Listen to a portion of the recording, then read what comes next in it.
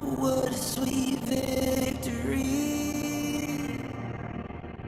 Taking all of my control, awaken something deep in me. Like flames, feel the burning inside. Take a hold of pursuit of the prize I've been told.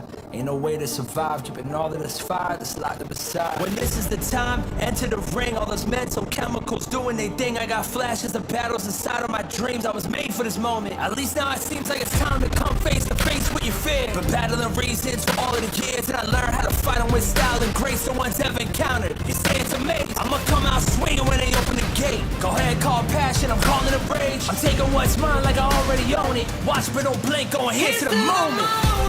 The sky rained down. Here's to the madness that's all around. Go on, tell them who you are, you are, you are. Go on, tell them who you are, you are, you are, you are. Here's to the moment, the sky rained down.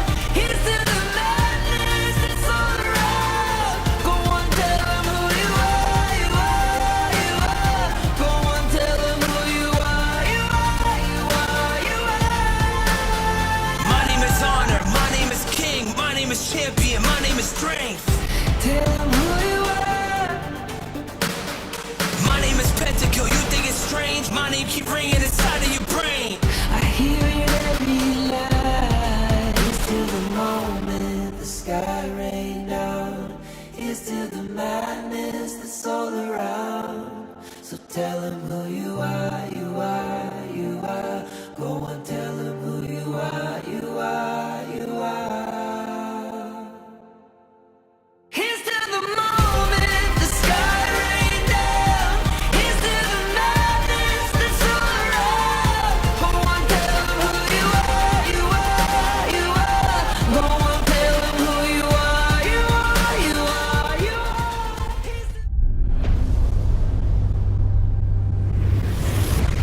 Become a pro player? Now, how hard is that to take another path? Can you walk this path? Je me suis déjà posé la même question. Posso percorrere questa strada? Il l'appelle. Le chemin et le champ de bataille vers le plus grand honneur. Posso arrivare? Je ne suis encore personne. Posso lasciare il mio nome?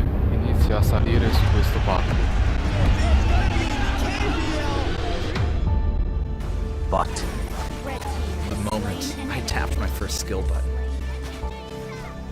the moment I stepped onto the stage, I was no longer nobody. Our names began to shine. In facing the tension of adversity, in facing the frustration of defeat, in facing the uncertainty of the unknown, nothing can block the path I choose. With the light of victory, we pierce through the thorns. The path to honor is here. Beneath our feet. Light up.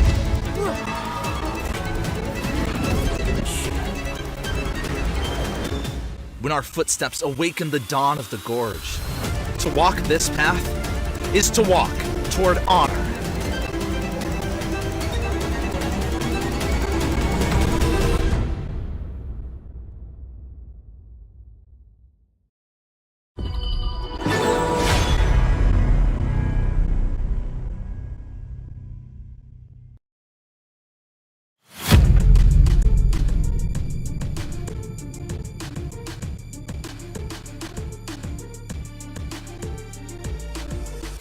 It's not just about adapting. It's about creating your own path. Siamo pronti a sconfiggere chiunque si metta sulla nostra strada. To work down this path, we need to do it together.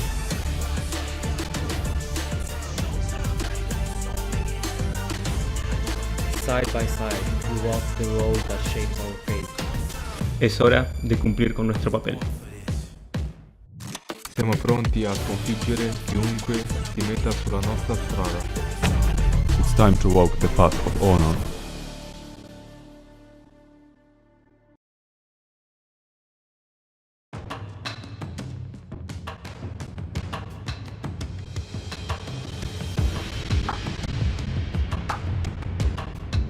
is Yikes get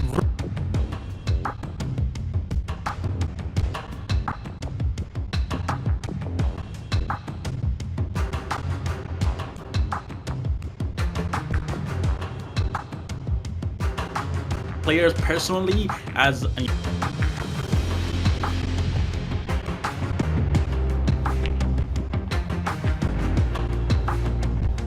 from my perspective, and glad to have you here as well.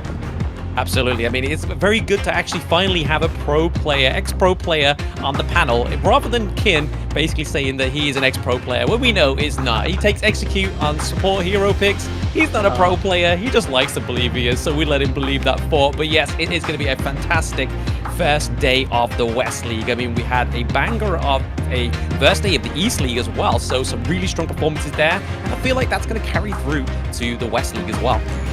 Yeah, exactly. I was watching some of the matches. There seems like a lot of brand new heroes are being picked up.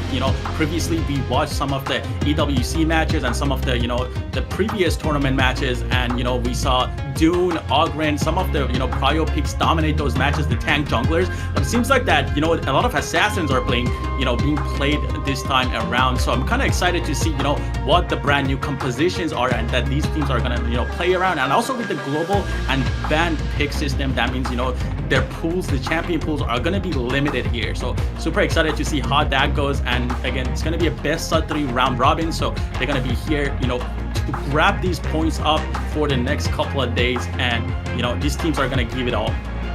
Exactly, just to go back to that point there, you mentioned the global ban pick, and this is something that was adapted in the KPL League in 2018, and now, since Season 3 Invitational, it has officially come to the global Honor of Kings scene. So again, just honing in on the point that Yikes was saying there, is that there's going to be a lot of big picks come through, and obviously, once you've picked it once, you cannot pick it again, but you are still able to ban that pick from your enemy team. So again, the drafting phase just seems a little bit more like a chess game now.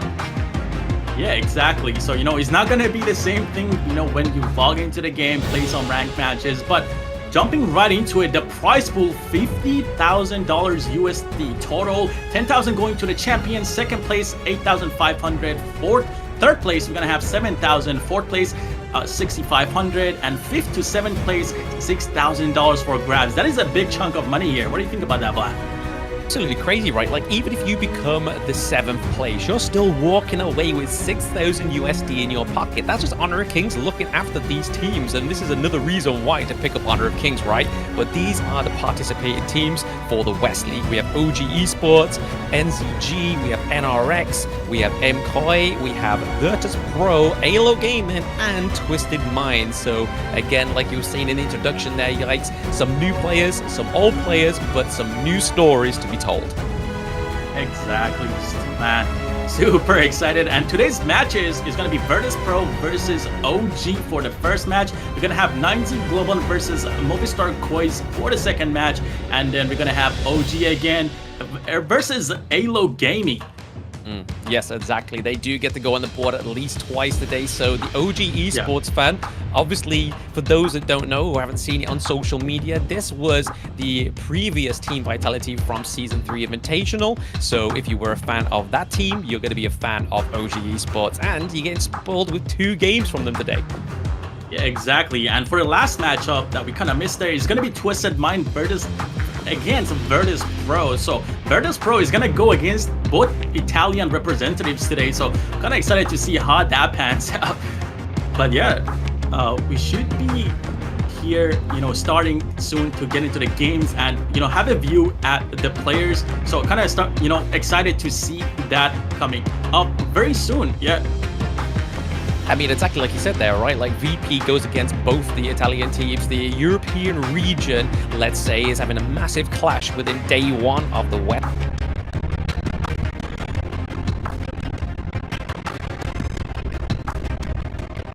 But it is going to be a best of 3 format, like Corey said. Like, so again, you kind of want to be really starting with your best foot forward, because you don't have to go and have that marathon like we've been seeing in Season 3 Invitational with the best of 5s. That's what awaits these teams going into week 2. Yeah, definitely. And again, as we mentioned, the global ban and pick system is going to be quite limiting here. I'm kind of waiting to see what, which side the teams are gonna, prioritize here. Is it gonna be the blue side, or is it gonna be the red side now with the global ban and pick system? So there's gonna be a lot of pressure on, the coaches and also the players, see what they want to pick up for their strategy and their lineups and how they want to play it out. So again, super excited to see what's coming up. We don't have any kind of idea because there has been a lot of changes. There has been a lot of updates. Obviously, as I mentioned a little bit earlier, a lot of the tank junglers seem to be falling out of the Pro League meta. A lot of assassins are coming into play.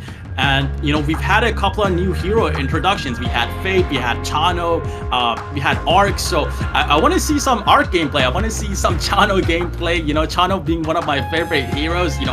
Literally when the hero came out, I did like 3 videos on it right away just because how fun the brand new hero is. So, I'm kind of waiting for the pro players to kind of showcase, the maximum capabilities of these brand new heroes. So hopefully we get to see some of that today on screen. Absolutely. I mean, Chano is definitely one of those more kind of unique heroes, right? He gets to ride a wolf into the gorge. He has the traps that spawn, the wolf spirits as well. And he can even take to the skies with his first ability, the soaring signal as well. So again, just like you, Yikes, he's definitely one of my favorites coming into the gorge and one of the newer, fresher additions into Honor of Kings Esports as well. We've been seeing him play quite a lot within the PKL and the IKL. We did see a little bit of a taste of it within the East League earlier, but it was only 1 match, but it's 100% win rate, so that's something, right? Yeah, that's definitely a good start for Chano. And Chano is not the only one taking it to sky. We have Fate also. He can, he has these wall jumps that could be counted, towards jumping into the sky. But yeah, a pretty great assassin. I've kind of messed around with, going the physical build and also the tank build. I would like to see some of the tank build coming out. He does have a lot of CC, a lot of mobility and execution on that ultimate on Fate is just massive. So again, definitely excited to see what the new heroes are gonna, the opportunities they're gonna offer to the teams and how these teams are gonna be able to abuse that. A lot of times when a brand new hero is released, you kind of don't know how to play against it. So if they haven't played it in scrims against other teams, or even, if they haven't watched other leagues, as you said, the major league in the East, they played Chano a little bit earlier. So maybe the players from the West didn't have enough time to kind of watch the matches and see how Chano was played. So again, super excited to see what these teams are going to be able to come up and if they're going to be able to adapt during the match to counter these brand new picks. I mean, a lot of these teams definitely take a lot of inspiration from the KPL League as well, and Chano is definitely one of the biggest picks within that as well. Not normally coming through in Game 1, Game 2, generally towards the middle part of the series, it generally comes through there for the KPL players. So I can imagine we're probably going to see more going into these best of 5s rather than the best of 3s. I feel like we're probably going to see a lot more priority of locking in the Looms, the Arlies, the Lady Sun, DRNG as well for the side of the East League. Yeah, he hasn't had the best win rate, but in terms of appearance rate, he's definitely been seen as being the marksman that a lot of these players want to go for. I mean, with his ultimate being able to kind of reduce the physical damage and magic damage resistance of whoever gets hit by that ultimate is definitely a good point going into these drafts. Exactly, the Renji, again, one of my other favorite heroes. He has the second skill where he's going to be able to kind of have like a Peter Purify, like a free exit, and also Lung, as you mentioned, Lung having the ultimate where he's able to pretty much fly away, go on that dragon form, and again, having like a Dolia, someone that can reset the ultimate is going to be massive, and we saw that again being played a lot on the east side. In west, I'm ready for surprises. I'm ready to see again what they can come up with. I want to see actually some Arlie gameplay myself. Seeing Arlie on the pro stage is obviously known as one of the hardest, farm lane heroes. Arlie, I want to see some of, that Marco Polo Yario combo. So hopefully, we haven't seen too much Yari actually come out in the Pro League, I believe. There has been a lot of Dieria coming out. So Dieria, again, one of the most recently released heroes really being prioritized here. So again, there is a bunch of brand new releases that we're going to be able to see in these games, especially with the global ban and pick system that we have. exactly like you were saying there about the Diadea pick, it's always kind of like picked but also banned for a reason as well, right? Like that hero herself really sets up that single target CC.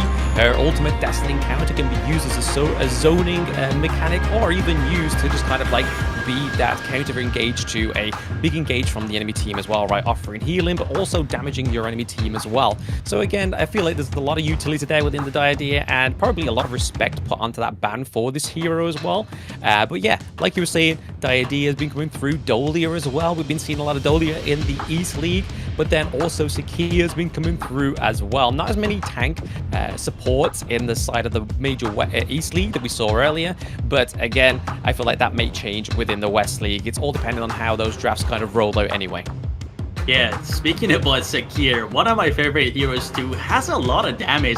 Even though you have to build him tanky, it seems like that he scales a lot based off the magic and the tank builds itself. And he recently got a brand new free skin as well, which is super cool with the Flora skin line that came up. And you can, grab it for free in Honor of Kings as of now. All you gotta do is play some mini games, invite your friends to the game. So again, Honor of Kings giving out all these freebies, and you have, the brand new hero Sakir again, as I mentioned.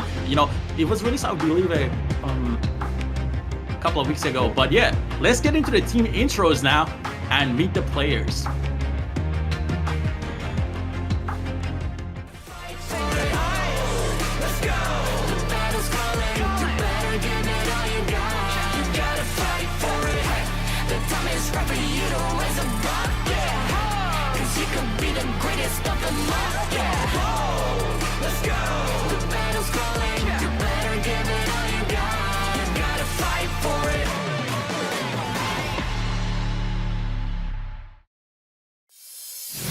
So that is the first team on the board there. It's Virtus.pro. So we have Shisu, we have Alim, we have Red, Prince, and Grizzly Q. They are going to be representing Virtus.pro in this lineup. Again, a little bit of a mishmash between these two teams, right? Grizzly Q and Prince returning from 2024's roster, but they have the addition of Major Pride's 2024 roster as well. 3 of them, that is, and that is Red, Alim, and Shisu. So again, 3 great players jumping onto an already great roster. Really gives me a lot of hope for Virtus.pro in this league. Exactly, and we already have some familiar faces. For me, at least, is Grizzly Q. And you can see them on the camera here. They seem prepared. They're kind of getting ready to start the match. And again, they're going to be our representatives from Kazakhstan.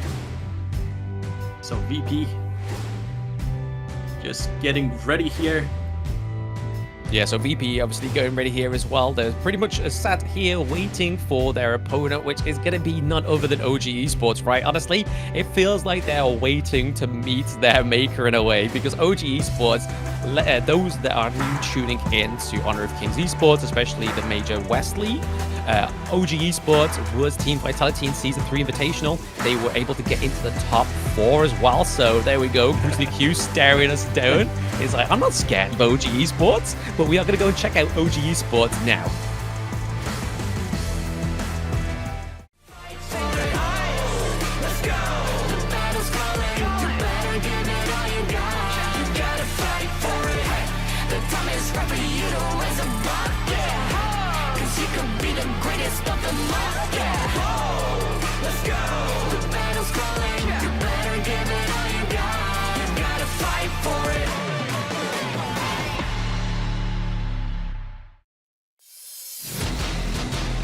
Alright, so OG Esports.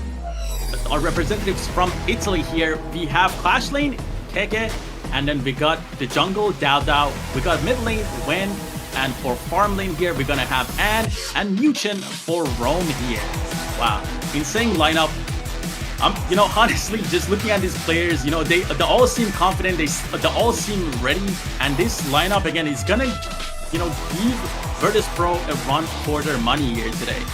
Yeah, I mean, this picture right here of OG Esports definitely makes them look like they're more ready. But those introduction ones, obviously Keke with a very cute pose. I was like, bro, don't let that image fool you. He is a Mulan beast. So hopefully we get to see Mulan come through for Keke up into the Clash lane. But this is a team you don't want to underestimate. Yeah, his performance throughout the Invitational, Season 3 was great, and his precise crowd control and setup during fights, is what it's known about. Mulan, Guan Yu, as you said, Charlotte. So, he's going to be definitely someone to look at on the OG side. And again, then we have Dao Dao, also known for his Augurin, Luna, Musashi. I really want to see that Luna, man. We haven't seen too much Luna in the pro play, but imagine, one of these players just pick out Luna, one of the hardest heroes in the game, one of the highest skill ceiling heroes. So definitely cannot wait to see something like that. Absolutely. I mean, he's definitely known for his Luna, but also his tank hero picks as well into the jungle. Like, he is definitely not one to shy away from versatility, and Dao Dao definitely has the experience with him as well. Obviously, ex-KPL player, KGL player as well, so he's definitely got the experience that he needs to kind of be the captain of the team of OG Esports. But they also have the mastermind that is Coach Andy, again, always drafting some insane flavors for the side of OG Esports. Exactly. And speaking about, coaches having different flavors, here on the VP side, we're going to have Hydro today. So again, super excited to see what they can come up with. We're going to have here, like, we have Grizzly Q, known for his Diadia, Dolia, Liam Po. So Liam Po, again, one of my own favorite picks. You said that, tanks are not being played much on the East, but maybe we can see some of that coming out from Grizzly Q. I've been following, his journey, even, from the previous MOBA titles. He used to play. This guy's, he's been a long-known player. And, Liam Po, he used to play a similar, hero in a different title. But now, he's going to have the chance to take it out here. So hopefully, maybe in if it does go to like a game 3, we're gonna be able to see the Liam Po coming out, because the prio picks, again, because of the global banning system, are gonna be kind of pushed away or banned out. But yeah, different synergies, comps is gonna be coming up, and as you guys can see already, the coaches are speaking to the players, getting ready for the matches. They're trying to see what they want to build and go play towards. So excited to see what each of these teams are going to be able to come up with. Absolutely. I mean, we kind of saw Dao Dao there, just having a bit of a slouch, a little bit of a sleep. I feel like the teams need that, right? Just to kind of orientate themselves, to get their head in the game, and just make sure that they've got no sleep in their eye. Because, I mean, it's different times. They're rocking with different experiences here.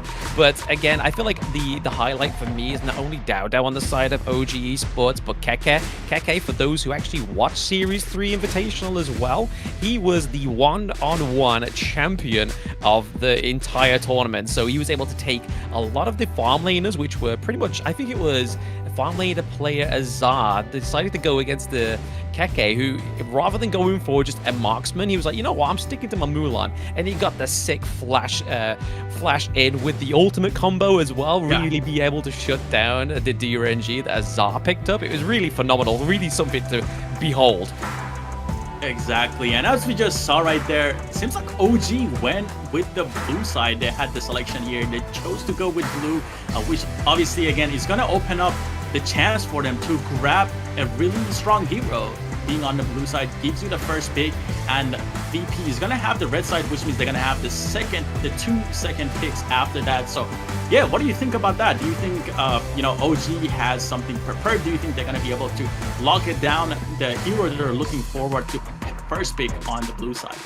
I mean, this is the thing, right? We're getting into the draft now, and OG being on the blue side here, they definitely want to try and like prio the biggest pick that they go for, whether they lock in something down into the farm lane for Arn, or even get like the mid lane menace like a Mai Shiranui for Wen.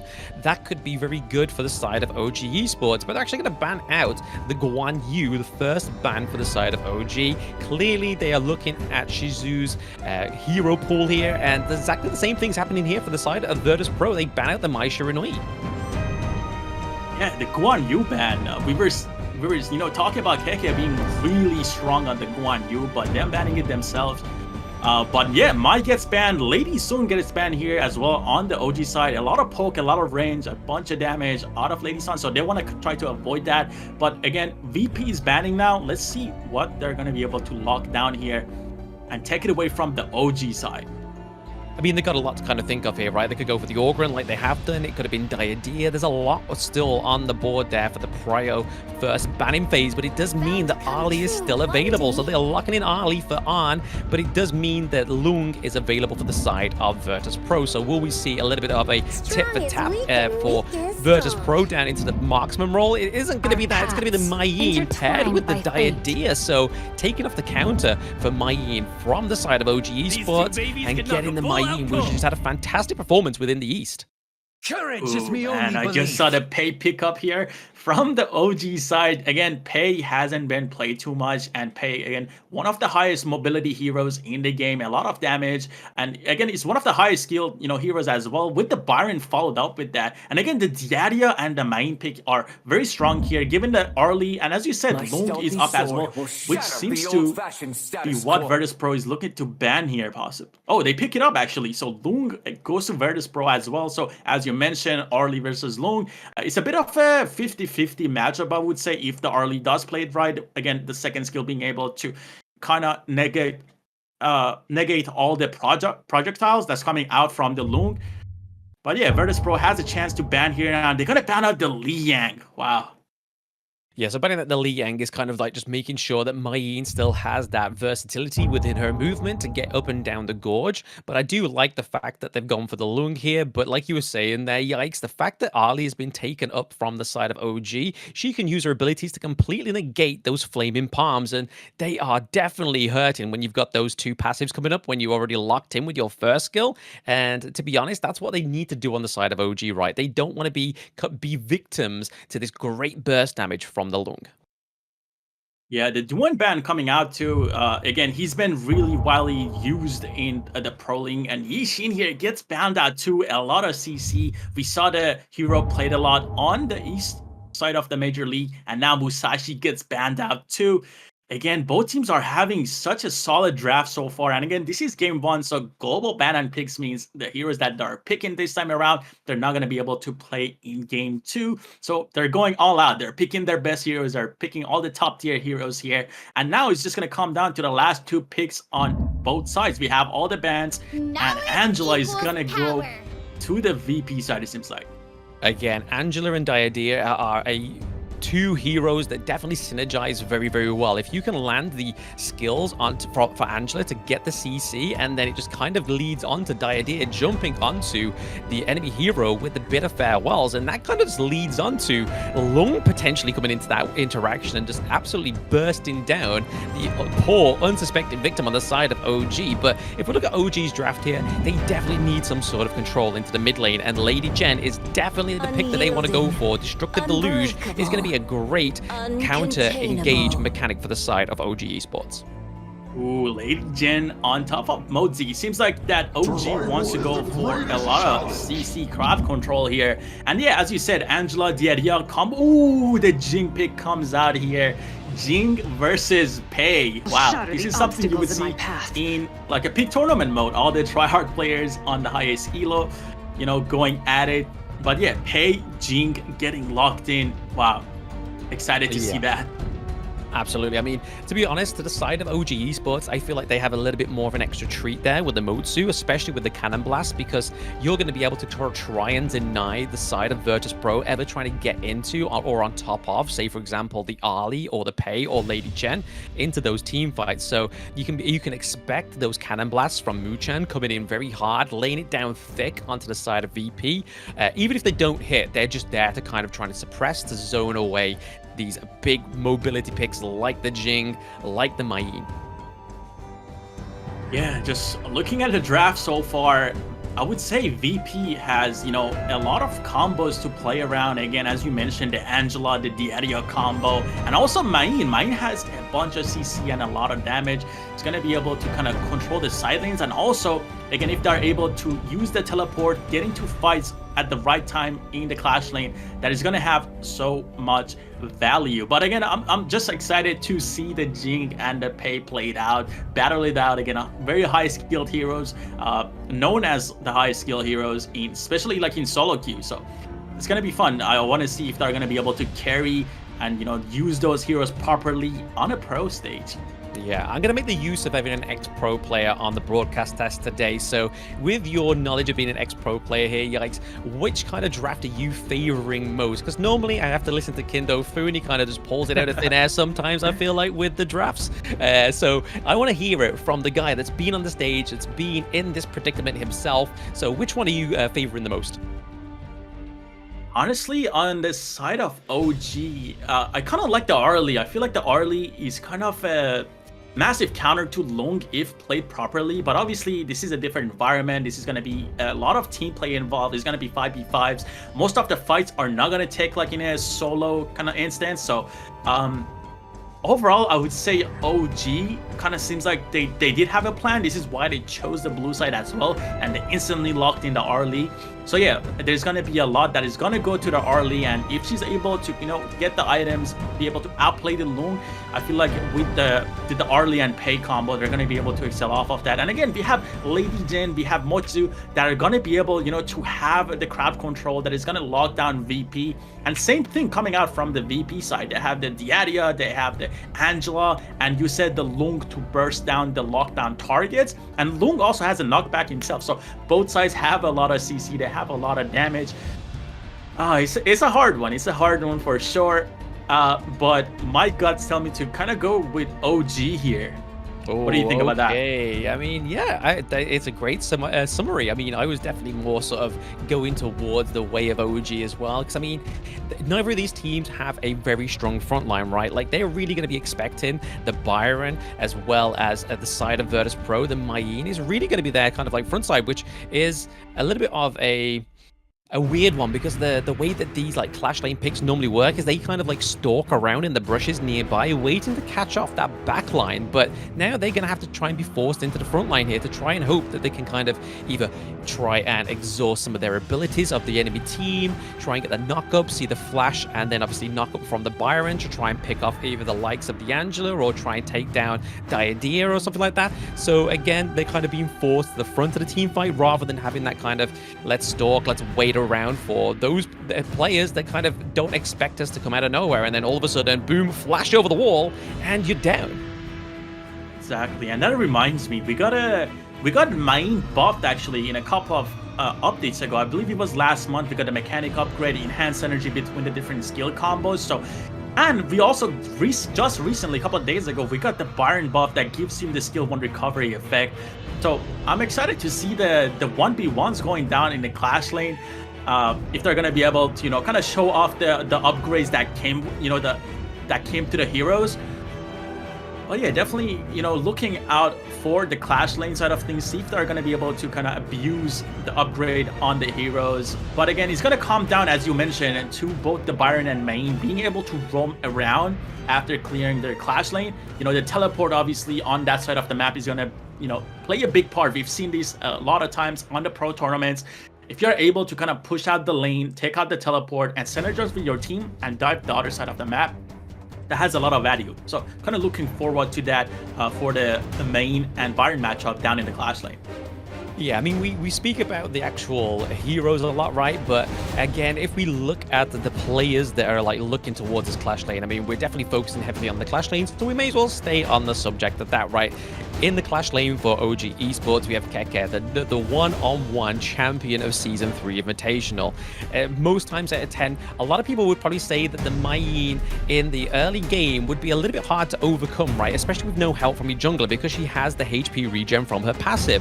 But knowing Keke, knowing that he knows the timings of these skills and he is a very skillful clash lane player, I can actually see that if a limb doesn't try and sort of like go up to the side of the clash lane and try and sort of invade to help out Shizu, I feel like Keke could be onto a really good early game. Exactly, but we're gonna jump right into the game. Again, VP versus OG here, and on the blue side we have OG, red side VP, and it seems like we have a. But yes, this is all thanks to our first sponsor of the tournament. The thrilling season of the Major West League is made possible thanks to the support of EWC, helping bring top-tier competition to fans all around the world. Exactly, and it seems like we are having a bit of an invade here from the blue side. jumping right into that, we have Realme. Our players are geared up with Realme 14.5G, built for moments, made for gaming. Smooth, cool, and reliable, just the way esports demands. Ready for a level up? Get yours now and feel the difference. Yeah, but speaking of reliable, you can definitely see the reliability of Muchin here, rotating very heavily with Ana as well, just trying to keep him protected, making sure that the early game definitely goes into the favor of OG down into the farm lane, because both of these teams have very late game heroes down into that farm lane, right? They need to make sure that that level advantage, but also the gold resources, goes in the favor of their own marksman. Exactly, and just a little bit of ago, we saw that both teams actually got the Azure Golems of each other. So Pei, again, having Pei, you're gonna see a lot of invades, and we saw the invade on the Azure Golem. He got the blue buff, and seems like on the VP side here, we actually got the Angela getting the blue buff, the Azure Golem. But yeah, I mean, pretty, you know, classic gameplay coming out here. Just both junglers clearing the jungle now. Trying to deny any kind of rotation here from obviously Diadea as well as Angela. Red playing a lot of presence down into the farm lane, as most times out of 10 the Angela players generally do, right? They really want to make sure that Prince has the greatest early game as possible, but Dowdell using the teleport mechanic to go down into the mid side of the map to try and clear up some of this minion wave there. The Cannon Blast does connect onto Prince. You got to be careful. He can't take too many of those in the early game. Yeah, Mozi having the poke with the second skill, and seems like they want to go for an engage now. A lot of poke on Lung. Arlie takes a lot of damage right back, and now she just want to go for the Firehawk here. Seems like another invade coming out from the OG side. As I mentioned, Pei is just putting in a lot of pressure, and having Byron on the side of, again, OG being able to invade with the CC they have. Again, putting a lot of pressure on the VP side, but bot lane seems pretty even at this point. Mozi going for more poke here, and this could be... Okay, they're gonna back off. I thought there was gonna be a 2v2 here for the bot laners. I mean, Wen's rotated down, right? So again, Red has also rotated a limb as well. They really want to try and set up the perfect farm lane here for when the neutral objective comes up in around about 43 seconds. But I want to give props over to Dowdow there, right? He was able to steal the Crimson Golem from the side of VP, but also exhaust the ultimate of the Blazing Brilliance. But right now, the Cannon Blast did connect, but it's not going to be able to bear any fruit. The Infinite Fastness does get exhausted as well onto the side of VP. Yeah, Lung having to waste the ultimate right before an objective is coming up. That is a very massive pick right there on the OG side. And Lung have to recall again. Objectives are coming up. I feel like both teams are kind of prioritizing the Tyrant. You can see both teams kind of heading down, clearing the mid waves here. And we're gonna see oh, when he's in such a good position, gets a stun and a knock up on the Lung here. But Tyrant is gonna go down to the OG side. It seems like they're gonna burn it through. And Lady Jen is gonna go down here with Mozi going down as well. Wow, VP answers right back, even with OG having the Tyrant buff here. I mean, they get the Tyrant for 2 kills. It's not like they lost on there, so I feel like that's still like a decent trade onto the side of OG Esports. Like, if they lost on, then I would be a little bit more like, uh-oh, this is a bit troublesome, but this is troublesome here, the 3v1. Ooh, Diadia jumping right on top of the Arlie. Lung following right up with the Angela using the ultimate. Lung is gonna go down here. Wow, Arlie surviving that. Wow, okay. Oh my days. Honestly, Arm was there, able to come out of a 3v1 gank there, able to take Grizzly Q down. That is something that a lot of farm lane players can't honestly say that they could do, but Arm definitely finessing them down into the farm lane. Yeah, and while all of this is happening, OG is constantly invading the entire red side of VP. You can see Jing doesn't even have the Crimson Golem anymore. And with Pei and Lady Jen looking for a stun here, doesn't really work out. Mozi again looking for some stuns, so maybe they can kind of play with that. But yeah, so far again, both teams are just playing very neutral, just, you know, trying to invade, take down farm, and that's the point of the game we are at right now. And it seems like Diadia is gonna get caught here, but the Pei and Lung is gonna trade Yeah, the tower. absolutely. I mean, this is the thing as well, right? Jink is trying to go in. Alim is trying to pick up anybody, but it's not. Dao Dao is going to get the kill onto Alim there, but I have to give props over to the side of OG, even though it seems like I'm giving a lot of props over, but they are definitely playing a better macro game than the side of VP. They're able to crush the Clash lane T1 as well as the mid lane T1. That crucial T1 out of the entire game is now open on the side of VP. Exactly, taking down the outer towers is gonna be massive. I mean, the jungles seem to be open already for the OG side, but now it's gonna even make it easier for them to have more vision into the enemy jungle here. So VP side definitely going to struggle a little bit defending both their Azure and Crimson Golems here. And again, Pei looking for constant invades with Byron kind of proxying the wave, catching the wave, and being able to get the bot tower now. Yeah, again, I think that's just Keke just showing that this macro gameplay is just a little bit better than Shizu into VP, right? He was able to kind of freeze the lane between those two turrets and then just allow their mini wave to crash through. But Grizzly Q might get caught on here. Yeah, Keke seems like he was, you know, kind of waiting for the Diaria to walk in so he can jump on the Lung, you know, try to burn the ultimate, but Lung being patient, didn't really, you know, panic to try to burn that ultimate. But yeah, Keke doing a great job camping in the bushes, you know, proxying the waves, catching the waves so they can, you know, the waves can automatically, the minions can push the tower. And we have OG playing towards the top side now. They really want that second inner tower from VP here. Oh no, the Mirror Domain gets exhausted as well as the Blazing Brilliance. Lim does go down, however. They're able to take the T2, so they definitely had their eyes on the prize of the T2 into the Clash lane, and it looks like they're not going to stop there. Keke looking to take the T2 into the mid. Blue team. Exactly, as I mentioned, the early, you know, the first pick early, they definitely had a game plan choosing the blue side, picking up the early. You can see the early's working out for them. They have a lot of power, they have a lot of damage, and they were able to counter the Lung. Early being 102 right now, having 2 items so far. Yeah, doing great. Look at Pei at 6.58k gold. Wow. Yeah, Pei definitely putting down the pain in Pei, but right there we do see again another Mirror Domain being exhausted onto the side of VP. Cannon Blasters connect, but once more, I feel like Virtus.pro is not able to actually go any further than their high ground turret territory. They're just kind of stuck in their base. Yeah, as you said, high grounds. The high grounds are the only thing standing now, and OG, they're trying their best here to get them. Once they get that, the super minions are going to start spawning. Lung is going in here, 1v4. You know, nothing going to come out of it. It's going to have to ult back into the base, into safety. But yeah, high ground, mid-high ground goes down, opening up the map just a little bit more for the OG side.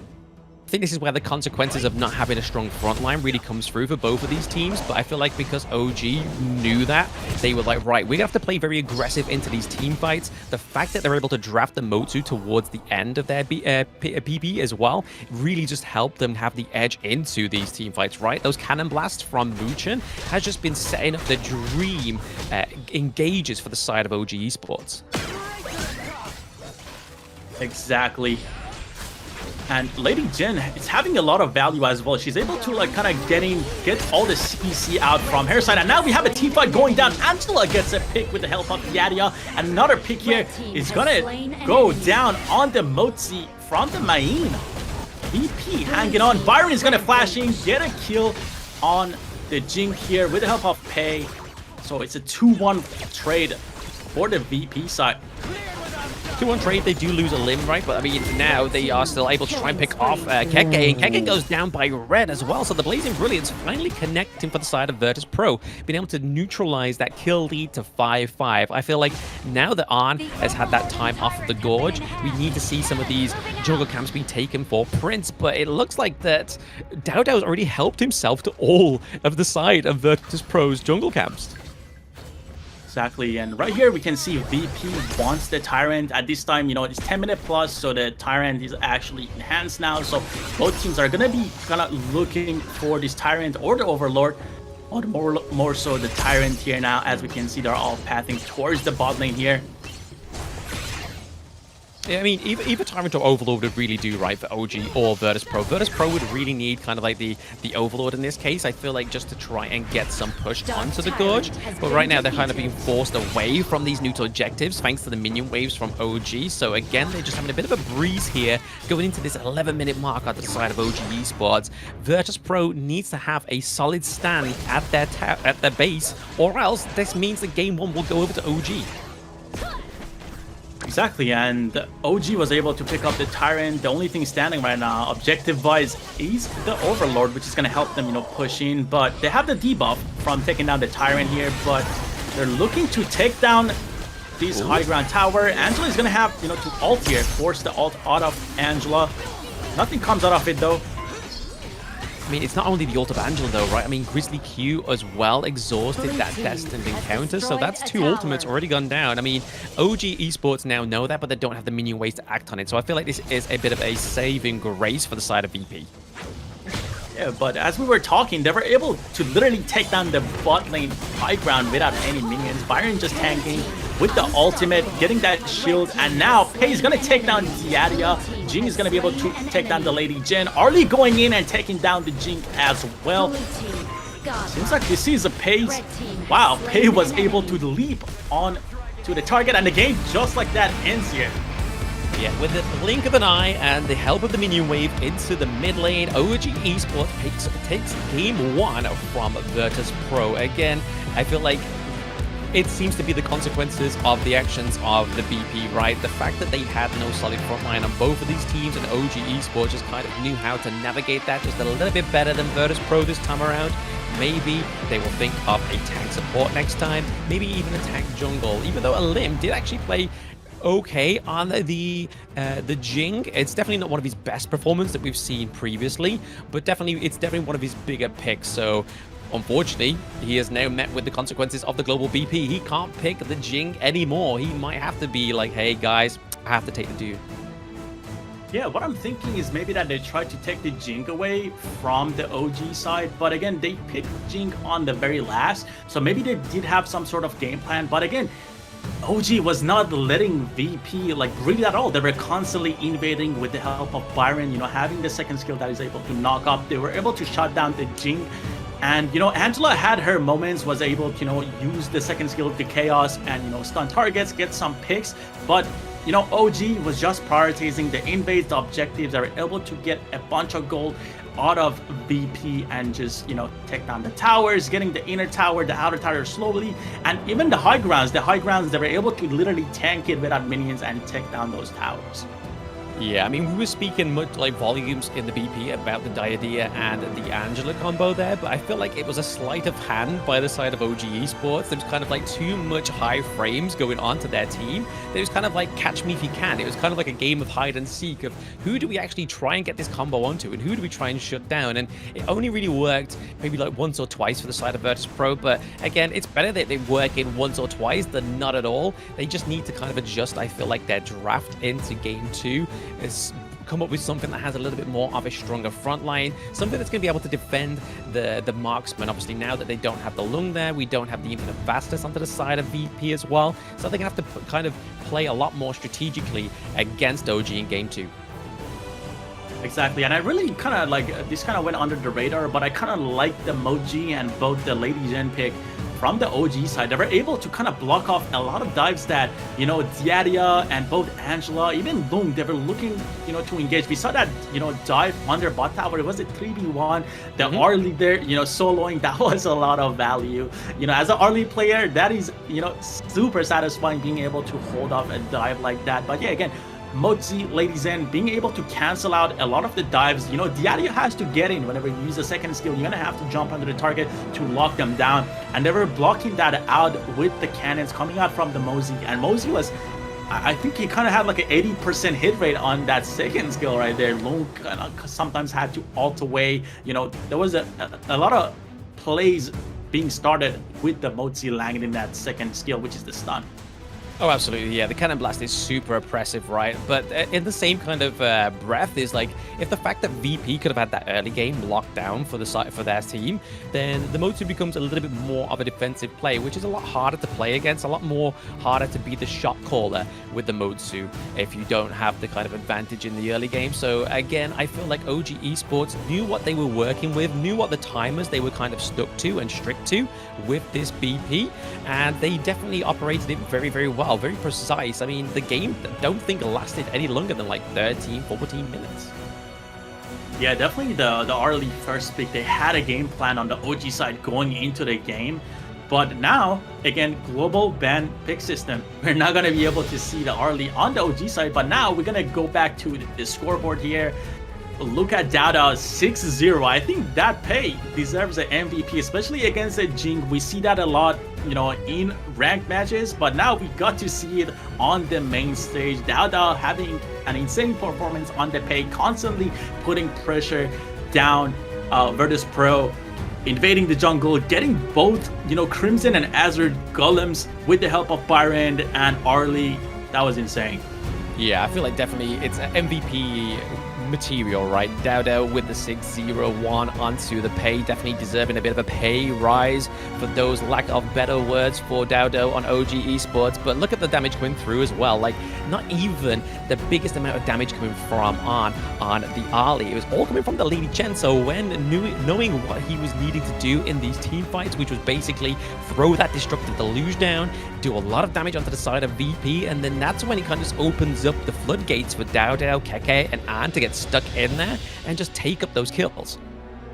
Yeah, Lady Jen, wow, she was roaming around the map, getting all those stuns. You know, as I mentioned, she was blocking off a lot of dives that both Dieria and Angela were looking towards, you know, to start. The VP couldn't really do much, and she was kind of baiting out the skills using her second skill. So, yeah, massive props to the Lady Jen and both the Mozi as well. Obviously, he's not going to have too much damage, being the wrong player going the tank build. But yeah, both sides, amazing game. I cannot wait for the second game to see what they're gonna play. It's not all about damage, right? Honestly, with Muchen there, just having that main role of just trying to catch out those squishier heroes on the side of VP, just serve the purpose it needed to do. But MVP is definitely going to go over the Dowdell, like I did say. The 6-0-1 KDA, game one. This guy was yawning. This guy was having a nap on the desk. He's woke up. He's like, bro, give me the 6 kills. I'll take it. 23% damage dealt, 13% only taken. So he was dip diving and dodging all those abilities from the side of Virtus.pro, but also gaining 27% of the total gold for OG Esports. Yeah, definitely deserved. You know, Pei can be lethal when played right. I see a lot of, you know, tier lists say Pei is at the bottom, stuff like that. But yeah, Pei definitely one of the best solo queue heroes, and also apparently in the pro play now. So let's just look at some highlights from both teams here. Again, it all started with this fight right here. And Arlie, the 1v3, look at this. Arlie being able to take down the Diaria here right away, you know, getting the heal pack under the tower. Wow, that was so massive, you know. And another fight again with Jing, trying to, you know, stall it a little bit, try to get some of that life steal, but Pei's going to be able to take him down. More fights coming out here. Again, Angela, we can see the Diaria Angela here. They were able to get actually 2 picks here, if we remember correctly. And now right here, this was the high ground fight. Yeah, again, just the fight onto the high ground turret. I mean, the Blazing Brilliance did connect there onto Wen. Again, just a casualty for the side of OG Esports, but they were able to just dive in. They have one singular minion. The Infinite Bastards was really there just to try and take that minion away from the crystal, but it just wasn't enough, and it was OG Esports just running down that game 1 victory after a very, almost very clean surgical game 1, I have to say, from them, especially all thanks down to Muchen with the Cannon Blast and just the ferocity of this draft as well. Yeah, just looking back at the highlights, I noticed that the Byron flash plays, they were kind of massive there as well.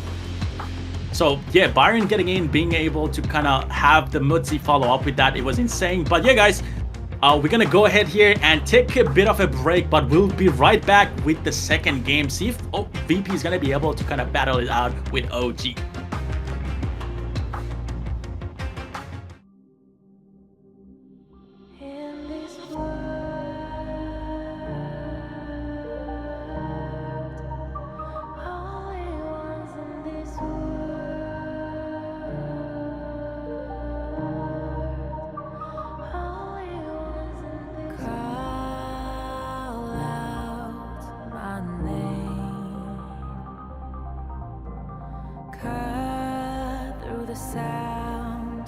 the rain.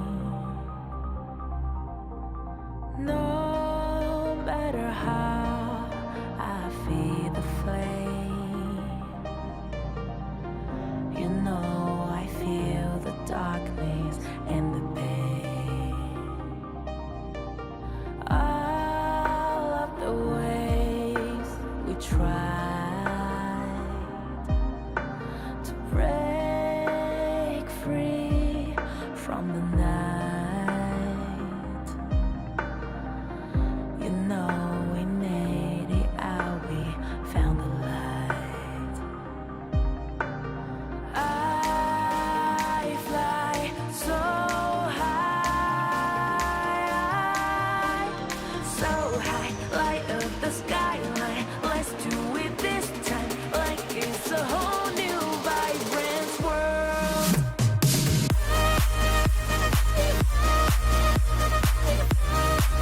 Like we're the only ones in this world.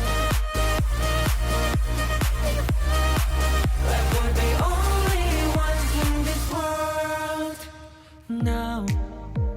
Now I see that I got everything I need. It's alright, I'm on fire, I'm alive, 'cause now I fly so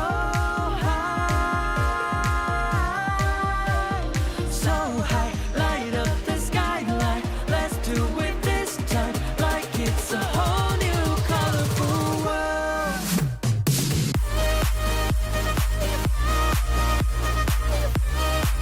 Like we're the only ones in this world.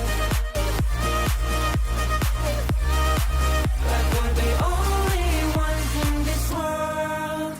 Never thought we'd get this far, burning like the stars. How we get this far, like we're the only ones in this world.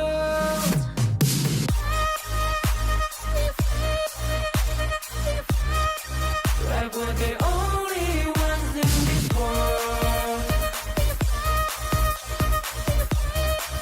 Like we're the only ones in this world.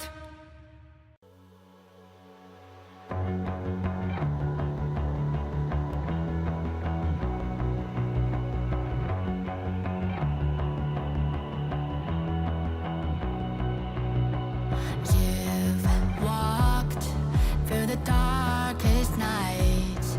You've heard the crowd, felt the blinding light. You were standing there when your heart comes alive. It's a dream of a head, and it never dies. Right here, right now, give it all, get it out. Never a surrender, I fight and never fail. I am a contender, a challenge I can feel. The smallest lies become the brightest enemies, relentlessly.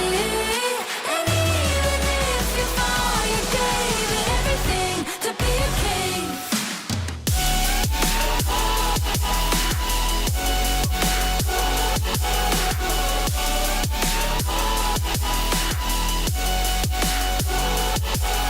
The smallest lies become the brightest enemies, relentlessly. And even if you fall, you gave it everything to be a king. You called your way with a sharp attack. You watched it all burn, and you never looked back. There will come a day when your fears will rise. You protect your crown, so they never die. Welcome back to the Honor of Kings Major West League Spring 2025. We just had the game one between OG Esports versus Virtus.pro. A little bit of a virtuous beating there for OG Esports. It seems like maybe just a little bit of a better draft going into this game two. What are we feeling like going into game two? I mean, That was the start I wanted. We got to see Pei, we got to see Jing, we got to see the Diario coming out. You know, obviously, as I mentioned, one of the the heroes that was released a little bit recently. So yeah, going into this with the global ban and pick, I want to see the Sakir coming out, the Chano, the Fade. But man, they've been entertaining so far with both the Pei and the Jing, so I'm happy with that. But yeah, what do you think? What do you think is gonna happen with the draft this time around? I feel like it's just going to be a little bit more coordinated, I feel like, because both of the teams went through a very similar kind of play style. Like I was saying in the BP of Game 1, they didn't really have that strong front line. It was just all about who was going to be able to set up the better engages, and the fact that OG Esports went for the Motsu just meant that they had the edge. They had that long range from the Cannon Blast that they really needed to set up Pei, to set up Byron, to get in there, and then that was kind of like the rest was all she wrote. So I feel like onto the side of Virtus.pro, they kind of need to go for a little bit more of a stronger front line, maybe try and lock in something like the Zhang Fei, as well as maybe even the Dune into the jungle, so that you've got just a little bit more of a safety net when it comes to your squishier heroes. Yeah, again, as you said, the Mochi is not going to be playable on the OG side anymore. Again, with the global ban and pick system. So that not being playable, the Pei not being playable, the Arlie not being playable, we're going to have to see a different playstyle from the OG side coming up. So I'm super excited for that one. Hopefully the VP side, they're going to be able to lock down the Diario. I feel like giving OG with the plays they had, the constant invading, the constant, catching out the players, Diario is going to be very strong pick that, OG is going to probably look into picking up here. But yeah, for the side selection, do you think VP is going to choose the blue side here, or do you think they're just going to stick to the red side? I think it's all down to the draft that they're going to go for, right? Like, they're going to already have kind of like a preconceived idea of what they're going to go for in this game too. So if they're really looking to gun for something into the draft, then they're definitely going to be trying to lock into the blue side. But red side also has that great sort of attribute of being able to be so reactive to that first prio blue pick that I feel like I always prefer the red side anyway, because you can either lock in like a flex pick, you can either lock in like your farm lane and your support. It's literally the opportunities and the outcomes are endless, but this is the updated global ban pick for those watching at home. So these heroes cannot be picked by the same team, but can still be picked by the reverse and banned. Exactly, and we can see that the players are getting ready for Game 2, speaking with the coaches. And seems like that the VP side here is trying to strategize, try to come up with a solution. And yeah, VP is going to stick with the red side here against OG. I don't know how I feel about that, giving OG the blue side again. Maybe they do have a game plan, or maybe they think that, OG only had the early pick for the first pick here on the blue side, so maybe they're going to be able to challenge him here on the red side. Like I said, with the global BP, the draft now becomes a chess match. It's no longer kind of just like, let's make sure we get this first, let's make sure we get that first, which is where the blue side really kind of shown last year in 2024. It's because it kind of gives you the hope that you can try and lock in one of those big T0 picks. But now it's kind of just like, well, if they go for blue and they've already picked something great from Game 1, like the Loom, like the Diadea, it already dwindles down what they're actually going to be trying to go for on the blue side, which already gives a lot of intel over the side to your enemy team as well to be very reactive with those two picks. Yeah, I think this is going to open the space for picks like the RNG, the Direnji, and the Lady Soon. But yeah, we're going to get right into the draft once again. OG versus Virtus.pro. First ban is going to be coming out from the OG side once again, since they are on the blue side. Kind of excited to see what they're going to ban out here. Is it going to be the Arlie? Oh yeah, it is going to be the Arlie straight away. They're going to ban it out, so VP does not get to play with the hero they played last game. Yeah, they don't want the Arlie coming onto the board, right? I mean, we saw what Arn could do with it. So again, a lot of players in this kind of environment can do exactly the same thing. Maybe not the 3v1 engage and actually try and survive that, but at the same time they could still be very slippery, very hard to catch. And the fact that they don't have like a Motsu or anything like that, they would be heavily reliant on trying to get this Diadeer through onto the blue side if they were successful with the early pick. But banning out the Dharma as well, a big clash lane pick for the side for both the East League and the West League and all the leagues going on right now. Dharma has had a fantastic pick rate and performance rate this far. Yeah, he has a lot of CC, crowd control, and also Mai sneak through right there as well. Mai has a lot of damage, a lot of burst, and a lot of CC. So getting those two CC, crowd control heavy heroes out of the way with the Ogren also getting banned, and Guan Yu first pick here on the OG side. We've been talking about KK being super strong, being one of the best players on crowd control heroes. So the Guan Yu pick here is going to be massive for the OG side. I can't help but feel like game 1 BP was a little bit of a mental mind control, a bit of a mind game here, like, oh yeah, let's prio ban the Guan Yu, let's try and throw them off here, and then all of a sudden, boom, game 2, Guan Yu comes through. Keke has now got a horse. He's going to be able to navigate the gorge a lot quicker, a lot faster. The side of BP, what they really need to focus on here is making sure that Guan Yu doesn't have the prio into the clash lane. Yeah, the Darren GA and Lady Jen being picked up here for the VP side. I really like the Darren GA pick here. You know, you get to build a little bit hybrid, so even if they do dive you, you're going to be able to survive a lot of these fights. And again, you have the second skill that gives you kind of like the cleanse, so you're going to be able to get out of a lot of the control that is going to come probably from the OG side, seeing that they prioritize Guan Yu. They're definitely looking towards that, and we can see that followed up right with Princess Frost, obviously having the slow with the first skill, the stuns, the freezing with the second skill, and the ultimate again followed up right on top of that. So yeah, Darren GA is going to have an easy time on the VP side, and I really like that pick here for them. I mean, how do you counter a massive AoE that they've seen from game 1 for the side of OG Esports, right? The easiest counter is just laying down a bigger AoE, and that's exactly what Winter is here is going to do, but locking in the Liang as well, so already trying to predict that VP are going to try and go for some kind of high frame into the jungle, potentially, is definitely something that OG are trying to catch out, or even maybe just trying to lock down the DRN Jet. Yeah, I was talking about the RNGA here, having the second skill, being able to, you know, get out of a lot of dead situations, but they lock in Liang. OG, man, they're reading VP in the draft right now, I feel like. And also the Lady Jen is gonna get countered by Liang. So both RNGA here and Lady Jen gonna get countered by Liang. And OG is gonna go ahead here and ban Monkey, and VP ban Duen here with Musashi followed right up. Last man coming up for OG, they're gonna ban Dian Wei. Yeah, so Dian Wei recently had obviously a buff, right? So again, he's definitely become a lot better with his Leaping Fury, with his lunge from his obviously enhanced attacks as well. But oh, here we go. Yikes, you get your Chano on the gorge for game 2 of OG, baby.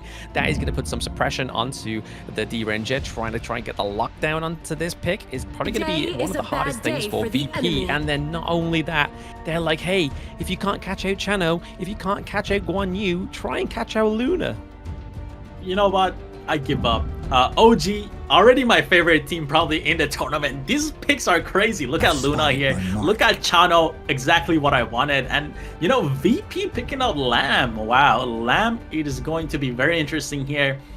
We've seen Lamb kind of get adjusted a couple of times in the past few patches. He was more like a tank jungler, and then he was adjusted more like a physical build jungler. So I kind of want to see what they're gonna build on Lamb on the VP side here to try to kind of counter the OG heroes here. But they have Liang here. I don't know how Lamb is gonna play into the Liang. Obviously the ultimate from Liang, just being able to lock down a target from distance, is gonna be massive for them. So yeah, Lamb, what do you think about the Lamb pick here actually?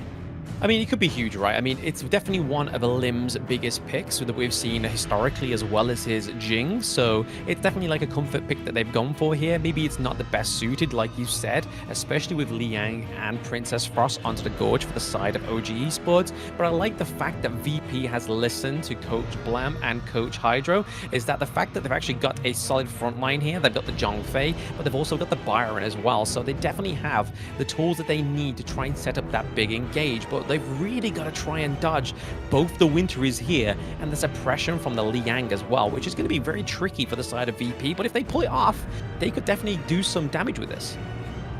Yeah, definitely. A lot of crowd control on the OG side. So again, surprised to see the Lamb pick the Darren Jie and the Lady Jen. Obviously, they're going to be, have a big part of the VP side. They're going to be able to, kind of cleanse and also dodge a lot of abilities. So hopefully they're going to be able to kind of, capitalize on that and annoy out OG, make them waste their abilities on them. So the Lamb is going to be able, to go in and kind of assassinate the backline if, they use a lot of their crowd control.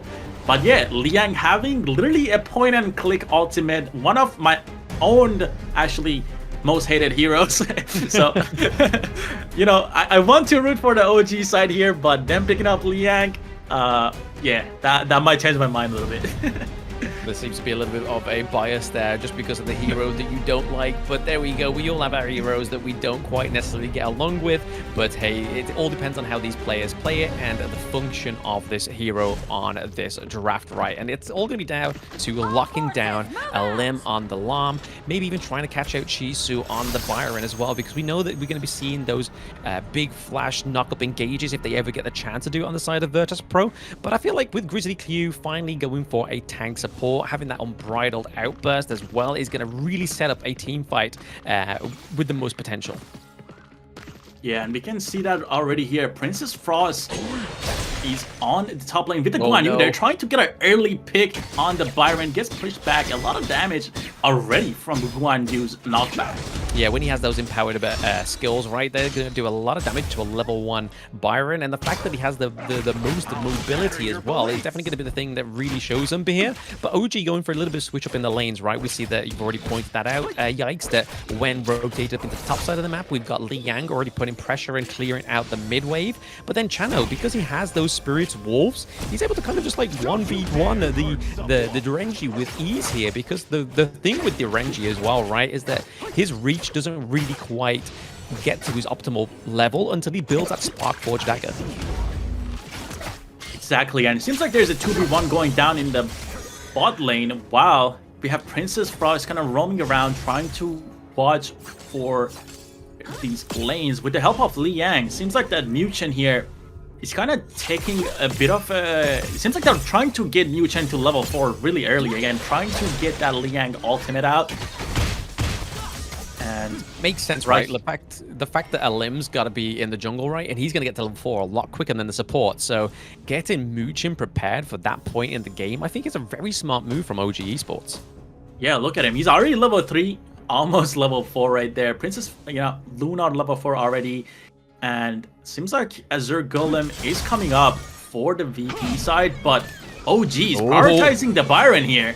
Yeah, Muchin just kind of going into that rush, like, oh damn, like there's 3 members of VP in my jungle. I'm gonna dip. Yeah, it seems like Chano is engaging super heavily on the Direnjie. As you said, Direnjie doesn't have the range that he really wants to battle out the Chano, and that comes with experience from Anne, being able to poke out the Direnjie in these solo fights. So, Direnjie has to call out for his teammate.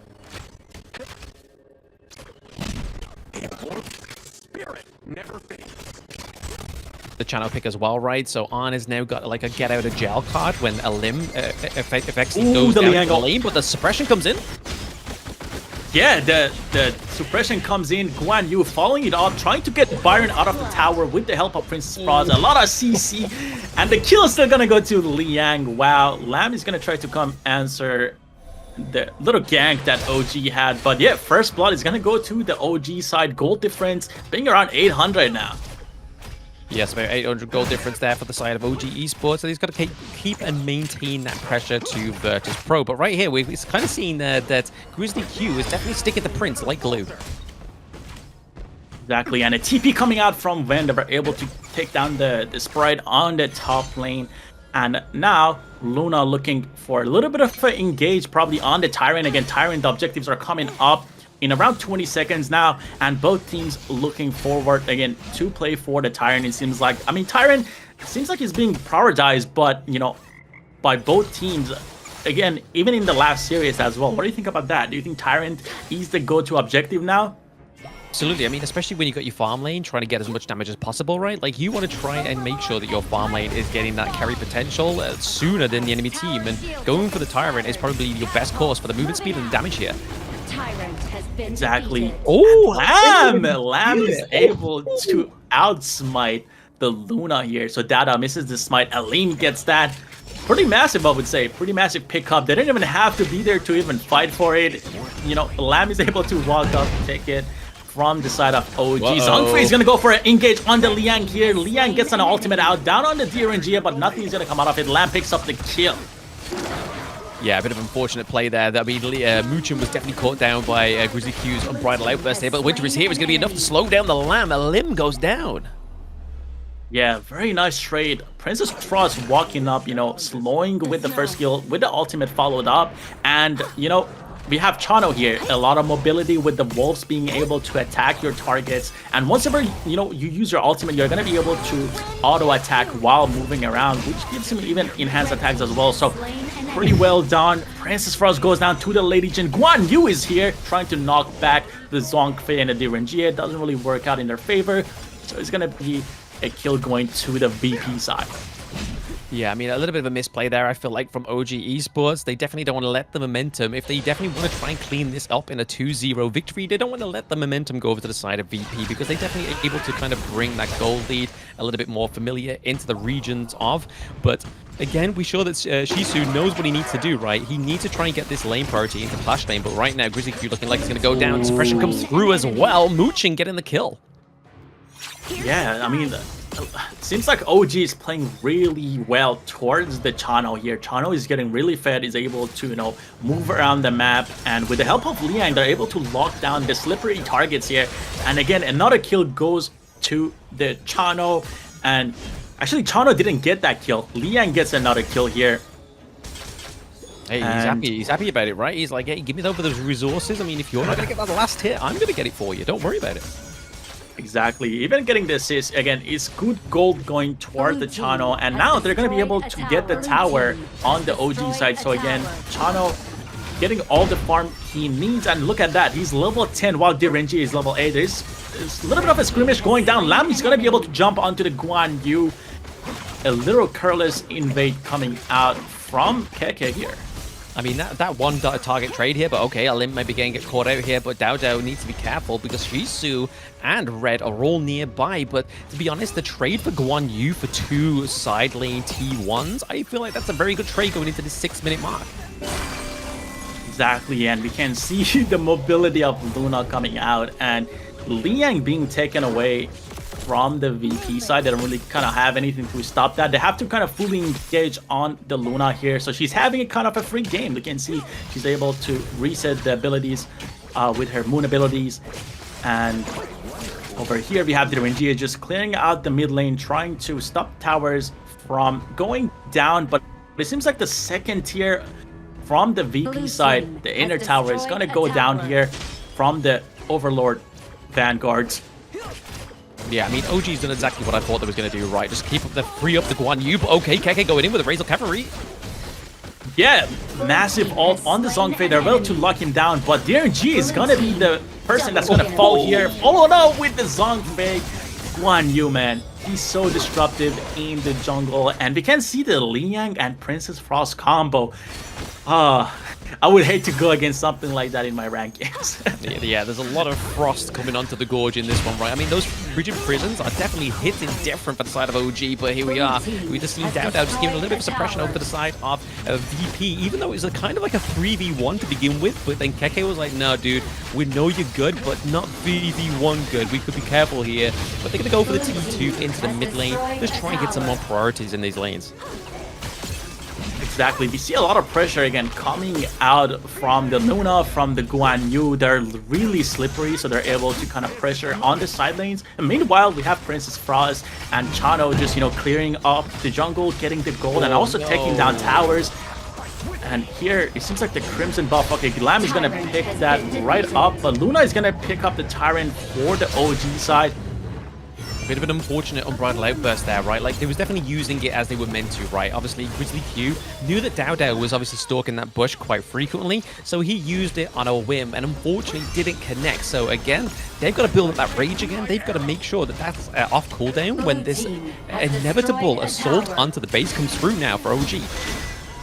Exactly. That's going to take a little bit of the time. Obviously, OG is going to have a lot of, easier time engaging now because the ultimate on Zhongfei is very massive. Obviously, the knockback is able to disrupt the Princess Frost, the Li Yang, whenever, it uses the ultimate. So Grizzly Q here has to try to get the rage back as soon as possible for the next fight, which is going to be probably for the Overlord here, as both objectives are spawning in around the 30-second mark. Yeah, around the 30-second mark, it is getting into that 10-minute mark where VP obviously managed to get to in the last game. They weren't able to get any kind of shadow variant of the neutral objective. It was just kind of like an all she wrote at that point for the side of OG Esports. But I feel like if they were able to get a neutral objective at this point, even like an Overlord, they need to try and get some turrets. But that did definitely connected what missed last time. That Unbridled Outburst came through, shutting down Dao Dao.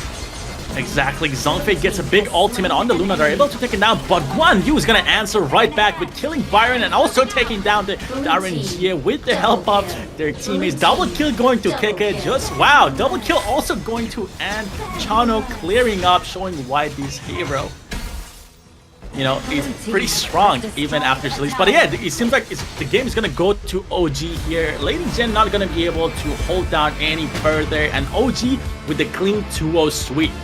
I mean, the last time we looked at the actual kill board, I don't think Dao Dao actually had a single kill on Luna, which seems to be like a little bit of a fever dream for me here, because he's normally the guy that gets all the kills. Like game 1, we saw his pay performance where he got 6 kills and 0 deaths, but the last time I checked, I'm pretty sure he was actually sitting on 0-0-0, but it will be 0-1-0 if he didn't get any kills, but that's still impressive for the side of OG Esports. The fact that they're able to funnel over the kills to the mid and the support, but still come out on top, is definitely a due diligence to their playability within this team. Yeah, definitely the Guan Yu pick being prioritized for OG shows how, confident they are in Keke. Honestly, I wouldn't allow my ranked teammates to, first pick Guan Yu. But yeah, here they got the blue side. They were able, to understand that they can build around the Guan Yu pick here. And right after that, they picked up, Princess Frost, the Li Yang, having even more slows, more stuns to follow up with the Guan Yu knockbacks. They were able to completely, pretty much freeze them. Like, VP, but they probably couldn't play the game properly whenever those 3 characters, show up on their screen, with Liang, the ultimate locking down a target. With Princess Frost, if a stun lands, you're going to be able, not to move as well. You're going to be frozen. So it gives an easy time to Guan Yu to go behind them and then push them all the way back. Again, shows how confident OG was and how prepared they are as a team. Yeah, I mean, we saw it from the word go, right? The fact that Princess Frost was mainly sort of like very dominant and appearance-wise was up into the top side of the map, so into the clash lane, helping out the Guan Yu, making sure that level 1 sort of advantage for the Byron, especially the knockback and the damage coming through, wasn't going to be kind of the downfall of the side of OG Esports. And then obviously we saw that Liang was trying to rush Mooch in there on the Liang, trying to rush his level 4 just to make sure that we had the suppression come through earlier, which is sooner better than later, right? So again, we all saw these kind of like very early sort of motivations pay dividends into the late game, and it definitely showed why the OG Esports was able to take that game 2-0. Yeah, that's definitely a good point. Again, going back to what I said during the game, giving Muchen the level 4 early on, letting him clear the mid wave while Princess Frost, is just camping in the top wave trying to catch out the Byron. It was pretty massive. Muchen was able to get the level 4, lock down the targets, and with the help of, Guan Yu and both Princess Frost again, they were able to literally dive an entire tower on the Byron, get the kill, the first blood, get that 300 gold, which was massive for the OG side. Yeah, exactly. I mean, we saw it there as well. The fact that they were able to kind of get that shutdown in the early game as well, get that first blood go over to their side once more. So that extra little bit of bonus gold in the early game. But the fact that they were just kind of playing this a little bit more like non-traditionally. Normally you would see like the Liang kind of focus around into the mid lane with the mid lane. But the fact that they kind of switched it up definitely made this draft work the way it was. But you can see here that Arn on the Chano didn't actually fall to any deaths this time around, taking a little bit of a leaf from Dao Dao's book. But Dao Dao, like I said, didn't actually get any kills or no assists. He was just there to kind of just try and outflank and outsmart the side of Virtus.pro, and it worked very well until he got his first death, which is very late in the game. Exactly, and then look at the damage charts here. 64,000 for Chano here as the farm laner. That is insane. Again, this hero was literally released a couple of weeks ago. So being able to see Chano played on the main stage and also doing this much of a damage is insane to me. And on the VP side, we have the Lady Jen doing 47,000 damage. And again, as you mentioned, Dada was not able to put up a performance like he did on the pay, but obviously again, Luna, a different hero, really hard to mechanically also play, but he did pretty well. He did what he had to do. He was still invading on the Luna, being annoying in the side lane, allowing the Guan Yu, the Princess Frost, and the Liang to roam together and catch off the targets on the VP side. But yeah, overall, I think Dada did a great job. But man, 64,000 damage here. What do you think about that? Oh, absolutely crazy, right? I mean, I feel like it's kind of like a bit of a nod to Wen from game one, because obviously Wen was able to get the more damage over Arn in game one. So he's kind of just like, hey, hold my drink. I'm going to make sure that I get more damage than you in this game too. And he definitely achieved that. But yeah, looking at that team fight participation, you can kind of see what Dao Dao was doing with the Luna, right? Like he was basically playing substitute for the Clash lane. Normally the Clash lane's the kind of hero that sticks around in the brushes, getting the intel for his team, kind of just trying to pick off those lone stranglers. And because he had very little team fight participation, it kind of just written there, and the proof is in the pudding that he was kind of just being a little bit of a substitute and just giving over the intel to his team, kind of playing a little bit more of a support Luna pick in a way, which is definitely unheard of, but it definitely worked for them. Yeah, a little bit actually, surprising to me that Luna went down there actually, because Luna is very slippery, as I said. So on the VP side, they didn't have too much CC, like lockdown abilities to lock down the Luna. They only had the Zhongfei. Grizzly Q missed it once and we called it out, and then the second time he was able to precisely land the ultimate on Zhongfei, locking down, and MVP goes to Guan Yu. KK, I mean, we talked about this guy being strong on the crowd control heroes here. 2, 1, and 4 damage taken 21%, damage dealt 19%, total gold 22%. So KK putting up the performance we all expected. This guy is very strong on the crowd control heroes. So again, I'm not sure if these teams should be allowing this man on Guan Yu. What do you think about that? Yeah, there needs to be a banning of 4 legs rather than 2 when you have Keke on your enemy team. But no, definitely his presence was felt in that game 1 across the gorge. So I feel like the MVP is definitely worthy. Like, he didn't get the most amount of damage, but he was there to get the macro play, to get the kills, to be very present in that team fight. I mean, when we see these highlights come through, especially the Razor Cavalry that was used, the bottom side of the map in the mid-game was a pretty huge setup for the side of OG Esports. But this is what Guan Yu's all about, right? He's just bullying the enemy Clash lane out of his turrets, making sure it's not safe. But hey, VP paid dividends down to the bot side of the map as well, right? With this unbridled outburst, really catching Luchin off guard. Exactly, and you can see Guan Yu, man, just going in, being so disruptive in the jungle. I feel like he does a pretty, usually an average player on Guan Yu would struggle against the walls, but we can see, KK on the Guan Yu, being the expert he is, being able to knock around, even a Dirangea who has a cleanse. But look at this, wow, knocking the enemies back into the Princess Frost abilities. This man is just a menace. Yeah, it's like it wasn't even done there at that team fight part. It was just like, you know what? I'm gonna go for some more. I can see that Prince is trying to run away from me, so I'm gonna just completely track him down and get that kill as well. But yeah, what a great display there by Keke on the Guan Yu, and definitely MVP worthy as that highlight reel suggested. But that is OG Esports, sorry, taking a 2-0. So the first match of the day within the West League already being a clean 2-0 sweep for OG. So I feel like their next team that's waiting for them, I believe it's AYLO Gaming, needs to try and take a kind of few notes from Virtus.pro's book, see what works, see what didn't work, and kind of adjust accordingly into this game match 3 between OG Esports and AYLO Gaming. Yeah, OG Esports, you know, putting on a show, and you know, as I mentioned, I already like these guys. They're playing the heroes that I want to see on the screen. Pick up the Chano, you know, massive, showcasing the brand new hero. Has a lot of damage, you know. A lot of people been telling me, you know, Chano is not good, Chano is not working out, but you know, and 64% damage, was able to just, you know, put a world-class match right there for us to just watch. And you know, he had the support from the Guan Yu, the Liang, the Princess Frost, and Luna just being, you know, slippery, going around the map, catching the waves, invading, being annoying on the side of the map, open up the map for Ant. But yeah, that's it for us, you know, for the matchup between OG and VP. We're gonna go on a short break, but we'll be right back with our second series here.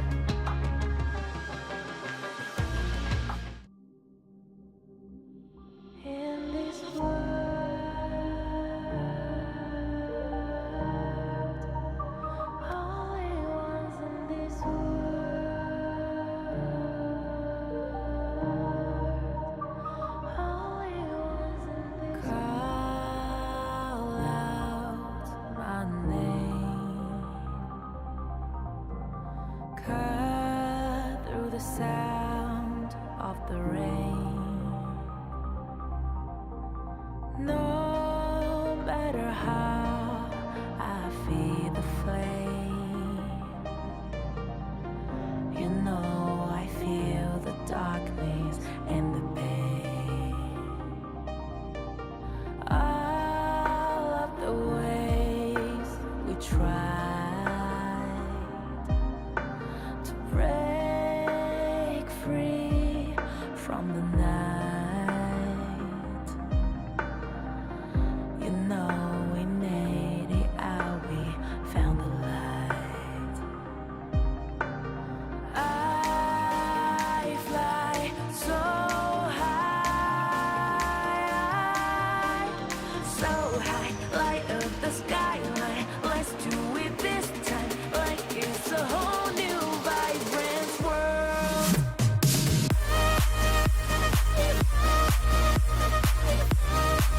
Like we're the only ones in this world. Like we're the only ones in this world. Now I see that I got everything I need.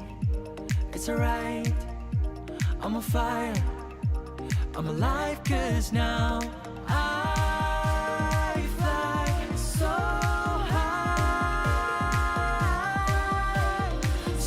high, light up the skyline. Let's do it this time, like it's a whole new colorful world.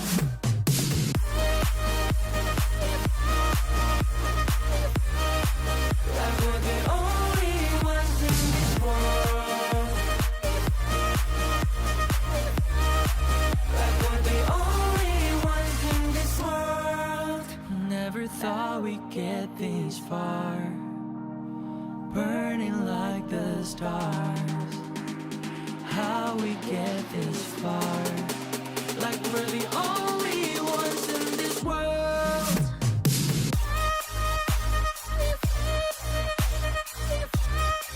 Like we're the only ones in this world. Like we're the only ones in this world.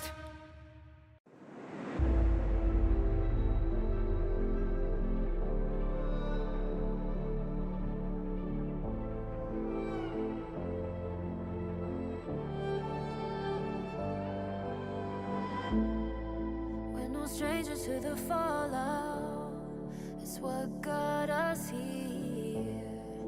Ever changing, some chameleon. Blood, sweat, and tears. We'll never make it if we fall to everything that brings us down. With a comeback is now.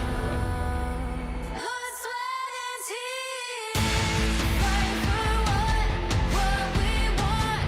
Doesn't matter the cost. Every day, put in work. Blood, sweat, and tears. Nothing comes overnight. Strength in numbers start to lie. We don't bow to fear. Blood, sweat, and tears.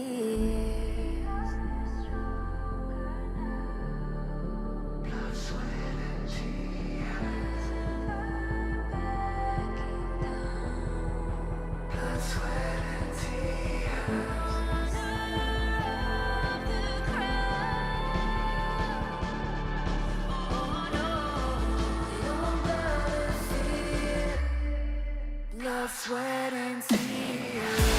Fight for what we want. Doesn't matter the cost. Every day, put in work. Blood, sweat, and tears. Nothing comes. Welcome back, everybody, to the Honor of Kings Major West League Spring 2025, and we've already got one series under our belts. OG taking a 2-0 from Virtus.pro.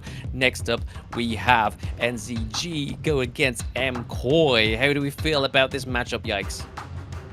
I feel like both teams are kind of newer to the scene, and also I kind of do not know much about the players, so I'm kind of excited to see, how they're going to be able to kind of perform today. Are they going to be able to show us, how good they are, or are we going to see that, these teams are a little bit struggling just because they're new?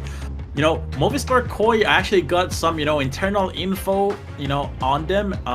These players, their mid laner known to be really versatile, being super strong. So I'm kind of looking out for that. He used to go under different alias, and also in the farm lane, MKOI, having, from what I heard, one of the best earlies in the entire North America scene. So yeah, we're gonna have to see how these teams are gonna battle it out. Obviously, 9ZG being from Argentina region, which is LATAM, and then we got the Movistar KOIs from Canada, the North American representative. So yeah, I'm excited. This is gonna be, around the same region that I play. So definitely gonna be rooting here for both teams, more so for the Canadian representatives here.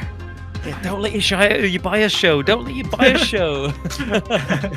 Holding it back, no. Yeah. But no, both of these teams are definitely going to try their best to obviously get their best foot forward in this day one. But like you were saying there, Yikes, with MKOI being such like an unknown entity, that's the thing that always excites me the most within Honor of Kings Esports is the unknown. And it could be either really, really bad, or it could be something that completely throws off the scales of the complete competition. I mean, like Nongshim, not saying Nongshim Red Force were bad, but the fact that they surprised us all to get to second place within Season 3 Invitational, that's the kind of unknown that I really enjoy seeing in Honor of Kings, and seeing these players kind of just try and better themselves, prove themselves, which is the whole point of MKOI, right? We know that they're here just to be like, hey, that we're trying to live our dream as pro players, and honestly, you got to give it to them. The fact that they qualified here, so they've already fought tooth and nail. They haven't dropped a single game yet to get here. So honestly, they are trying to maintain that kind of momentum for this team. Exactly. Again, new faces, new teams always coming up, and that's what it makes esports exciting, being able to find new talent. And MKOI, I believe they're gonna give it all, like being against Argentina. We always have this kind of battle within the regions in the West, where whenever North America is against LATAM or even Europe, for the most part, we try to play with our pride, we try to give it all our best. So again, the Canadian representatives, Movistar KOI here, they're gonna put on a show here for us, and I'm excited to get right into that. Yeah, absolutely. I mean, the fact that you got some little bit of intel there as well, the fact that you say that Muaji is going to be a very versatile mid lane, is that going to really like show up into the BP? That's the thing that I'm going to be really focusing on here. Or is he going to play a little bit more traditional like we've been seeing recently? Maybe we'll get a Mai Shiranui come through for the banning phase as well. But so far within the West League, it's been pretty much a no-no for Mai Shiranui on the Gorge. Yeah, it seems like that she's getting banned out. You know, again, explosive damage, being able to pick up targets, just, you know, bullying them around.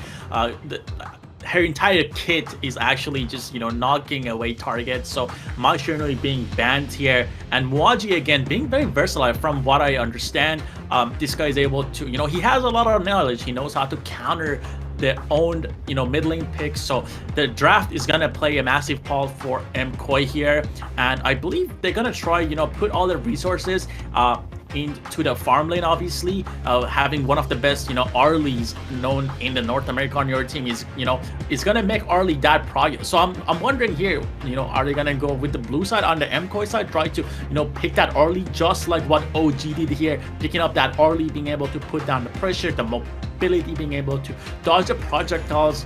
You know, it's massive on the Arlie, and then having Muaji support you in the back, you know, being known as one of the best mid laners, you know, if not the best mid laner in NA, and also being super versatile, being able to, you know, play towards your team. So yeah, these two players are definitely gonna be the stars for me to watch out for on the MKOI side. And yeah, I want to see if, you know, 9ZG, 9Z Globant are gonna be able to put out a fight, you know, against that, and they're gonna be able to take them down in this best of 3.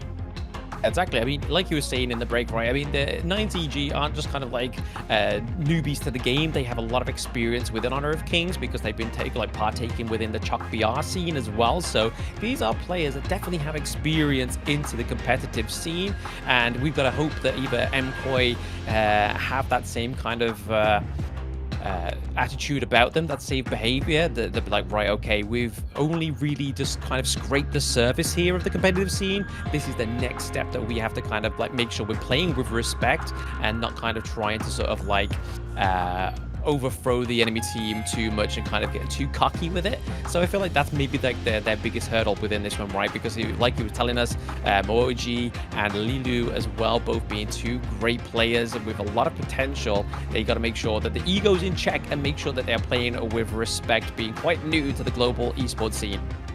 Yeah, definitely they're gonna have that pressure. You know, I believe this is their first time on this stage. So yeah. With that being said, we're going to jump right into the team intros, so let's check out the teams.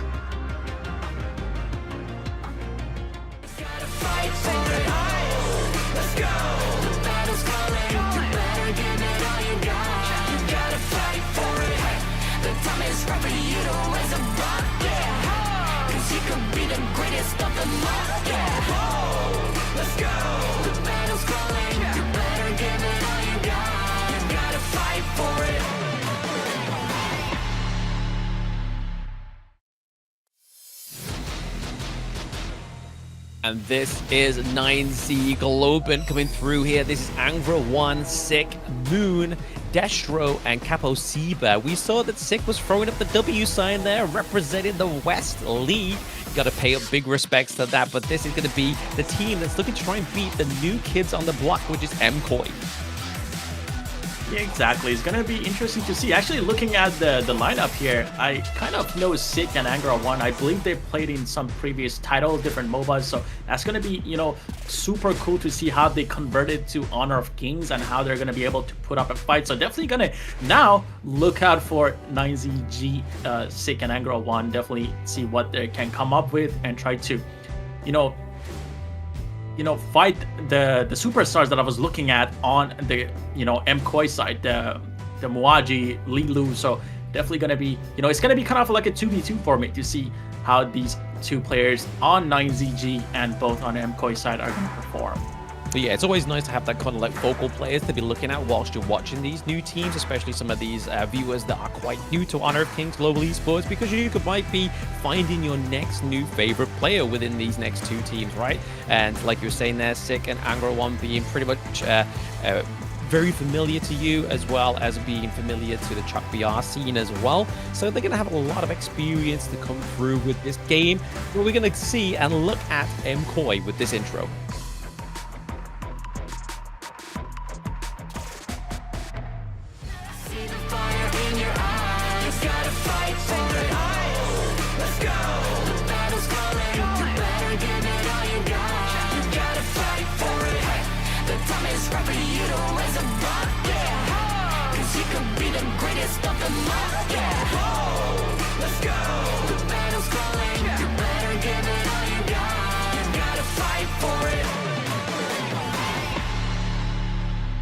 Movistar KOI, the Canadian, and here we are. We have Movistar KOI, the Rising Phoenix on the Clash lane here. We're going to have Goose, Jungle, Demon Cat. Again, for the mid lane, we have Muaji, Lilu for the farm lane, and Scene for the roam. Interesting lineup again. As I mentioned, there's going to be two superstars that I'm going to be looking out for. Muaji in the mid lane, and also Lilu in the farm lane. Seems like both teams are getting ready, and now we have footage of MKOI. Seems like they're speaking to their coach while they're trying to start and get into these draft picks. I mean, you say you're looking at Muaji and Lilu there, right? But I mean, we saw Goose in that introduction. He had Lucian as his top pick into the Clash lane. So I was kind of just like, is he just like giving us the Goose here? Is he living up to his actual player name? Or is this actually going to be something that comes through onto the Gorge, which would be definitely something that's completely unheard of? But hey, I'm all here for the unheard of. If you can make this work, I'm super duper excited for MKOI. Honestly, Liu Shan would surprise me if it was to be played in a competitive pick. But, you know, as someone that plays a lot of solo queue, Liu Shan is one of those fun heroes you can pick up, you know, disrupt the towers, do a lot of damage to towers, and also, you know, heal yourself. And seems like MKOI is gonna go with the red side here. Kind of surprised they kind of selected that, knowing they have one of the best, you know, early players on their team. But yeah, we're gonna see 9ZG on the blue side and MKOI, you know, going for the red side. So it seems like MKOI is comfortable being second pick here and picking up two heroes instead of one, you know, which you get to prioritize when you're on the blue side. Yeah, the reactive pick for the side of MKOI could be something very fruitful for them, but we are going to get into the first game BP right now. So obviously already looking at the drafts that they've gone through with the scrim, seeing what has been working very well for the side of MKOI as they look to try and put these first bans onto the Gorge. So could we be looking at like seeing the Ali ban come through here? Because I can honestly see that Muaji might be looking to try and get the Mai Shiranui through, but are you really going to leave that open for NZG, who are blue side? Yeah, letting Mai Shiranui might be a very big mistake for 9ZG, but I don't think they would do that. I don't think that, you know, Mai is going to get through. Kind of looking back at the first series we had, OG versus VP, but Diadio is going to get banned right away again, being one of the most annoying heroes. And MKOI are going to be the ones that are going to ban out Mai again. Not being on the blue side means that we're not going to be able to kind of prioritize and get that Mai, and they had to give it away to 9ZG. So again, banning that Mai is going to be massive for them here. And now 9ZG with the second pick, seems like they're kind of talking it out to see how they feel, and they're going to ban out Pei from the MKOI side. Feels like a little bit of like intel being leaked out here, it seems, with NZG knowing something about this Pei pick for maybe Demon Cat for one of his top picks, right? But MKOI locking in the Dune as a second ban for that side. So obviously leaving over the Ali there was a bit of an interesting play here from MKOI. Yeah, the Dune ban comes through a little bit early, I believe. But yeah, Arlie is going to get picked up by the 9ZG team here. So we're going to see Destru on that Arlie. Dharma gets through here. MKOI picking up Dharma and Lady side. Wow, I think those are both actually huge counters, if not somewhat of a decent counter to Arlie. But Ogren is going to go to the 9ZG side here as well. Very strong pick, followed up with Main. So they're going to try to, you know, fight, you know, in the Clash lane with the Dharma and Main. A lot of martial arts is going to be involved in the Clash lane. Both heroes being very mobile, having a lot of, you know, anti-CC and also CC themselves. So that's going to be interesting to watch. Yeah, picking the Ogre in this early, obviously, just closing out that first part of the pick phase as well, means that they need to either try and lock in some CC for the side of MKOI, or that they are going to have like a bit of more of a game plan, right? They go for the Ming and Lady Sun combo, a combo that is tried and tested, very traditional within Honor of Kings Esports, because obviously giving over the enhanced power to the whoever Ming links onto, but then also reducing the damage and the healing onto the enemy team that it links to as well. So again, we could be seeing here a potential like hyper carry coming through here for Lilu on the Lady Sun, but they got to be careful though, right? They got the Ogre and they got the Mayin. That's quite already a strong front line, and they haven't quite locked in their support yet for the side of NCG. Yeah, and NCG might have to go with some sort of, you know, hard CC, hard engage here to lock down the Ming and Lady Sun. Because the fact is that if both Ming and Lady Sun are able to have like a free game, farm up a little bit, they're gonna burst through that Ogren and Mayin trying to frontline, trying to get onto the back. But Sakir again gets banned out here. Lady Jen from the 9ZG side. And let's see what they're gonna go with the last ban here. They have a couple of seconds left here. Oh man. Liang being banned away again, very massive for MKOI here. Lady Sun, Ming, again, they were gonna be suppressed by the ultimate, and they don't want that to happen.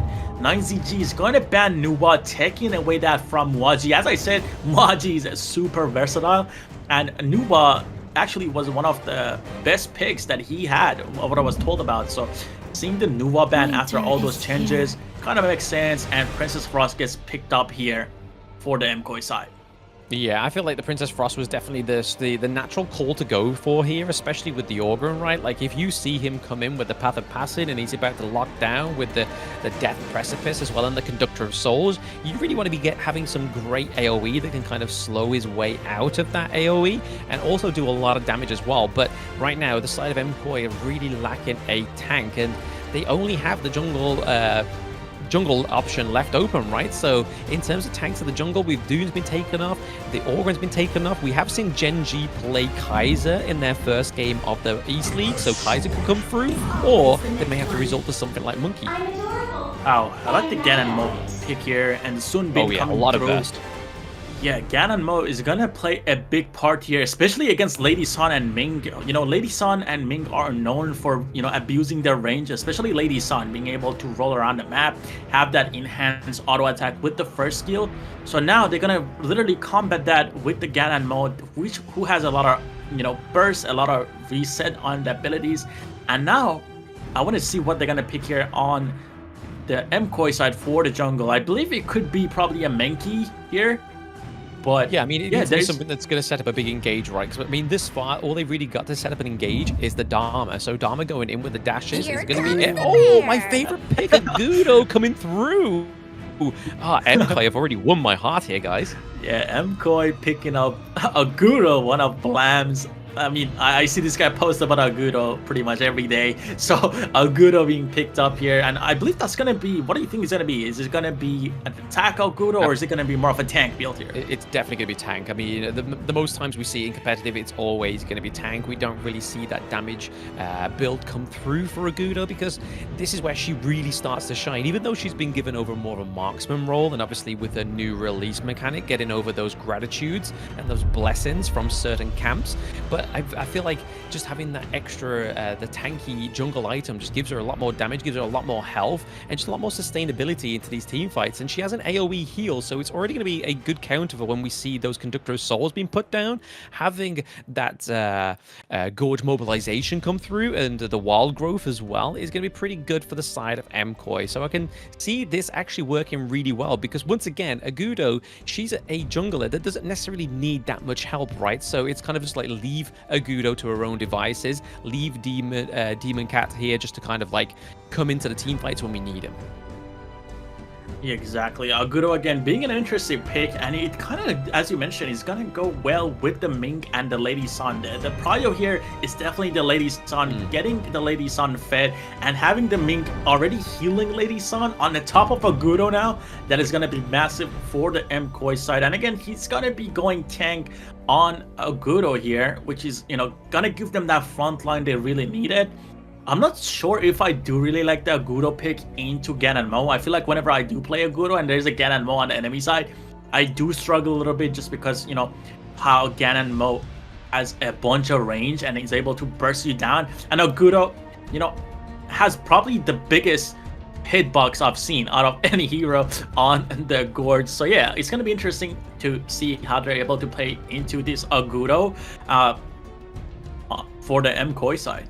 So, you know, personally, I like it into the Ganamo, right? Like, as long as you can dodge those couple blades coming in before you kind of get, like, launch Furball at the Ganamo, because you're not going to really be seeing the Guard Her Grave come through, because it's not really going to deter Furball. Furball's just going to chase him down, and then if they're not lucky enough to even have the Guard Her Grave get the Ganamo out of there, you're going to have Agudo just be able to kind of dash around with her second skill as well, and just heal up with the Wild Growth as well, so there could be a lot of damage come through. So I do actually really like it into the Ganamo. There's definitely ways to close that distance between that burst damage mage into the mid lane.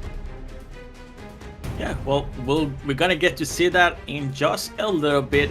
As you guys can see, both teams are at 0-0 for the ranking of the week. There's gonna be a lot of matches played throughout this entire week also, and also the upcoming week, so make sure to stay tuned. But yeah, I mean, so again, both teams have pretty well comps. What do you think? Who do you think has the winning composition here, just looking at the picked heroes? I mean, you're asking an Agudo main who's got the winning comp here. I mean, I'm always going to go put all red in on Agudo here, but to be honest, over to the side of NZG, I feel like the one pick we're really overshadowing in here is a Capo Sipa onto the Sunbin, right? Like, using the time lapse and the time bomb is going to be really a great disengage tactic for the side of NCG to actually be putting down. Exactly, the Sunbin is a massive pick for 9ZG here if they're able to prioritize on that. And we can see that MKOI wants to already go into the mid lane and clear the lane with the Lady Sun and Mink here, and giving Princess Frost the bot lane, obviously knowing that Princess Frost struggles a little bit in range against the Gananmo and the Sunbin. That is a good choice. That is a great starter for them, being able to get the farms out easily. And Arlie is going to be, you know, pushed back. She's going to be pushed off of the Firehawk here, and it's going to easily go to the MKOI side. It's not only that, right? I mean, the fact that MKOI have locked in the Lady Sun, right? So they're giving Lilu like 2 minion waves rather than 1. So rather than just consolidating just the farm lane one, we saw that Princess Frost was just there to kind of nurse it. But right now, they got to make sure they actually do something with that lead, because the XP is currently going in favor of Lilu, right? He's level 3 over the Arlie on the enemy team. So right now, Destro maybe getting caught out here, but also a bit of a rotation here from Moon.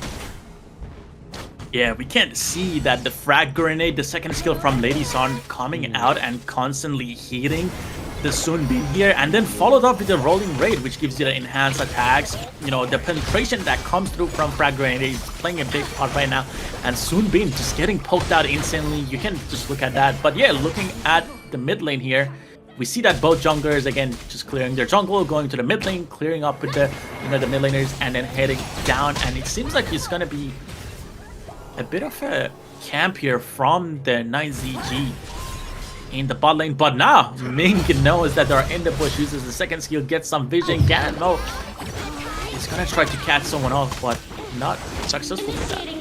This is the thing with the Ganamo though, right? Like, Moon knows that he needs to get his resources up to make sure that those freshly forged couple blades actually do a lot of damage earlier on within the game, but they've also got a really intense, heavy farm lane pick like the Arlie, so they've got to really try and split these resources if they really want that burst damage to come through quickly. So you can see that NZG are playing on a timer here. They need to try and finish this game quicker rather than later, but they need to make sure that Ganamo and Arlie both get those items. But here it is, the path of passing them through. Ooh, yeah, Ogren here wastes his ultimate, not able to catch off anyone with that. I believe he just did hit the Lady Sun, but it seems like we're gonna get a pick here from Waji getting the Frigid Prison as well as the Winter is here onto the top of 6. So that is going to be a nice first blood going over MKOI. So going over to Princess Frost, probably not where you want that first blood to go over to, but in that case, you're going to try and take what you can when you can. Exactly. And Gan and Mo again putting down a lot of pressure. It's like the only hero on the 9ZG side, you know, on the 9ZG side that can and right away gets a kill. Gan and Mo on the Ming. Ming being one of those heroes that kind of has a very low mobility. It's gonna get caught out. It seems like that actually Gan and Mo is kind of focusing down the Ming this entire time. The entire game we've been seeing Gan and Mo pat down to the bot lane and try to get the Ming off of the Lady Sun, and he was successful this time around. Yeah, having that artillery and that long range for Moon on the side of NZG is definitely what they need to try and shut down the Ming, right? And I mean, wow, it's all aided by Kapasipa as well. Like, this is why I said we're overshadowing that Sunbin pick. It just has such great utility. Yeah, big fight going down here. Main able to jump down, and yeah, Demon Cat's gonna go down here right before the fight. And Overlord Tyrant both off right now. And wow! Moon with the full combo on the Princess Frost, takes down Princess Frost, and now MKoi is gonna be pushed off of this Tyrant. This is what I was worried about, right? I was literally talking about this maybe 1 or 2 minutes ago, that Moon, as soon as he starts to get some items, he's going to start hurting, especially with the freshly forged full blades. Landing them is going to be a dream, and looking like he's pretty low. He's Lilu. Yeah, Arlie jumping in there, using the Maple Dance, you know, negating a lot of damage from the Lady Sun, and now 9ZG just doing great after this Tyrant. They're able to pick up another kill on Gan and Mo, you know, and Ogren here gets another kill. So it's gonna be 2-0 for the 9ZG side, and the score is 5-1 now with around 1.5k goal lead on 9ZG. Yeah, having a very strong game here is 9ZG, right? I mean, they're looking to take the T1 down into the mid lane, like just leaving it to the minions, like, hey guys, do your job, like I'm not going to take it for you. And then we have some like a pressure putting down here into the mid lane as well, thanks to Moon, thanks to Kapasipa as well as Sick. They are definitely maneuvering around like a unit. Exactly, and again, this just all comes down to experience. Seems like the 9ZG side is a little bit more comfortable on the stage at the moment. MKoi, again, being the new boss, they're getting used to the stage presence and also getting used to the match right now. So, you know, I expect them to play a little bit better in the upcoming few minutes. But so far, Lady Sun getting the farm that she needs. Ming needs to not get caught out here, and yeah, it seems like they're just gonna back here. But so far, 2,500 gold on the 9ZG side. Seems like the gold, you know, difference is becoming a bit of a problem here now. Yeah, man. Honestly, Kapasipa on this Sunbin, I keep like glazing it a little bit, but it's just because it's just giving such great utility. It's just shutting down any kind of like aggressive play that MKoi thinks they've got going in their sails. We just see the time bomb come down. Everyone starts to get slow. Everybody on the side of MKoi is just like, guys, run away. Yes, giving a lot of mobility to the Gan and Mo. We usually see Gan and Mo being a little bit stationary, but now with the Sun being following right up there, Guro is gonna get caught out once again. Seki is gonna pick up that kill. Very nice from the 9ZG side. And we have Lady Sun and Ming rotating back down to the mid lane since Oguro is down now. Try to hold the mid lane tower. They're trying the best, right? But I mean, the fact they're able to shut down Demon Cat as well, I mean, that's another kill going over to 6. 6 now level 10 as well, and Demon Cat is way behind in the XP as well, so they're already having such a great lead into the jungle, and their global gold lead is looking around about that 3k gold now for the side of NZG. MKoi really need a good team fight here. Seems like the Oguro is struggling a little bit. They put a lot of the resources into the Lady Sun, it seems like, and it's really not working out. As you said, the Sunbin being able to kind of turn back the time, you know, get that damage taken from the Lady Sun heal, not, you know, helping out a lot for the MKoi side. Seems like Princess Frost might be caught out here again. No. And Mo picking up the kill with the help of the Sunbin silence on the ultimate. Yeah, a little bit of a struggle here coming out from the MKoi side. Yeah, NZG definitely trying to rock this game and close it up, right? I mean, they're able to take the whole of the clash lane other than the high ground turrets. It's like, we'll just leave you a little bit of a sweet, bitter farewell note there. And that is the high ground turret, just letting you know, a bit of a reminder from NZG, like, hey guys, we could take this with an easy, very quick, strategical blow here. But right now, MKoi just really need to try and force some kind of, like, pickoffs here. Maybe even try and pick up the Sunbin, but Kapasipa's just always got either Moon or Destro right near his side, like he has his bodyguards. Yeah, and it seems like, I mean, it's really hard for MKoi to kind of get in and try to get the Gan and Mo. I feel like they don't have the engage for that other than like Dharma.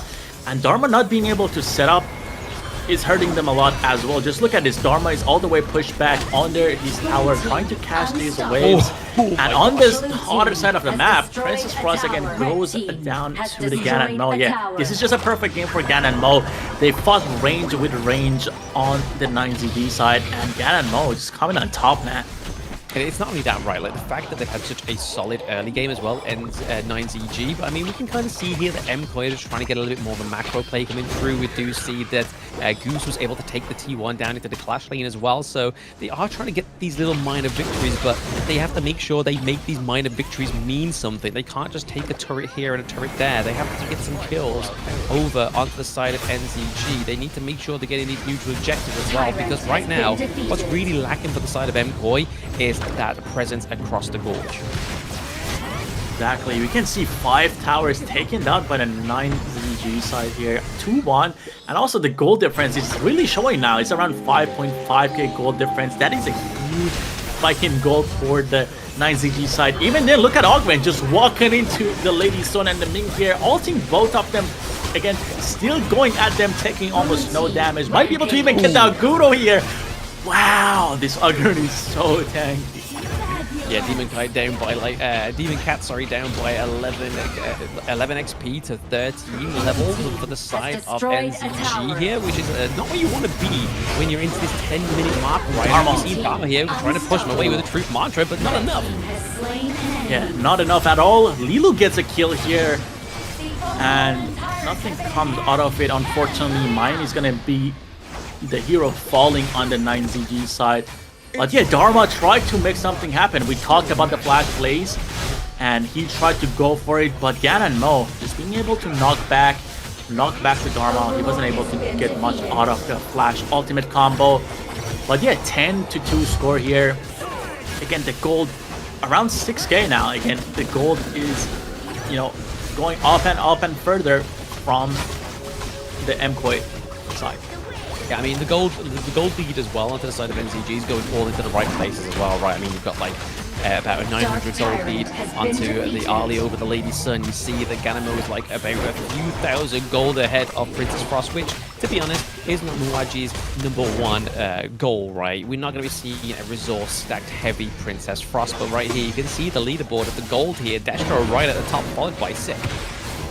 Yeah, Destra putting in work, just farming the entire game, and you know, the Maple Dance with Arlie is pretty massive here to, again, negate a lot of that incoming damage from the Lady Soon being able to get in. And just look at that, it gets frozen on the Augment, but they're able to still get the pick on Dharma going in, trying to look for a kill. Again, Sunbeam having a huge impact here with the ultimate, you know, reversing the time, getting that heal in. You know, 9ZG is kind of playing this perfectly right now.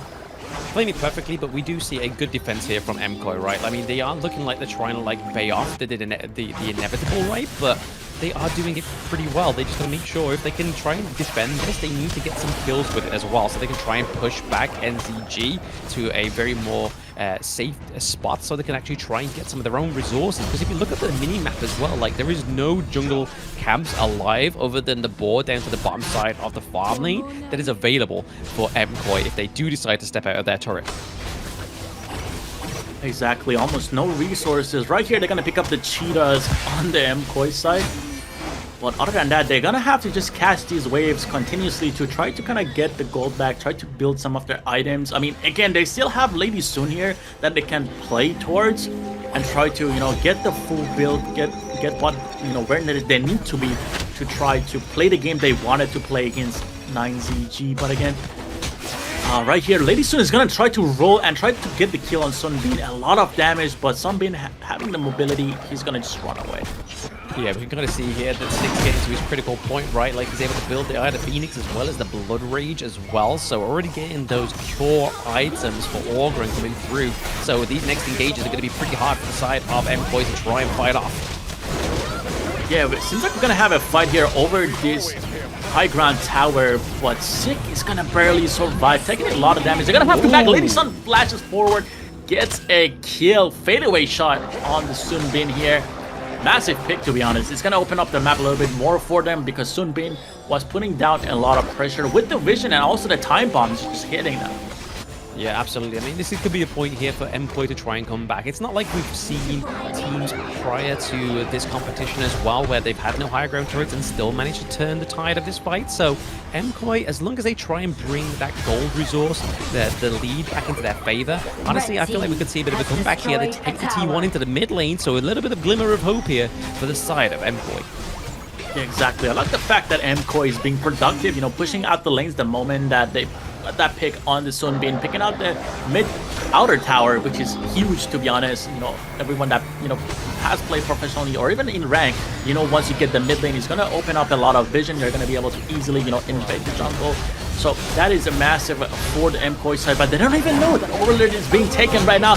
Algren gets the Overlord, and a nice attempt by Demon Cat, but it seems like that they're going to be caught out in the jungle now. Mine gets a kill on Lady Sun here, and Mine going even deeper now with a kill coming out from Moon on the Ganon, Mo on Agrudo. Wow, and Orly gets a kill on Ming here.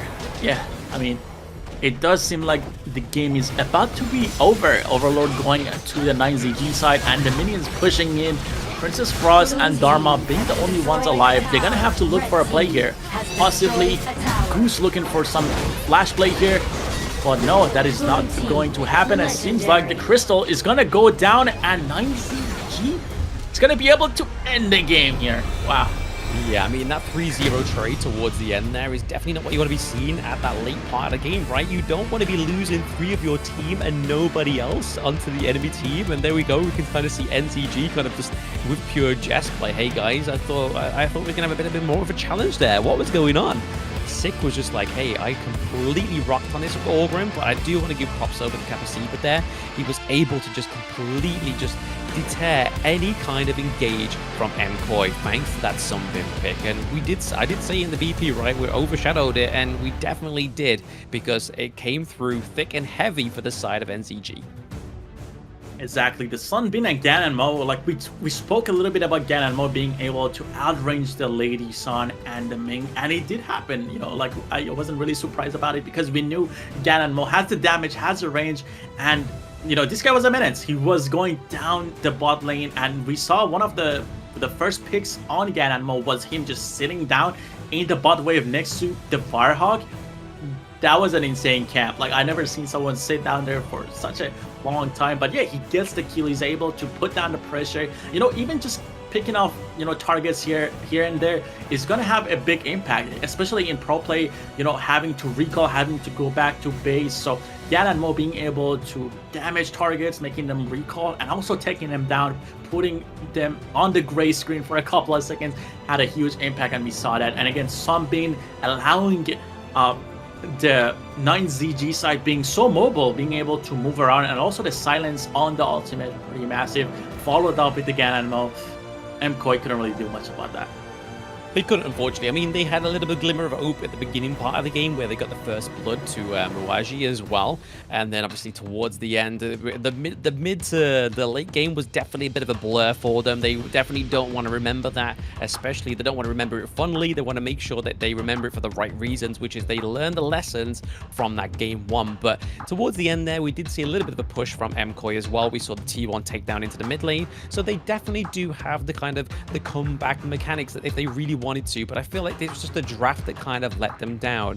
Only having a Gudo as your main front line, I feel like was the main issue here for MKOI, because Dharma didn't have that early game that we need Dharmas to have to be that like critical mass optical just clash lane with those crucial crowd controls, right?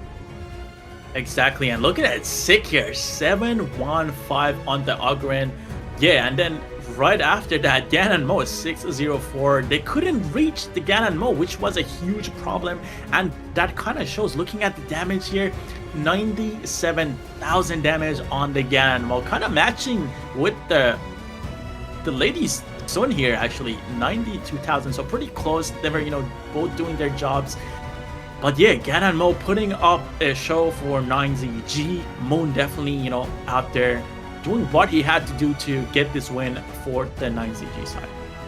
Yeah, 9ZG Global did very well in that game, right? I mean, we saw that Angry One was just playing the main into like more of a macro playstyle, which we generally see. Kind of the team fight participation for Angry One wasn't quite the same as what we saw from Moon, Destro, Capo, and obviously Sick as well. They were pretty much traveling around as like a four-man unit, and just being able to just have everything within that unit. They had the range, they had the damage, they had the counter engage as well as the healing, and then they had the Organ, which was basically just a huge front line that they needed. And Sick, honestly, picking up 7 kills and only dying once is a huge performance here from them. But there is, like I said, little glimmers of hope from the side of MKOI. And it obviously pays dividends to the intel you were giving us in the early game, right? The fact that Muaji and Lilu, yeah, played the best in terms of getting the most damage and obviously trying to give the most pressure onto the team really showed in the intel that you gave us in that early part of the BP. But looking at here, the gold graph just never seemed to give way to the side of MKOI. Exactly, as you mentioned, like they put a lot of resources into Lilu. It seems like this time Muaji had more of a supportive role playing that Princess Frost, and I mean, it really didn't work out, especially with Princess Frost having to kind of slow down during the animations to try to land those freezes. Gan and Mo just had an easy game being able to target Princess Frost. Again, Ming also having to kind of pause a little bit to land his skills here. But yeah, again, shout out to Moon playing a perfect Gan and Mo match with the help of the Sun Bean and the Ogren. I mean, Sick, man. We didn't really see much, but whenever he was active on the screen, he was able to tank a lot, you know, be able to kind of execute the targets, especially the Agudo here. You know, your favorite hero wasn't doing too much against the Ogren, being so close up to the Ogren right in his face. And MVP gonna definitely go to the Gan and Mo here. Moon with the 604 KDA damage taken, only 12%, 30% damage, total gold 19%. But yeah, he was pretty active literally on the Gorge itself. Yeah, honestly, I feel like the MVP could have gone to pretty much anybody on the side of NZG there. They definitely had their presence felt on the Gorge, but that 6-0, having no blemish on the the KDA there, definitely helped Moon to secure the MVP for himself. But dealing 30% of the damage overall for his team was huge. I mean, from the word go, right, the way that he camped that bush into the bottom side of the map, able to get those freshly forged couple blades just to land on the top of the noggins of Ming, that was the whole point of Moon, was just to be like, hey, we can... But Main, again, being a really good solid pick into the Dharma here. Again, as I said, a lot of martial arts, a lot of movement involved in that Clash Lane matchup. And, you know, Angro One, you know, showing his experience coming up top. Again, we've seen these guys competing on different titles. They're used to this stage. They're confident in their plays and their team following them up. Again, familiar faces, familiar teammates. So 9ZG shows us why, you know, they were more experienced this time around on the Gorge. But yeah, I mean, second game, it's going to be interesting. We saw an Agudo pick, which is a little bit surprising to me. Agudo is definitely not one of the high, you know, picked heroes on the Gorge, I would say. But again, this is pro play. There's a different meta. Players have different play styles. And it seems like MKOI really wanted to play with that Lady Sun, try to get the Lady Sun, you know, fed, so, you know, can do a lot more, can carry the game. But again, Lady Sun tried her best, you know, did a lot of damage, just not able to finish off the tanky targets on the side of 9ZG. And I mean Sun Bean again had a big impact in that, being able to kind of reverse the time with the second skill, given that movement speed. Lady Sun couldn't really do much. Yeah, I mean, you keep rubbing in the salt to the wound with the Agudo pick, right? But I mean, we're going to go for a quick rest so I can have a little cry break that my Agudo didn't quite come through there. So make sure you don't go anywhere, guys. We're going to get into Game 2 very soon between 9GC and MKOI.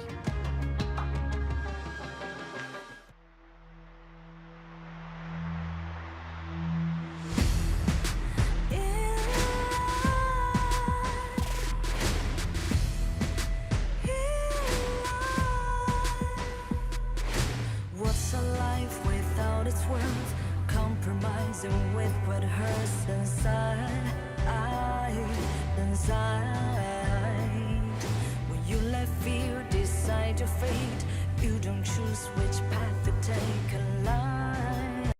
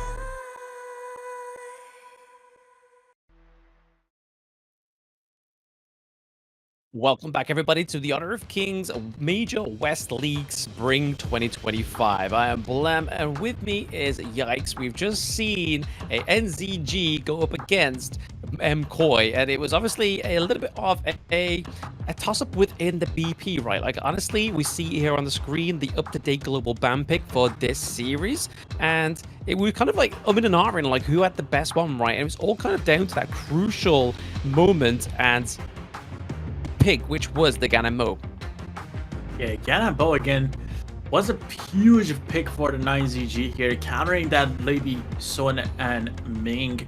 But now, the good thing about global ban and pick is that Ganamo is not going to be playable for the 9ZG side anymore, so maybe we can see it on the MKOI side. As I said, Muaji is a super versatile, so definitely he's going to be able to pick up that Ganamo and maybe put up even a better performance than what we just saw there. But Moon, man, he was killing it there. He got the MVP last game, so we're gonna have to see how they're gonna be able to adapt to this ban and pick and what they're gonna play next year. Because I mean, this is the thing, like you were just pointing out there, right? Like they've exhausted the Ganamo in game 1. This is a best of 3, so it's always kind of better to kind of put your best foot forward. But there's no other like mid lane that kind of compares to the Ganamo in terms of like great burst damage, other than like the Mai Shiranui, which we know gets banned endlessly. But it'd be interesting to see how Moon actually switches up his playstyle to go for something more like a control mage. Maybe like something like an Yixing or something. Yeah, it seems like MKOI went ahead here and selected the red side once again. So I feel like they do have some sort of strategy, or they feel a little bit more comfortable getting 2 picks instead of 1. But again, now 9ZG is not going to have the early on the blue side. So what do you think is going to be the prio pick here as we get into the draft?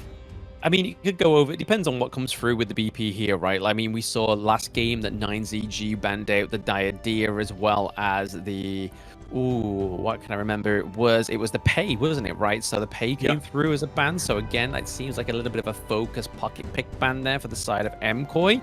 So we could probably see the Diadea come through again if they lock that down in the BP.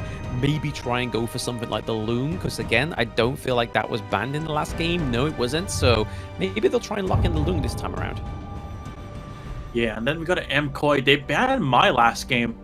So let's see if they're going to actually do the same thing here, or try to kind of play a little bit of a mind game. As you say, this is going to come down very similar to like a chess match.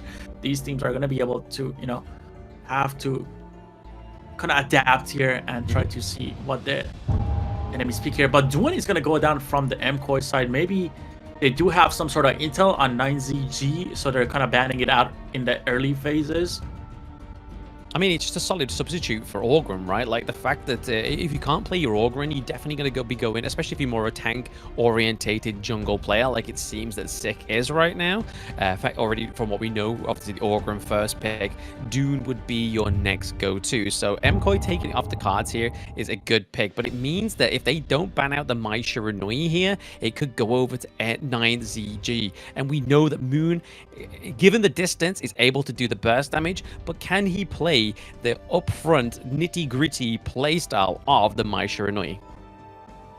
Yeah, I feel like giving up Mai to Moon might be just a, you know, huge problem. Okay, they're gonna ban it.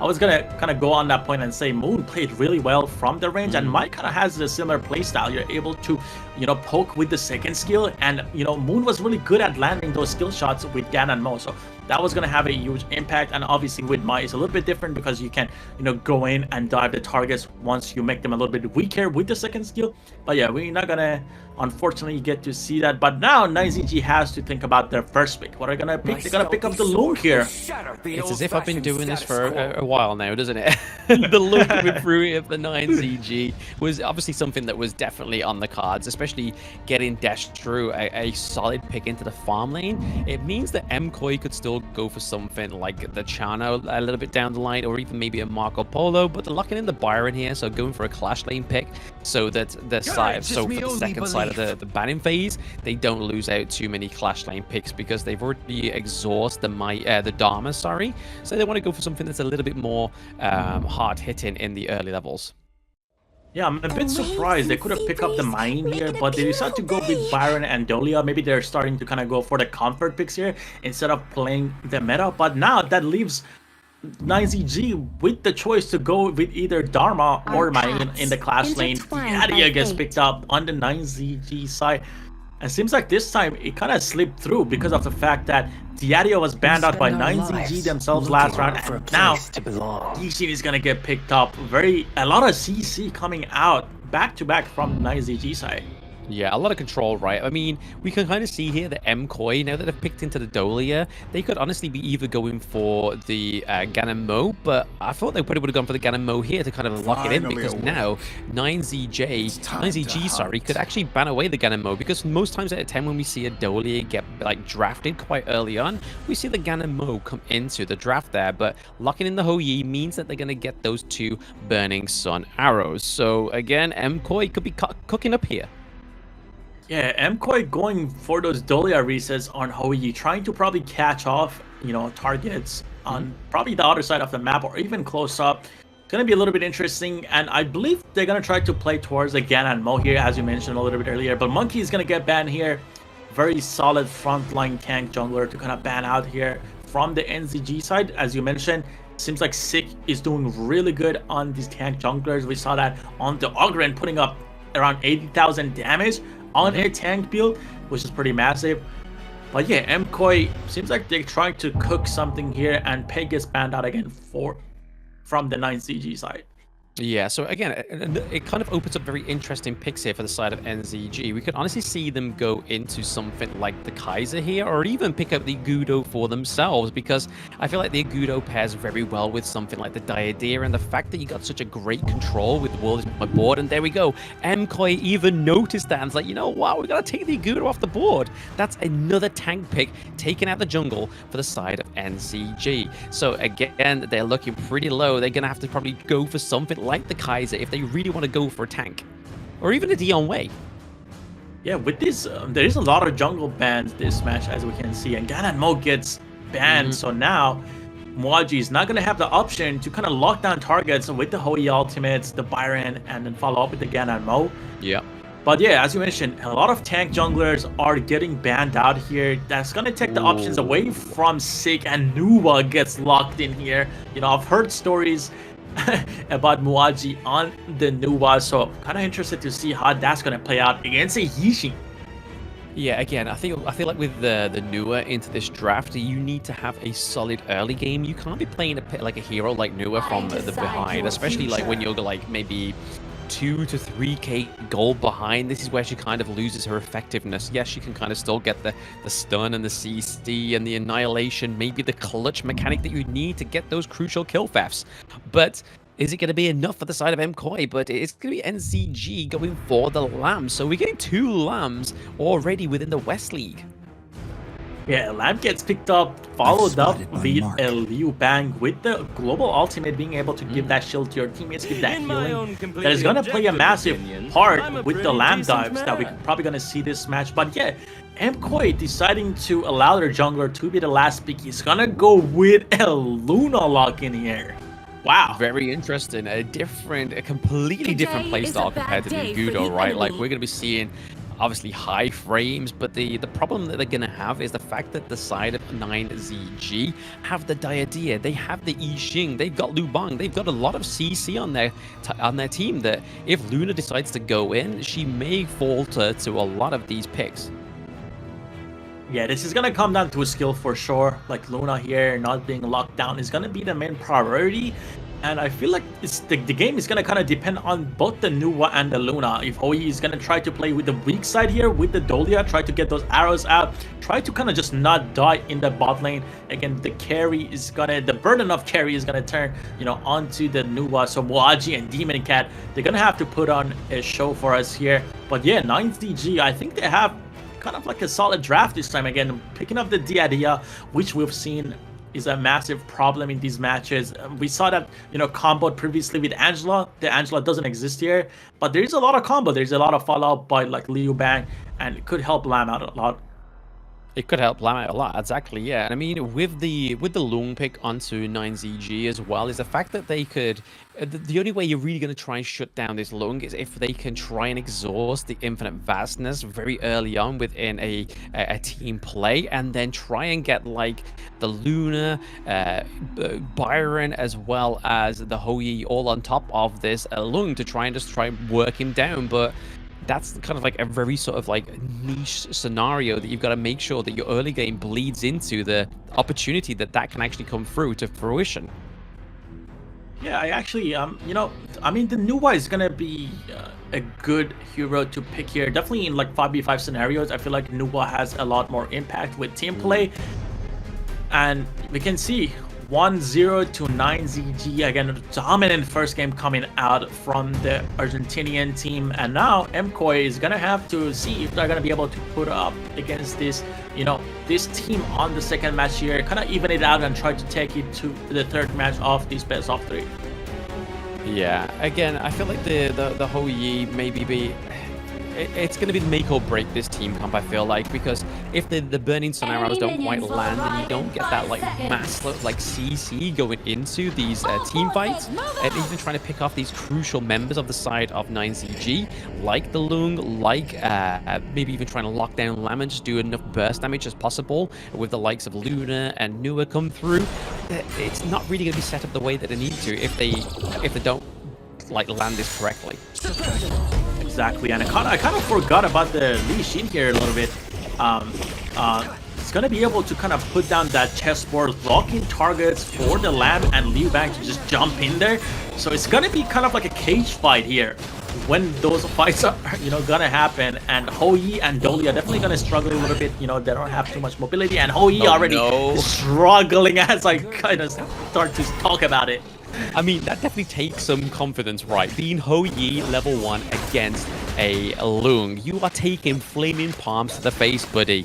And then you see that Moon comes in with a really fast early game rotation, almost getting that first blood already for the side of 9ZG. So I feel like they need to play a little bit more careful.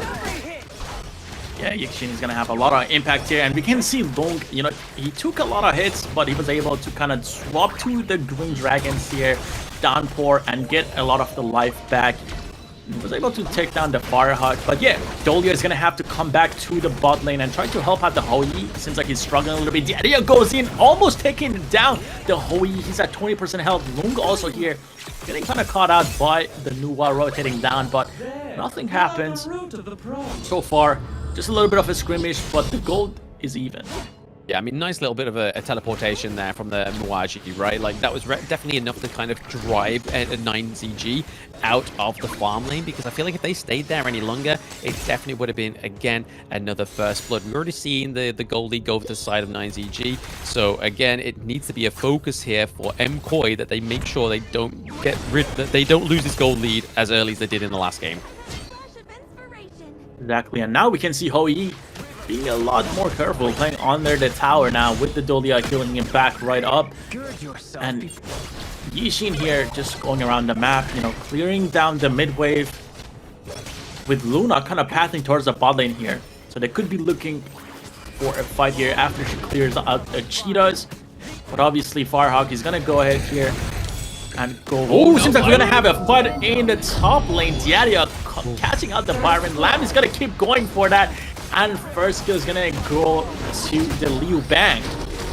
Yeah, Goose almost managed to escape the fate there of the side of 9ZJ. Obviously, the world is my board got laid down there, but he's able to kind of just run out of it. He sprinted out of there alive, but it was actually Liu Bang that came through and got the kill there as well. Angry One definitely played a more angrier game too.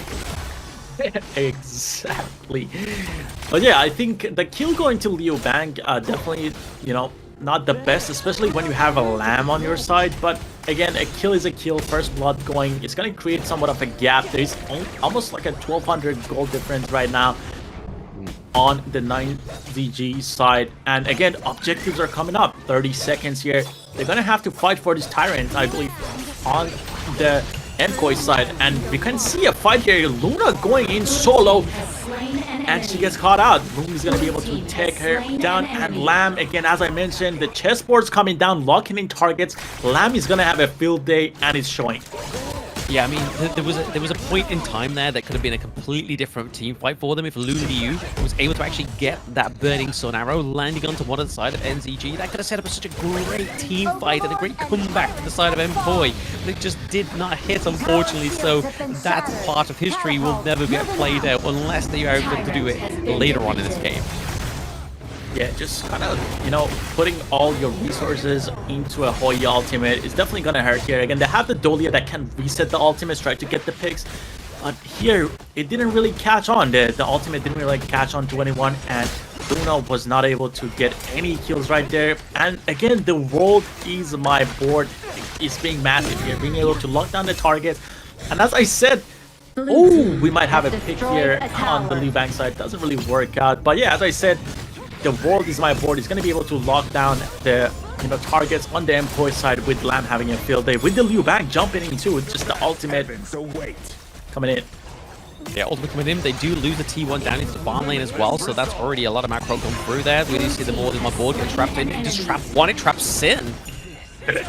Yeah, the world is my board. That is gonna be MKOI's nightmare tonight, going to sleep, because they're getting locked in left and right. The moment Moon gets that ultimate, Moon having such a big impact in these both matches, and now playing a supporting role. You know, last game he was going crazy with the Gana and Mo, you know, bursting down targets, and now he's just locking them in, you know, tossing them around with the chess pieces he has. That's it. I mean, like I said, that was probably like the next big pick for him to go for, right? I mean, my Shirunoi was definitely not going to be on the cards, but Yixing definitely replaces that Ganamo. Yeah, and we can see 9ZG being so proactive, invading the Azure Golem now. Lamb ults it out from the entire enemy jungle, gets the smite on it. Nicely done, securing. Was it just out of smite or just out of spite there? Because he was just like, no, this is my Azure Golem. Yeah, he really didn't want the MKOI side to get that Azure Golem, waste an ultimate for it, and now he has all these Lamb stacks available. The 3 stacks is gonna go in for the kill. Luke gets the kill on Nua, followed up in Angro when getting the kill on the Dolia, and another kill coming in on the Byron. Wow, this is a bloodbath.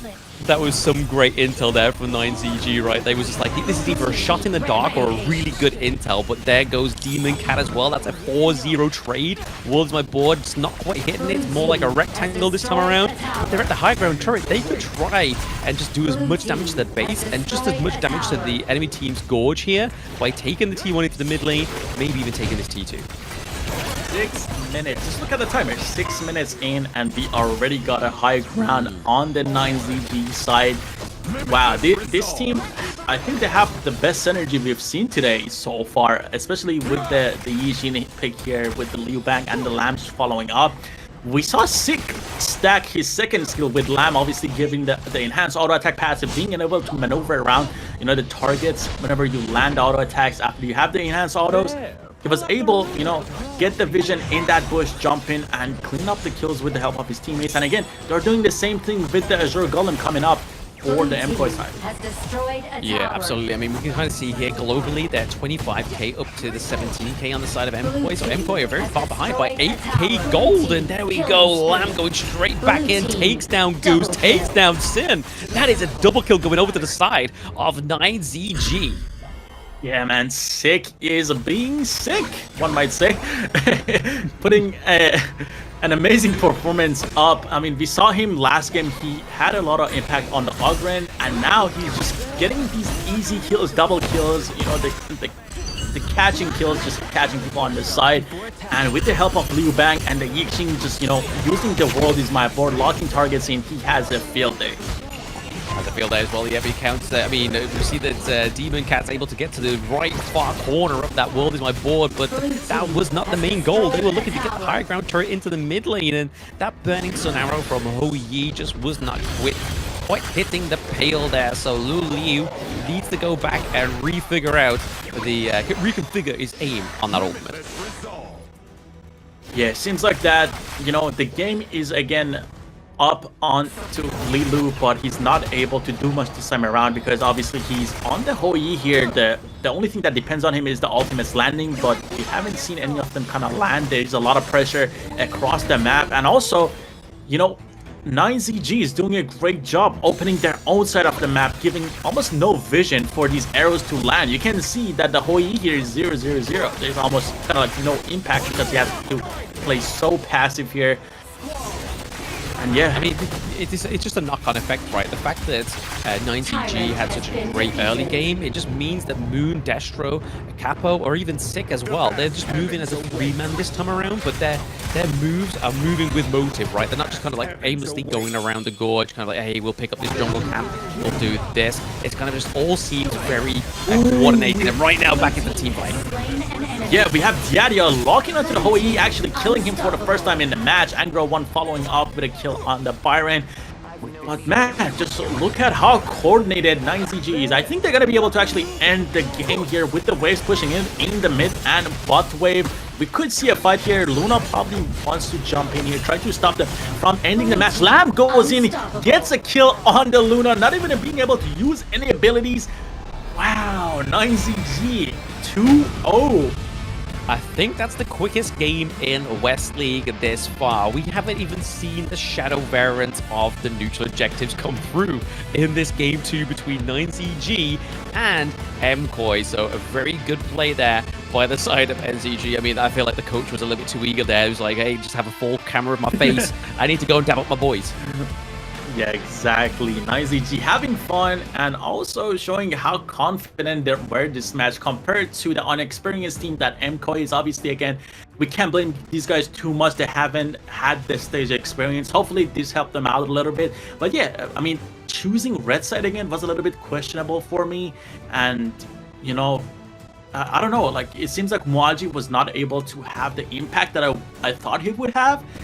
They put a lot of, you know, eggs in Lilu's basket, and he wasn't able to kind of capitalize on that either. So hopefully they can, you know, go back, study the game against 9ZG today, and try to pick it up in the following days. I mean, we were seeing in the opening statements of today, right? We know that teams try and want to get their best foot forward within this ranking week, but for the third team like MKOI, it's not the end of the world. They just need to make sure that they learn the lessons that need to be learned from that defeat, and maybe even kind of like a bit of a soften the blow to their undefeated streak to get here, right? Like they now have tasted defeat rather than victory, and that can be just as great as a motive that victories, like non-stop victories back to back. Yeah, exactly. Whenever you're winning, obviously, it's similar to ranked games. Like, you know, you kind of gain this kind of confidence and ego moving forward. You think, you know, every match is going to be as easy as the previous one, but we actually, you know, saw that is not the case here with 9ZG. You know, we came in here, we thought MKOI, they're going to, you know, show up, but 9ZG proving us both wrong here. And, you know, we obviously, we got to see your favorite hero, Guro, being both picked and banned here. So hopefully we can see some more of that. But yeah, both teams played amazing. Kudos to both of them. Hopefully, again, MKOI is going to be able to go back, study, and, you know, hopefully they got some experience out of this match. So I'm excited to see them in the following days and how they can, you know, come up and perform a lot better. Yeah, it's going to be super interesting to see who actually gets MVP of Game 2, though, right, for NZG. Because, again, I feel like Boone was definitely a force to be reckoned with in that one, but he didn't get a single kill. He just got 10 assists. Yeah, I think this one is going to have to go to Sick. You know, he was very active across the map. And, you know, the World Is My Board had a lot of, you know, huge impact. I spoke about it during the draft, being able to lock in the heroes for Lamb to go crazy, kind of like a cage fight. So Lamb did what he had to do. He was able to invade. And we saw him even ult out the Azure Golem. It got to the point where he was really doing that. He doesn't even care about the CD ultimate. And we can see that Sick with 52,000 damage on the Lamb, you know, followed up with 43,000 from the Lung. So huge impact from the farm lane and the jungle. You want them, you know, to carry you. And from the MKOI side, we have Mwaji doing 47% damage despite the game being so short. The game being so short, but that is what Nua does, right? Nua can lay the smack down, but the whole problem is when you're playing from Nua from behind, like I was saying in the BP, it's a very hard pick to come back from, and you can kind of see there with the team fight participation for MKOI being 0, just showed the domination that 9ZG had from the word go, is the fact that they couldn't even bundle together as a team. They just weren't alive long enough to actually formulate as a team and take a team fight from 9ZG. But here's the gold graph, and another thing that MKOI was struggling to actually try and get a hold of was that gold lead. Yeah, 13-0-40 stats. Crazy stats from 9ZG. I mean, we didn't get to see who got the MVP here, but definitely I would say Zeke is going to be my pick for MVP. Again, he had a lot of damage. He was able to kind of clean up the fights. You know, whenever you have a Lamb, you want to see him clean up his fights. And he, again, Lamb gets the MVP, as we can see here. Sick, 5-0-6 line, taking damage 18% only. Slippery as he's supposed to be. Damage dealt 30%, gold, total gold 28%. So yeah, they played the sick, I would say, both matches, and yeah, definitely one of the top junglers in this tournament. Yeah, throw to that dub because he got the W, right? I mean, does it stand for West League? Does it stand for West Side? Does it stand for the dub? I mean, clearly it stands for everything here for 9ZG. Able to get that on the board, their first dub on the board. 2-0 as well, just as clean as OG Esports, I have to say there, because there was just clear domination, and especially from the word go. Yes, the world is my board kind of whipped here, but Angro One was able to clean that first blood to the side of NCG. Burning Sun Arrow there from the word go just didn't quite connect for MKoi to Luli. Yeah, I feel like that was the chance for MKoi to kind of get a couple of kills with the Luna camping there. Just the arrow not connecting kind of threw off them off their game, the game they wanted to play. And again, we can see Lamb and Liu Bang just being minutes. It's like they're just going in, followed up again with the world is my board, locked in all these targets. They're not able to move around. And obviously, whenever you are locked in with a Lamb in a 1v1 or even in a team fight situation, the Lamb is just going to dance around, get all these healing off of you with enhanced attacks, push you back. And Sick just did that, was able to grab the MVP, and we saw that just right there in the highlights. Yeah, I mean, that was definitely more a fruitful performance on the Lamb, right? We saw already a Lamb today on a limb from Virtus.pro. Didn't quite make the mark that Sick did in this game too between 9ZG and MKoi, but man, it definitely made me more excited for Lamb picks to come through, because this one was definitely just like a non-stop kind of just circulate, just going around, roaming the gorge, taking up the enemy's Azure Golem, which if you take away Luna's Azure Golem, it becomes a lot harder to perform on that hero. Yeah, exactly. And with that being said, we're going to wrap up things here and go on to a short break. And when we come back, we're going to have more insane games for you guys.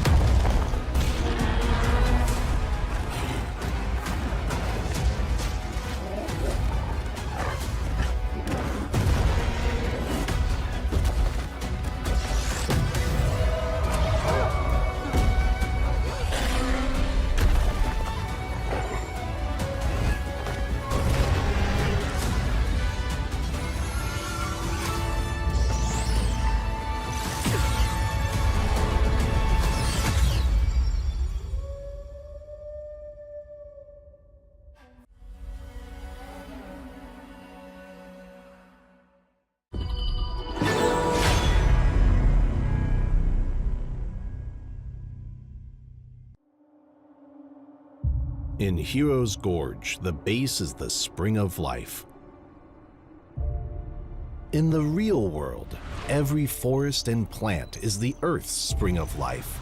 The base nourishes the gorge, just as Earth's ecosystems sustain all life.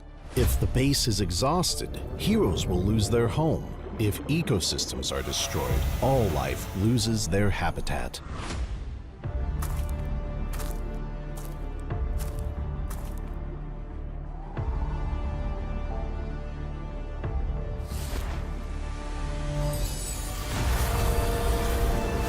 Honor of Kings is working with players worldwide to support real-world environmental causes and protect our planet's future.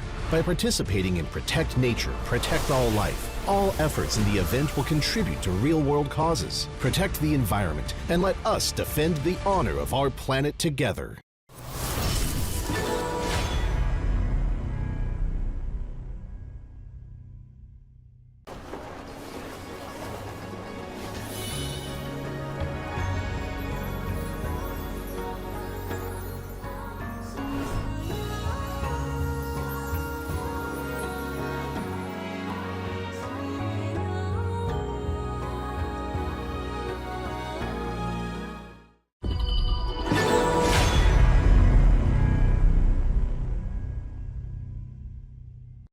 Excuse me.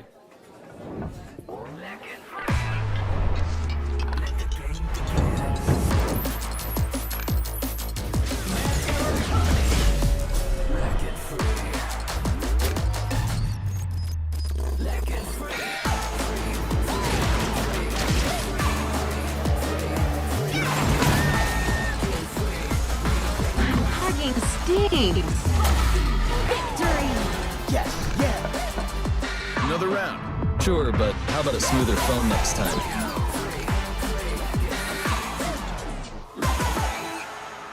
Realme 14, performance beyond limits. Welcome back, everybody, to the Honor of Kings Major West League Spring 2025. We are now getting into the third series of the day. Who would have thought? We've had 2 series under our belts already, yikes. How are we feeling going into this game? Actually, match 3, sorry. Yeah, so far it seems like that the first 2 races, the 2 series, we had dominant teams. We obviously had OG and then 9ZG, you know, just dominating Movistar Koi. But yeah, now we're gonna have OG again back on the stream against AYLO Gaming, this time from Peru. What do you think about that?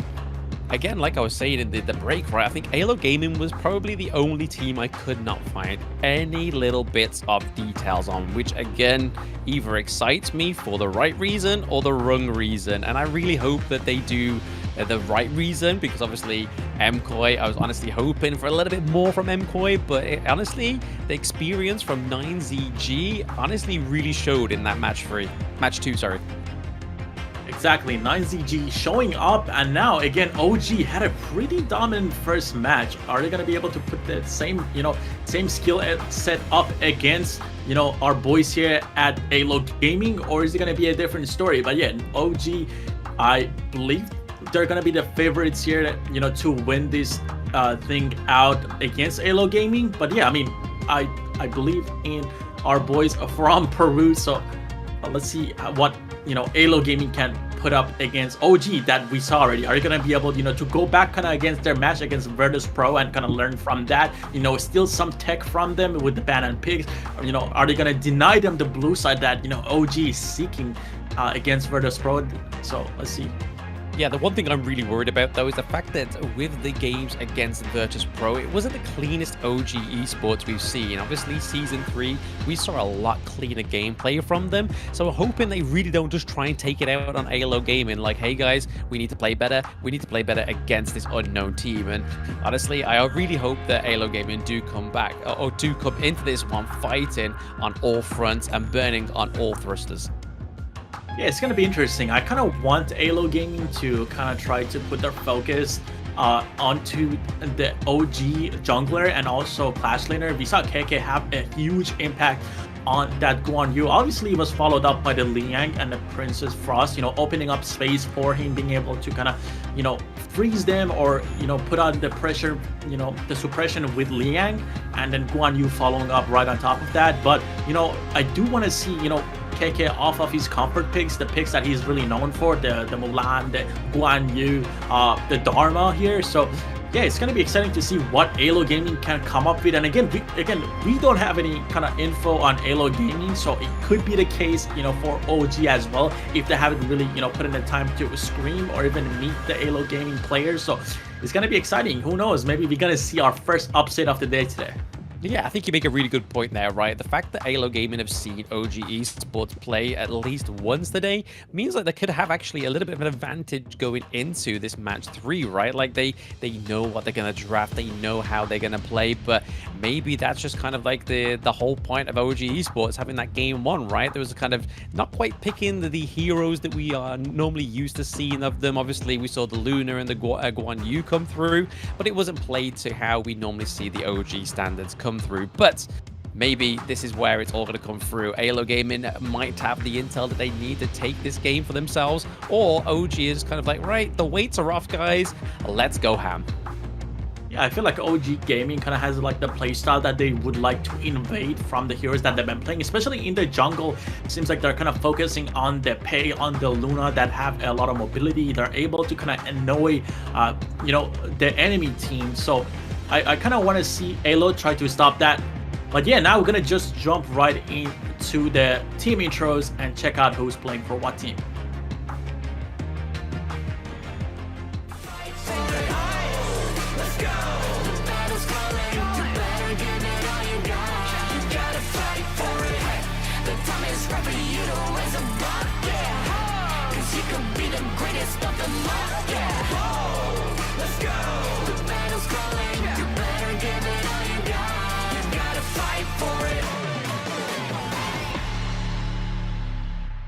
It's OG Esports coming through here, and once again, this is Keke into the clash lane, Dao into the jungle, Wen in the mid lane, on as the farm lane, and Muchen once more in the support role. Again, Muchen played a fantastic Motsu, right, with those cannon blasts. I hope we get to see a little bit more finesse from the support player. Yeah, I'm definitely excited to see Muchen on, you know, different support heroes. We saw the Motsu. Motsu is super strong with those cannon hits, and he was able to land that consistently, which is pretty hard. But yeah, it seems like that OG here, they're ready kind of to win it all. You know, they're yawning a little bit here, having a little bit of a fun. You know, they're taking it easy. Obviously, again, they don't have any info on AYLO Gaming, so there's almost probably no pressure. You know, they're laying back almost. Breaking the chair here. From Dao. We honestly don't want him to get a head concussion going into this major West League. Someone take that man away from that chair. Yeah, having a little bit of a nap here. Seem pretty confident. I mean, this is the fun part, right? Whenever you don't know who you're going against, you're gonna have this time to kind of chill, relax a little bit. But who knows? Again, Peru coming out of nowhere, AYLO Gaming. They might take, you know, OG for a ride here. They may. I mean, that's what we're really hoping for, right? We don't want to see just the stomps all the way through, but we are going to check who is going to be responding to AYLO Gaming.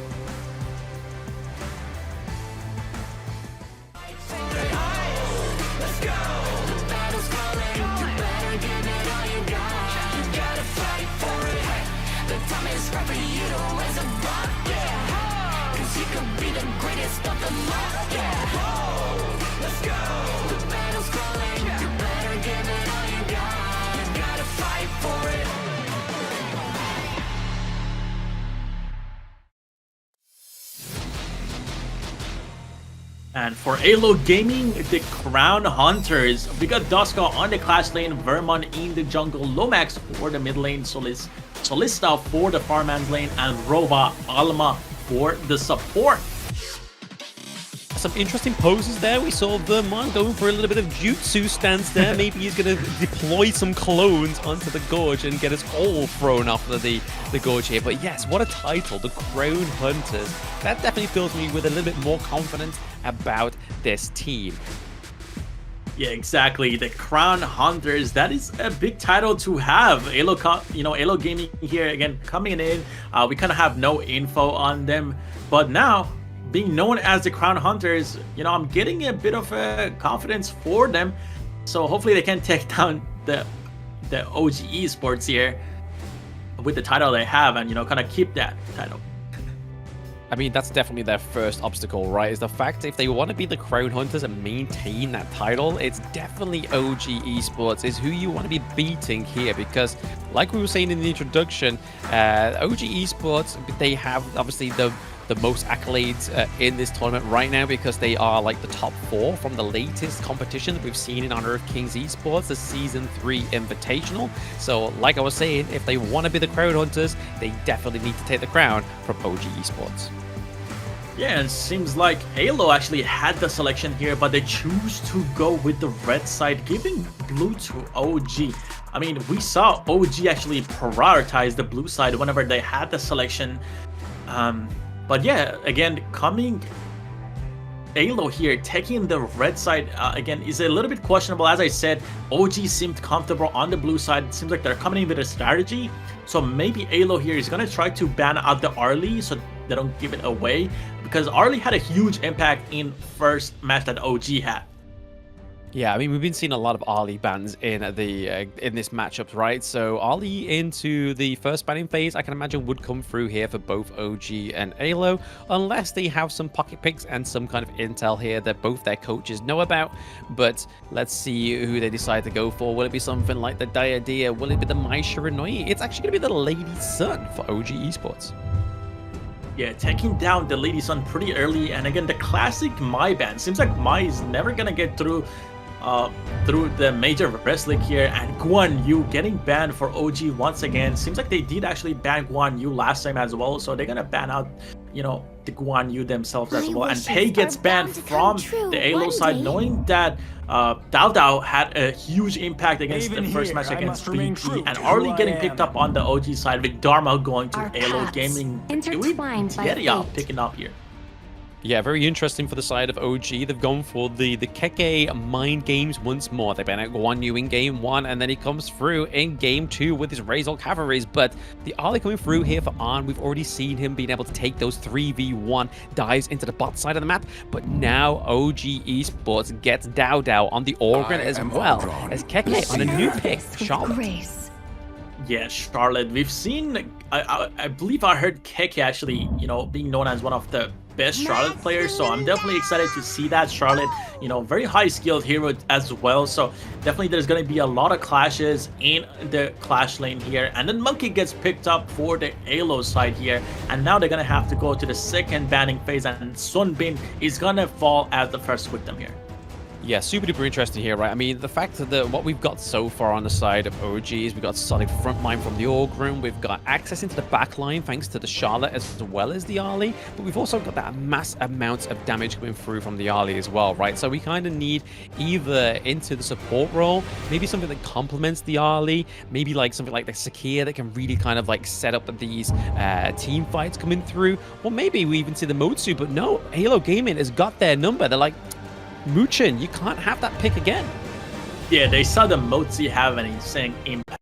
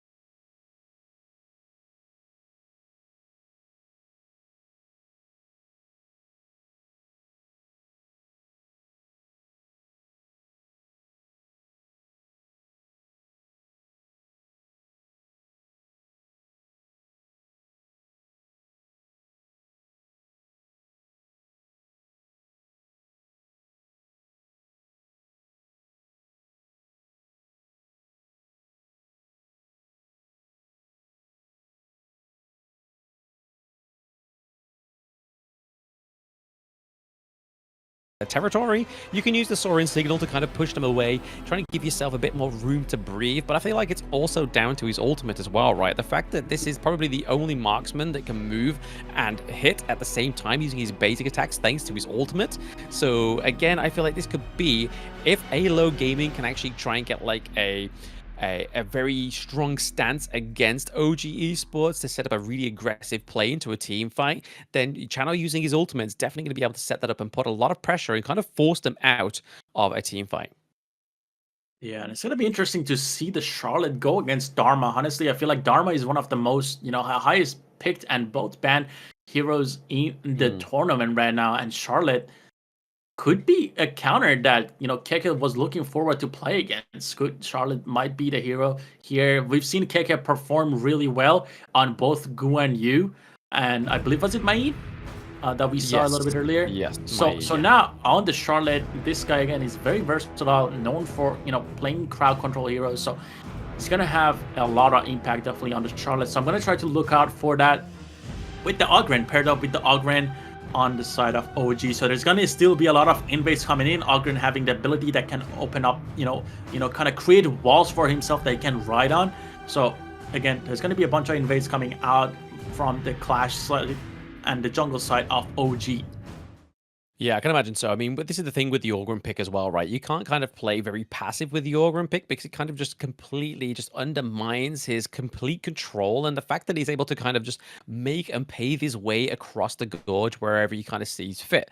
So if you're kind of playing passively, it kind of just makes him more of a dud pick, but you know for a fact how Dao plays his jungle picks. He's going to be all up in the grill of AYLO Gaming from the word go, or at least when he gets to level 4 at least.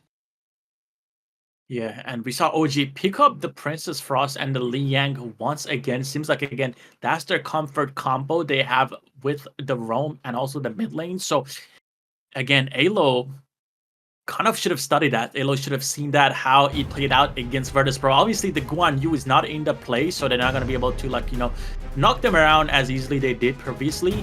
But, it's going to be almost like the same case, I feel like. It's going to be Liang and Princess Frost locking down targets with the Ogren and the Charlotte following up. And again, having the Arlie is going to have a lot of impact and also damage as well, being able to negate a lot of damage with the second skill that Arlie has here.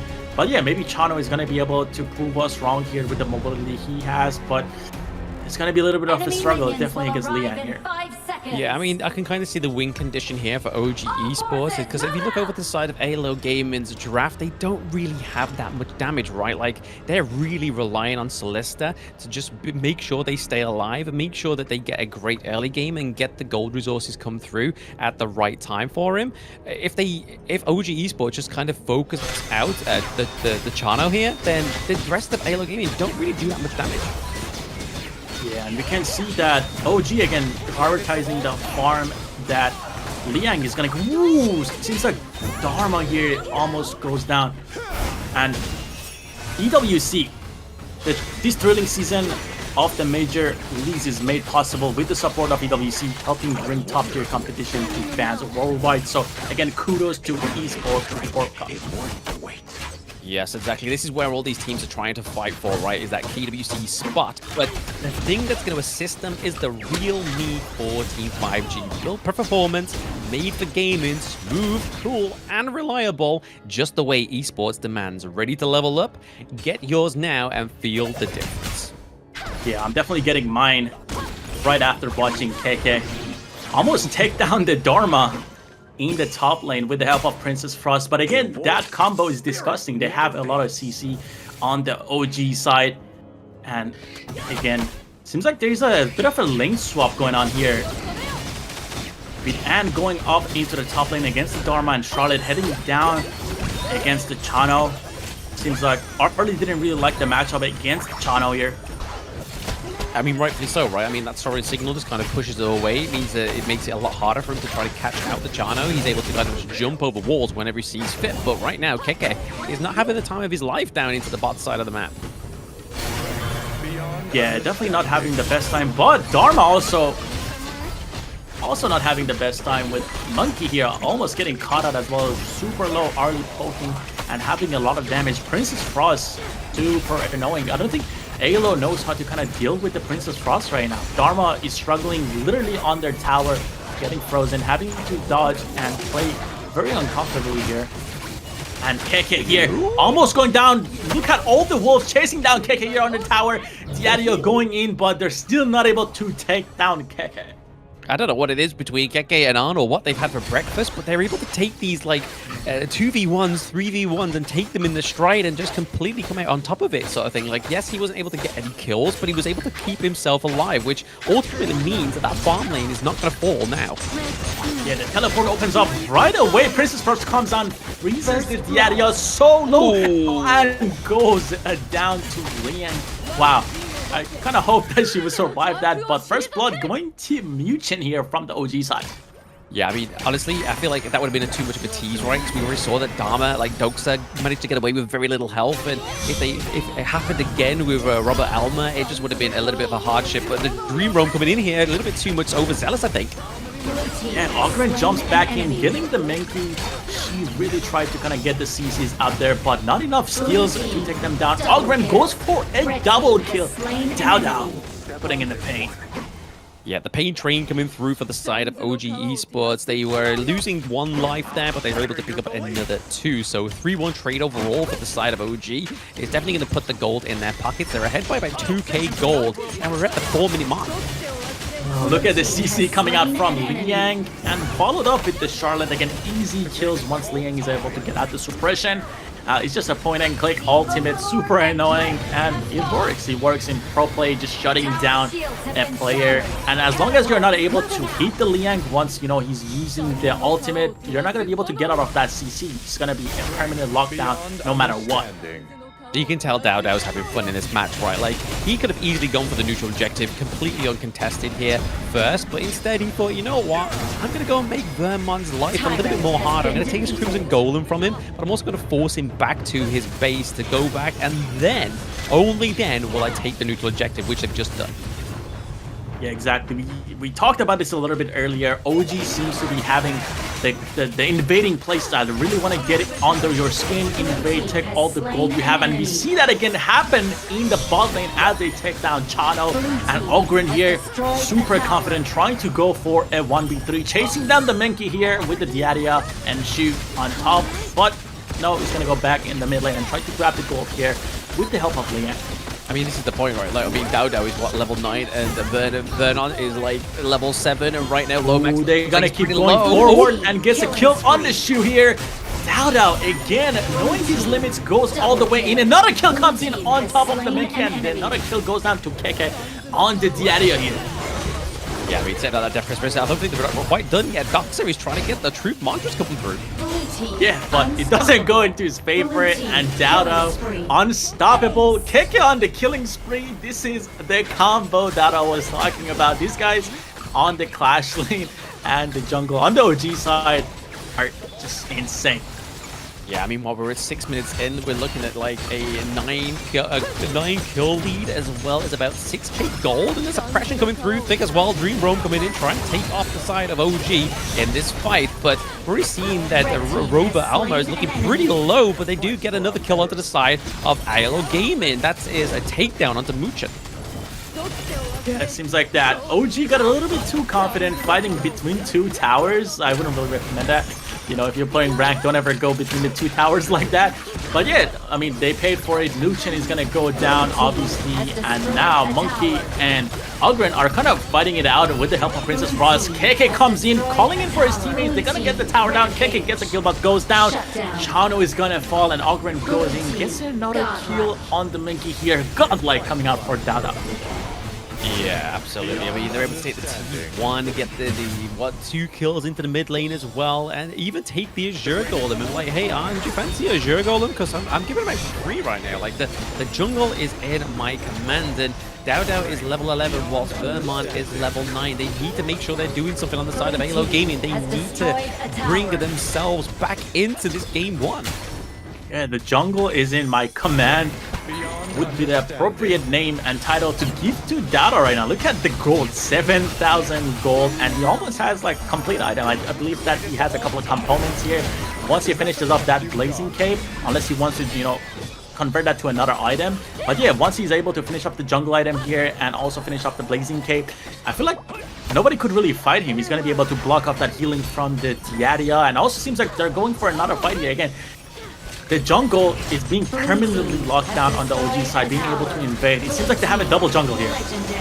Yeah, double jungle, they take down onto Vernon as well, because I mean, hey, if you've got no jungle, why do you need your jungle all out?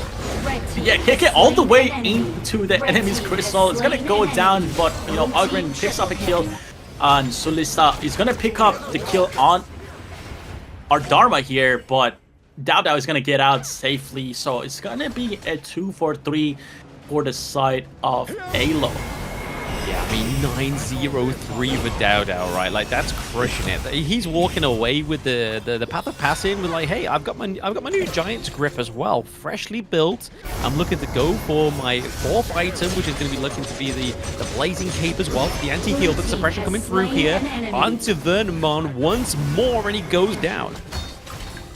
Yeah, it seems like OG just loves invading and also suppressing their enemies. Again, the Princess Frost and Liang being prioritized. I feel like teams need to kind of really pick up on that and try to ban those heroes out a little bit early. But obviously, again, we have the global ban pick, so OG is not going to be able to kind of play those heroes. But I believe they're going to ban it out from the AYLO side on next draft, so we'll have to wait and see. But yeah, the Princess Frost and the Liang being so suppressive, blocking down targets, and just Dao and KK following up, even being so confident to go up until the enemy's crystal here. Yeah, I mean, forcing the enemy right into their base territory here, or like the higher ground territory, is probably a good call here from the side of OG Esports. They need to try and create room for themselves to take the 2-2 into the mid lane, which they have done. But right now, they need to just make sure they're pushing this further. But KK is just trying to make sure that Vermon is not getting any of these jungle camps. Exactly, Vermon is struggling a little bit, I would say. 6 towers down on the AYLO side. And the objectives are gonna be enhanced very shortly at the 10-minute mark. We're gonna get the Shadow, Tyrant, and Overlord. But yeah, seems like just yet. OG still wants to go for the high grounds.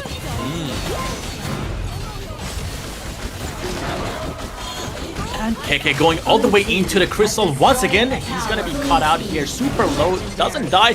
Dada follows up, gets the kill on Ogren. Double kill coming for Dada. Triple kill. Make that a triple. I mean, he's ordering them up. He's serving these kills like he's serving hot food. But right now, it is looking like they're not going to stop there as well, especially with this fresh minion wave coming through into the clash lane. Looking to do enough damage onto Robert Elmer just to get him down, but it's not going to be enough. The Destiny Tower to just clear out some of the minions, but there is 2 still at the crystal. Taking game 1 is OG Esports. Wow, what a performance by Dada right there. He was able to get the triple kill. He popped his Blood Rage. He knew his limits. That's, you know, that's what pays off. These guys are playing the game a lot and putting a lot of practice in. So he was able to enable the Blood Rage, tank a little bit more, and early just focus down the crystal. Was able to end the game. A lot of damage coming in from the early on to the tower. But yeah, KK here was super aggressive. Obviously, he knew his limits on the Charlotte. Charlotte doing a bunch of damage as well. Didn't disappoint me. A great Charlotte gameplay. But again, our MVP here, I believe that was Ogren. Ogren, you know, was able to move through the map freely again, invade a lot. What do you think about that? Yeah, I mean, definitely. He had a great performance on the Aura and Dao, definitely showing that he dominated the jungle in that game 1 against AYLO. So not quite beating NZG's quickest game yet within the West League, but they're definitely trying to make that staple their own, right? But AYLO Gaming, they are the crown hunters. They need to do something different in this game too.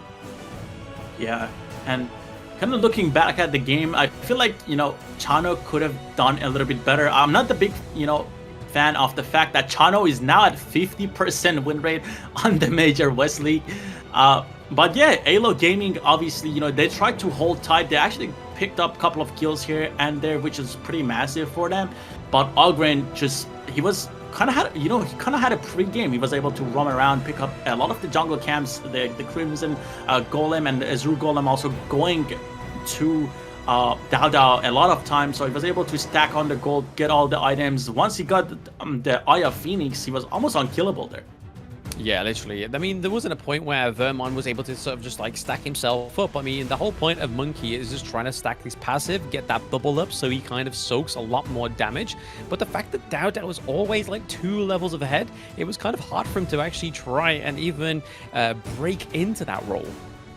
Exactly. And again, as I mentioned a couple of times during the game as well, I feel like giving the Liang and Princess Frost shouldn't be kind of like a no-go for these teams. OG seems pretty comfortable on it, and we can see that here. Look at the score from Muchen and Wen also here. They have a lot of assists, 18 assists combined, but Dao again being the superstar, 12-0-3 on the Ogren here.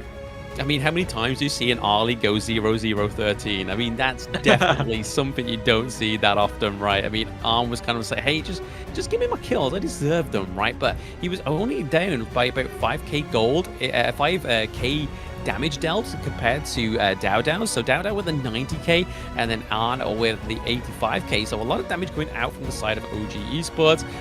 Shortly then met by Wen and Keke as well. So again, just so many different outputs of damage coming through from OG. That's why AYLO Gaming just didn't know where quite to put their efforts into. But like I said in the early game, OG Esports knows their win condition. It's take Chano out, because if they do that, they don't have any damage. Exactly, and we can look at the gold here. After around the 4 or 5 minute mark, we saw that OG just having the full control of the map. And, you know, they were able to take down 7 towers. You know, they only went for 2 objectives, which is quite surprising here. I mean, they were pretty dominant. Instead of, you know, taking down objectives, they just decided to kind of invade the AYLO side of the jungle, you know, starve the Menki here. And, you know, that's what you get out of it. Looking at the gold here, 38,000 for the OG side and only 26,000 for AYLO Gaming. That is a huge difference here. And looking at the score, 19,643 for the OG side. Yep, 19,643 is a huge difference there for both of these teams, but it is OG Esports. Like I said, this is a team that's been to the international stage, that has been and actually achieved top 4 as well, right? Like almost taken a series from the Series 3 champions, which is Nova Esports. So did we expect anything less from this team? If anything, I expected a little bit more faster games from them. Exactly, and we have our MVP, Ogren, going to Dao. As we mentioned, this guy put in a great performance last game. 12-0-3 damage taken, only 30% damage dealt, 31%, total gold 28%. Yeah, that was a show on Ogren. I mean, Ogren gotta be banned out here. But definitely, again, this is the global ban and pick system, meaning that Dao is not going to be able to pick up Ogren. So hopefully AYLO Gaming might be able to try to prioritize and kind of have the same kind of gameplay. And now we're going to jump into some highlights. So yeah, I mean, this is where we'll see the masterclass from Dao onto the Ogren, right? Like, this was definitely from the word go. He was just putting pressure onto the side of AYLO Gaming, especially across the gorge, right? Double kill into the 3-minute mark was pretty huge for the side of OG Esports. And then Keke really stepping up to the pail there, trying to get the 2 kills down into the farm lane as well. But once more, just the slams coming through from Ogren, just procting that execute, the double kill coming through. I mean, even later on, he orders a triple kill. Yeah, exactly, and we can see the impact that Liang is having, just locking down the Menki there out of that fight again. Both Liang and Princess Frost being annoying, and Keke again, he was so aggressive this game, and I really like that, to be honest. I want to see more Charlotte gameplay, you know, from this guy coming out. Again, we kind of saw that, you know, we got a taste of that on the Guan Yu, but Charlotte, he was diving crystals. That is what I want to see. That is how I want, you know, someone to assert their dominance. And I want to see Keke again on another aggressive hero such as Charlotte.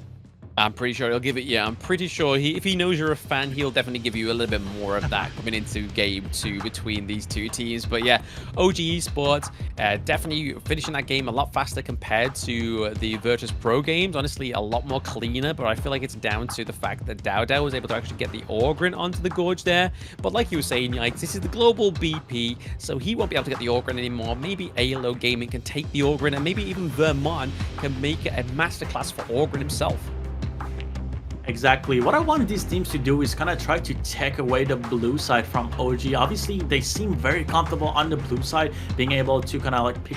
It seems like Arlie is their comfort pick whenever they're on the blue side. So I want AYLO Gaming maybe on the second game try to kind of challenge that, kind of take the blue side. But yeah, we'll just find out just in a bit after this break. So we'll see you guys shortly when we get to the game 2.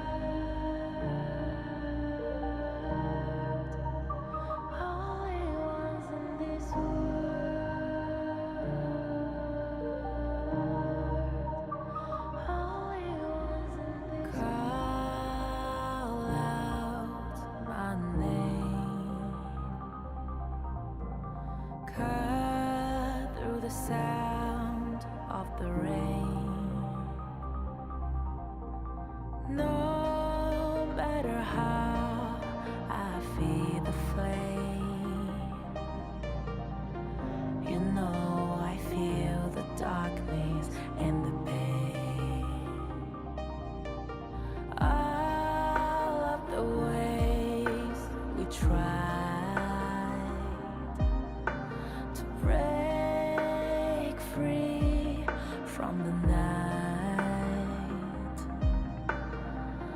You know we made it out, we found the light. I fly so high, light up the skyline. Let's do it this time, like it's a whole new vibrant world.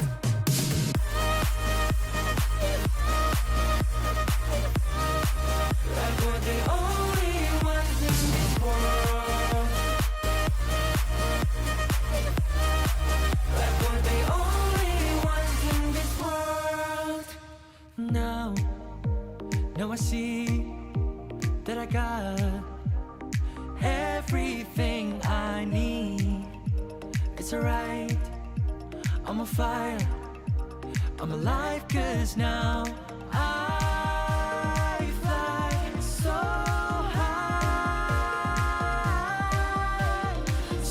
high, light up the skyline. Let's do it this time, like it's a whole new colorful world.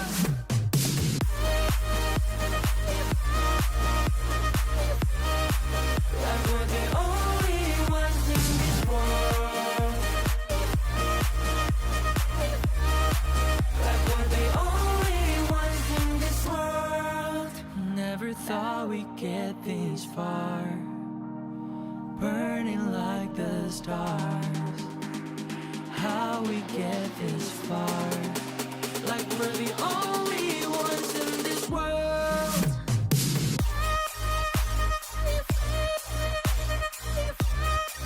Like we're the only ones in this world. Welcome back, everybody, to the Honor of Kings Major West League Spring 2025. Again, we are going to be witnessing OG Esports against AYLO Gaming, and I am Blam. With me still is Yikes. How are we feeling about this game 2, match 3? Yeah, welcome back, everyone. So game 2, AYLO Gaming versus OG. Seems like OG was having a bit of a fun last game. You know, KK just diving crystals. Looking back at that, he was pretty confident. So again, as I mentioned previously before the break, I really want to see him on more aggressive heroes, kind of just opening up the map like he has been doing, just a little bit more aggressive. So kind of want to see maybe him on the Byron. And yeah, I mean, Dada putting up a really good performance, being able to carry the game as a tank. Ogren, that was fun to watch. But now again, OG is not going to have the Princess Frost, they're not going to have the Liang, they're not going to have Ogren because of the global ban pick system. Exactly, and this is the updated global ban pick right here, right? So we see some T0 picks that have been taken off the board for the side of OG, like Orgren, like the Ali. And then if you look off to the side of AYLO Gaming, they do lose picks like Dharma, Monkey, and Chano, and even Diadeer as well, right? So Diadeer is available for OG, but not AYLO Gaming. But back to the point of the Orgren performance from Dao, I feel like that was just suppressed rage from the fact that he got no kills with Luna in his last game against Virtus.pro. Yeah, definitely. He was having a hard time on the Luna, especially, you know, when he was just trying to put pressure on the sides of the map. But now he was able to be a little bit more aggressive because of the lifesteal that Ogren has. You're able to kind of try to suck life out of the enemy targets whenever, especially if there's team fights, you're able to get a lot of lifesteal from just hitting them with your second skill, and then the auto attacks followed up with the ultimate where you're able to get a big chunk of health back. So yeah, Ogren was having a lot of fun this game, and Keke just being on the back line and knowing the carries of the AYLO Gaming side. Oh, absolutely, yes. They got to make sure they try and find their comfort picks for AYLO Gaming. Maybe they just need to go back to a little bit of basics for themselves, go for something that they're used to, and try and claim victory in this game too. Because right now it's looking like OG Esports are going to be going for like another 2-0, which would put them in a great stand-in from day one in the ranking week, putting them probably at the top of the charts. Yeah, exactly. And we're about to find out if they're going to 2-0 AYLO Gaming just like they did to Virtus.pro here as the draft starts. And seems like OG once again has the blue side here and red side going to AYLO. So it seems like that OG just, you know, they're super comfortable with the blue side. They pick it, and whenever, you know, the opponents give it to them, they're just as happy with that. I mean, they're probably just deciding their side of their the team of what they pick by just looking at their the jersey. Like, oh, I mean, it's predominantly blue, so hey, we'll just go blue side. Exactly, and Liang getting banned out by OG again.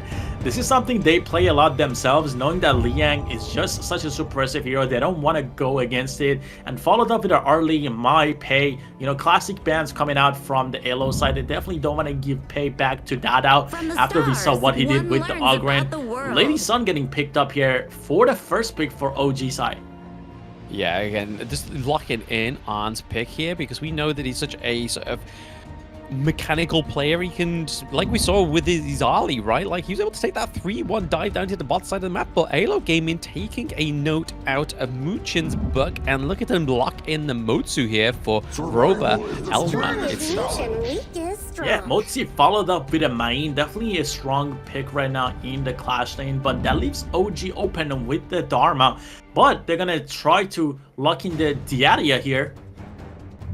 Yeah, Diadia is definitely a direct counter here for the Main. It definitely makes a great pick as well onto Muchin. Muchin we've seen many times be able to make a great support shot caller for Keke and other members on his team. Yeah, Diadia gets picked up with the Dharma, so that's gonna be another CC chain combo that OG is looking to go for. Yan and Mo here gets picked up for Lomax on the AYLO side. What do you think about that? I feel like that might not be the best pick just because of the fact, you know, they have the Dharma, they have the Diaria, but also Yana Mo is a good counter to Lady Sun, so I feel like this is a 50-50 pick coming up here. I mean, what they're really hoping for here for the last two picks of AYLO Gaming is just some solid front line, right? Like, they've still got the marksman to be picked up, but at the same time, they've still got the jungle to be picked up as well. So they're hoping that there's enough jungle tanks to actually survive through this second ban phase so that they can rely on the Mayin and maybe even potentially something like the Dune or even Orgrin if it gets through. I don't think OG Esports is going to give them the Orgrin, but if they do, then I can imagine that OG Esports is going to look for some more control, some more CC coming through if they do lock in the Orgrin for the side of AYLO Gaming. Yeah, it seems like AYLO Gaming instantly bans the Luna as well. So we saw, you know, Dada, as you mentioned, play both Luna and Pei in the series against VP. But now that gets taken away. Musashi followed up right by that. And Lung and Darren Jie gets picked up here as well, getting banned. So yeah, it's going to be interesting to see what they're going to go with. AYLO locking in the Ogren, so it seems like OG is comfortable with giving it away. And instantly they're going to pick up the Angela to combo with the Diaria as we've known. Ooh, they're going to swap to Shu here.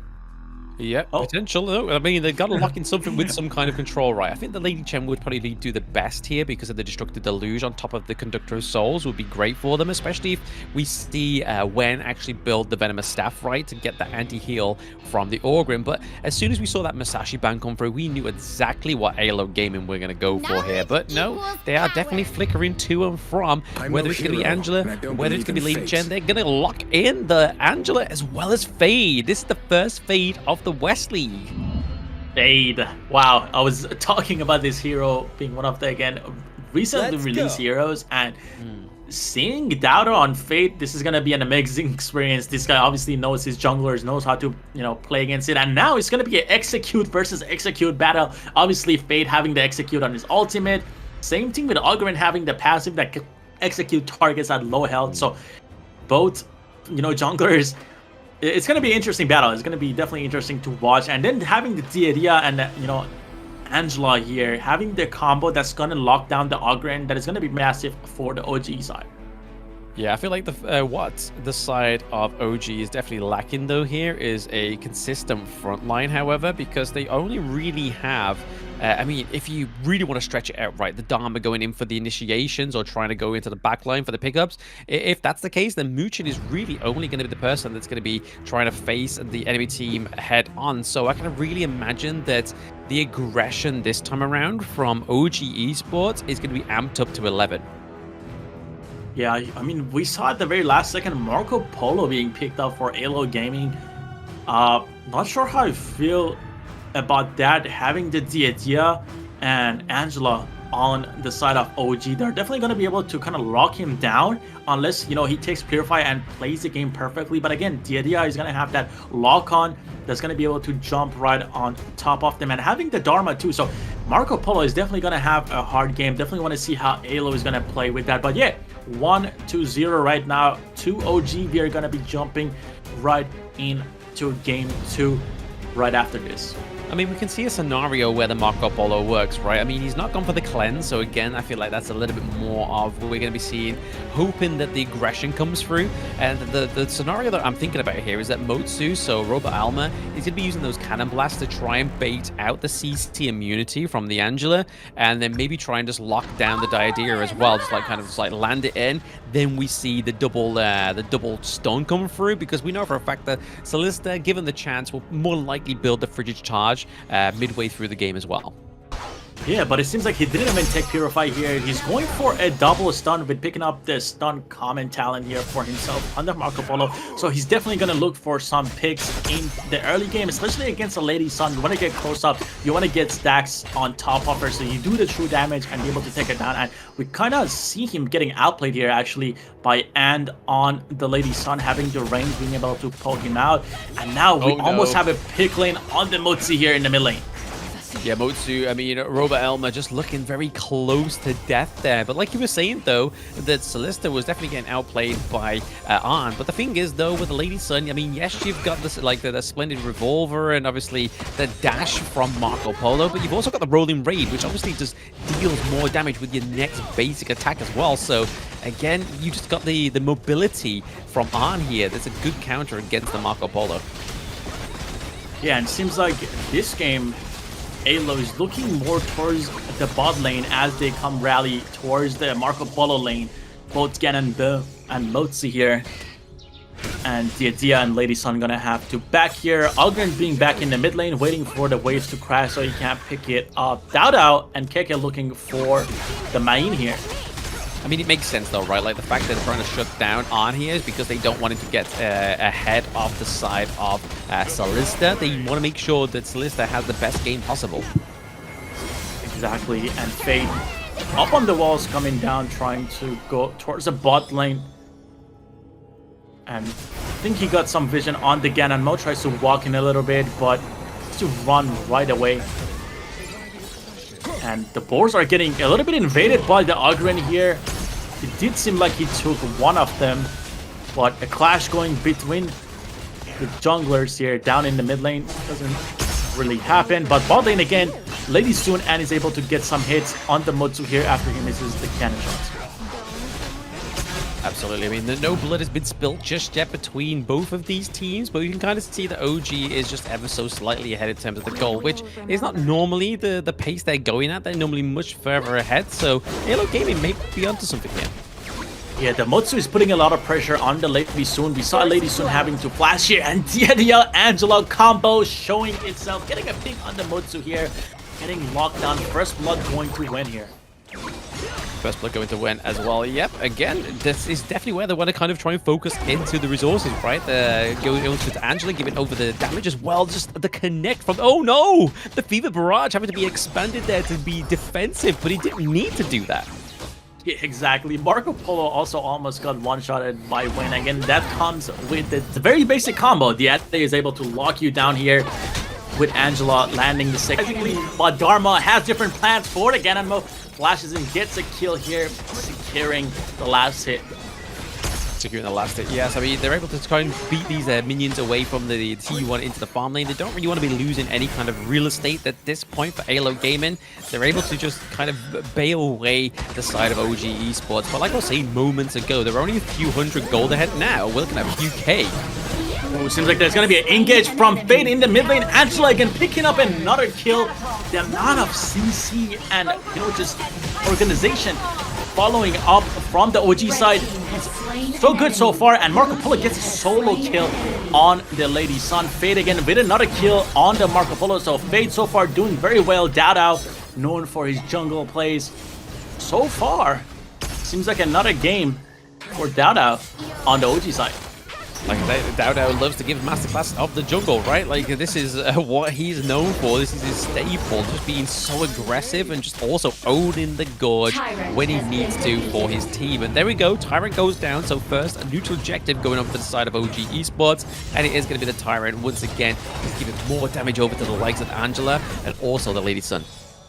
Yeah, Ven looking pretty confident right now. He does have the venomous item, the anti-heal to kind of counter the Ogren here. And I mean, he's doing a great job. He's gotten to the point he's using Blazing Brilliance for, you know, the ultimate to kind of just clear objectives here. We saw him use it on the Tyrant. Seems like they're going for a play down on the Dharma here on the AYLO Gaming side, but they're not quite able to finish off the kill. But again, Dharma gets hit with the Mutsu second skill here. They're able to take down every tower on the AYLO side. Again, they're being productive now, which is quite good. Hey, here's a bit of improvement for them, right? They're able to get the first T1 in this game. I mean, it was reciprocated by the side of OG Esports. The top side of the map, we saw that Arn and Muchen were able to get the T1 up into the Clash lane. So again, just trading turrets across the Gorge right now. But again, they get a kill on the Doxa, which is a bigger trade here. Yeah, Mine going down here is going to open up the path for them to get the inner tower. Obviously doesn't really work out, but Mutsu's going to flash in, get a full-on ultimate on the Lady Soon here, get another pick here, and Ogren is going to get a double kill on the OG side. Fade on the back, getting Dan and Mo. Dao going in, another kill from Dao. Dao is like, yeah, I'm not finished, guys. Yeah, Vermont got out of that battle without getting scarred, but his teammates can't say the same thing, right? Lomax and Roba, Alma were able to just be taken down by OG Esports, but Dao really working in from the backline there. Yeah, he has the mobility. Again, Fade, one of those heroes that has a bunch of mobility, is able to invade, and also, as we saw right there, be able to jump through the walls and jump onto the backline. The Ganon Mo thinking, you know, he was about to recall, go back home, gain his health back. Nope. Cancel those plans. Yeah, absolutely. I mean, that's exactly what they need to do on the side of OG. Just put the pressure on to make sure that they aren't able to sort of like go back to their respawn and go and get the necessary things that they need to, like health and mana. But right now, we're seeing that 22k against 18k gold here. So 4k gold, again, a little bit overzealous here with a bit of farewell. Yeah, Diario going in super far up. He's going to get caught up by the Marco Polo. Going to go down, but KK is able to answer that double kill going to Solista. Wow, he's having actually a pretty decent time with the double stun here, probably. Yeah, double stun came through. It was a double kill for Solista, so double stun equals double kill. He doesn't have the free charge just yet, so he's doing this with all the single skill, but think inside the box is not going to be enough. KK gets the kill on Roba. Wow, KK getting the kill on the Motzi again here. And AYLO just picking up the inner tower from the OG side. So again, they're being productive this time around. The game is a little bit closer. It's 9-5. The gold is only around 2k, 2.5k difference. And Fade looking for the Marco here. And again, Fade is actually building tanks, so Marco might be able, you know, to kind of kill him here. But Dharma, Keke, camping in the bush, catches out Gan and Mo. He's gonna kind of pay for it as well. Go down to Vermont on the Ogren. Fade gets a kill on the Marco Polo. And this might be his death right here with the Diaria following up. And doesn't mean he's gonna go down. But yeah, both teams are gonna get out. Both junglers gonna survive that. So yeah, they were able to get out by the skin of their teeth there, but it looks like we're seeing a mini wave into the mid lane. They're just going to try and put some pressure here, but they do have Vermont here as well. They're just able to clear that mini wave up very nicely, very quickly, but Arn and Solista both at the same experience level as well, so no direct ahead here, but we are seeing a trade for the Crimson Golem. Arn is able to clean that up, so some more damage coming through for Arn here. He just has the freedom and the privilege because Dao is his jungler. Good. Sieria actually goes in here once again, almost catching out Mine. Dao is gonna get the execute with the ultimate here, and now Ogren here is gonna also fall as well as the OG team actually kites him out. Angela having such a big impact here, and she's just gonna solo start the Tyrant here, it seems like, while Dao is going all in on to the Ganon Mo. Tyrant is gonna go to the side of OG, and the inner tower is gonna go solo down to Anne, and another kill coming in right here after that. Again, Angela having such a big impact here. Yeah, I mean, that could have been definitely a good pickup there for Roba, but it was just a nicely well-timed flicker from Arn there. He was able to get out and think inside the box when he needed to, but here's the Truth Montress. Here comes the Blazing Brilliance once again. Angela super fed. With the help of Dao, they're able to clean up these kills, and Ogren comes to gonna try to save the bot lane high ground here, but that's not gonna work out with the Diadio jumping in with a flash and Fade right on top of the Ogren. securing the kill and the high ground tower here. Yeah, the high ground tower is going down as well. They do have minions here, just only a singly 2 minions is going to be enough for OG Esports to come through with this. The kind of blast tries to connect, but it is going to be OG picking up that 2-0 from AYLO Gaming. Yeah, OG 2-0 taking down the Crystal with only 2 minions left. Again, OG just showing how dominant they are, how much, how confident they are. They kind of went out of meta draft, I would say. With them picking up Fade was pretty massive here. We kind of haven't seen that too much, and even this was a tank Fade, so that's a little bit surprising to me. You see a lot of damage Fade whenever you play rank, so tank Fade could be the meta that we haven't seen yet. Yeah, I mean, definitely it paid dividends here for DAO. He didn't die once. I believe he got something like 6 or 7 kills once more. Not quite peeping those teen kills that he got with Orgrin in the last game, but still a very dominant performance from DAO, especially when we saw towards the top side of the map in that clash lane, when we really thought it was going to go in the favor of AYLO Game, and DAO just came out of nowhere and picks up a double kill and just drives away Vermont out of that team fight. So really showing that these other jungler players in the major West League fear DAO. Yeah, DAO definitely putting up another great performance, but I feel like we should highlight the Angela here. Angela played perfectly this game. A lot of the ganks happened because of, Angela being able to stun them with the help of the Diarrhea here.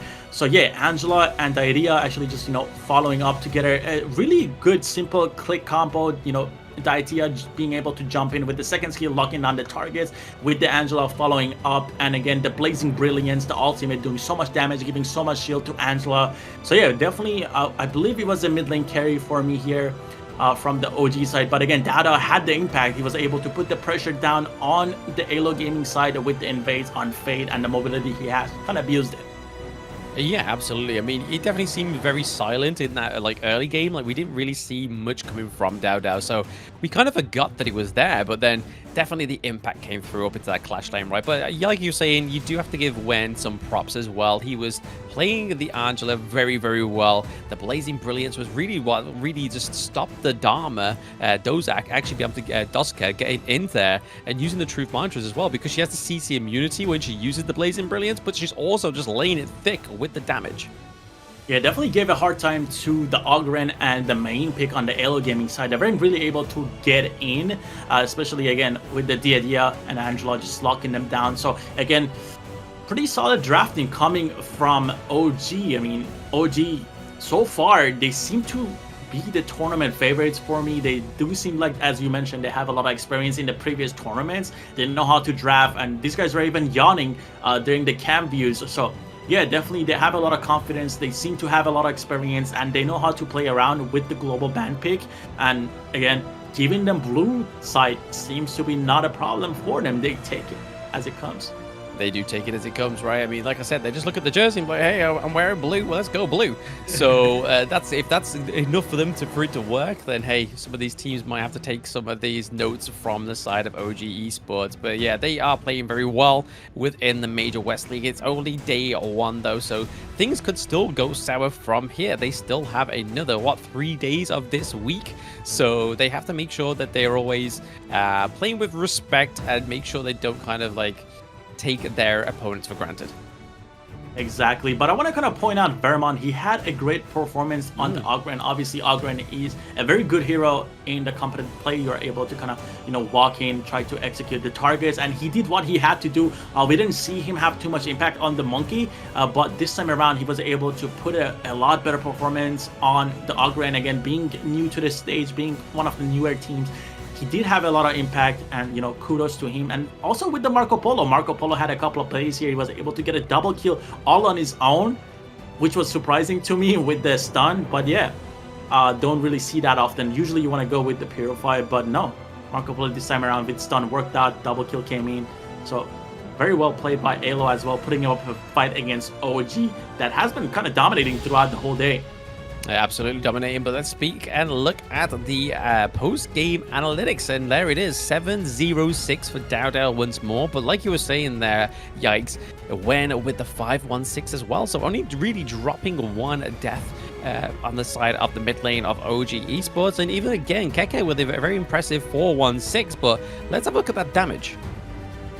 Yeah, looking at the damage, DAO continuing to prove me wrong. 64,000 on the Fade, so he's been doing a lot more than we actually saw him to do on the camera. But yeah, 64,000 damage, 41,000 taken, almost the same as Muchen here at 45,000. Yeah, so Dada did have a big impact here as well, so he might as well be the MVP of our game too. But yeah, again, kudos to Wen. Wen had a lot of impact as well, getting those early kills, being able to open up the map, roaming around, getting the CC off with Angela was pretty massive for the OG side. Yeah, absolutely massive here, and we're going to be seeing that gold graph once more. So again, another thing that AYLO Gaming wasn't quite able to do in this game too was take any kind of gold lead for themselves. It just kind of just trickled up into a stairway in the favor of OG Esports. They were 36.2k to 27.2, so not quite the big dividends that there was in game one. So again, like you were saying, you have to give props over to Vermon, especially on this Ogre, and he did have a decent performance, but I feel like it was just kind of let down by the rest of the team because they were just, the way that OG Esports were just rotating and putting pressure on all these lanes were just too much for them to keep up with. Yeah, exactly. OG, as I mentioned, they seem to have the kind of like the invading mindset to kind of just try to annoy and pressure the enemy team. And obviously, this is a huge part. Like we've seen players, you know, get invaded even in ranked games. It's a huge issue. You're gonna lose your Azure Golem. You're gonna use your Crimson Golem, which is not great at all. And imagine this in a 5v5. Your teammates not being able to do much about it, and enemy team literally having to double jungle. And MVP is gonna go to Dada here. 706 scoreline, damage taken 25%, damage dealt 31%, and total gold 25%. And wow, this is a masterclass jungler. Definitely a big fan of Dada at the moment. You know, I don't think any jungler is kind of able to match him at this point. Yeah, Dodo is definitely good. It's like he's signing to himself. He's like, I am MVP. Don't give it to anybody else. I am the MVP. I mean, the only time you can give an MVP to somebody else is when I play Luna, and I play it very passively and more so into the playstyle of just gathering intel for my team. But no, very well played there. 7-0-6 off the back of like a 12-0-4 game as well. Really here, we're seeing the highlights, the masterclass once more from Dodo, but also Wen has to have a shout out. Yeah, exactly. And again, we see Wen getting all these kills. And then look at the Marco Polo Sulista again. As I mentioned, he had some great solo plays, was able to take down Lady Sun a couple of times here. But Motzi here going in for the stun was pretty massive here. I actually, at this point of the game, I thought that, you know, AYLO Gaming is going to be able to make a little bit of the comeback. But no, Dada on the back line, getting the Ganon mode, getting the kill, coming back here and getting a Motsu as well. Double kill. He's just, you know, ignoring any attempts that AYLO Gaming was trying to make to come back into the game. Yeah, exactly. I mean, the Fever Barrage, he whiffed one in the early game where he kind of used it as a defensive mechanism, but to be honest, like you said, Solista definitely did hold up the mark to the Marco Polo. He was able to get a few single kills, double kills with the singles stun as well. So if he was able to get to the point where he could actually build the Frigid Charge, I feel like maybe On and even Muchen might be in a little bit more of a struggle state with that one, but it was definitely the ticking time bomb for OG Esports saying, hey, look, we need to finish the game before that point. Exactly, and I kind of expected a little bit from Lomax on the Ganon Mo, especially when the enemy team has a Lady Sun. Seems like Ganon Mo is the solution, but he couldn't really do much because of Dada on the Fade, constantly jumping around and targeting him. So yeah, Ganon Mo definitely didn't have too much of a fun that game. But yeah, guys, that is it for our third series of the day. We're gonna go ahead here and go into a break, and right after that, we're gonna come back with our last series of the day and get into some more fun.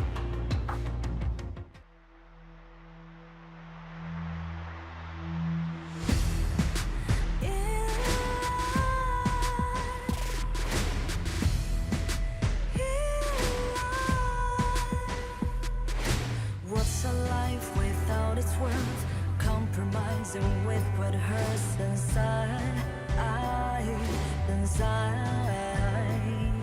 when you let fear decide your fate, you don't choose which path to take in life.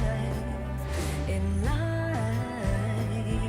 I'm finally letting go of everything that still holds me. I'm against all odds, but I won't give up, 'cause it's my time to shine. Standing in the spotlight, can no one back me down. This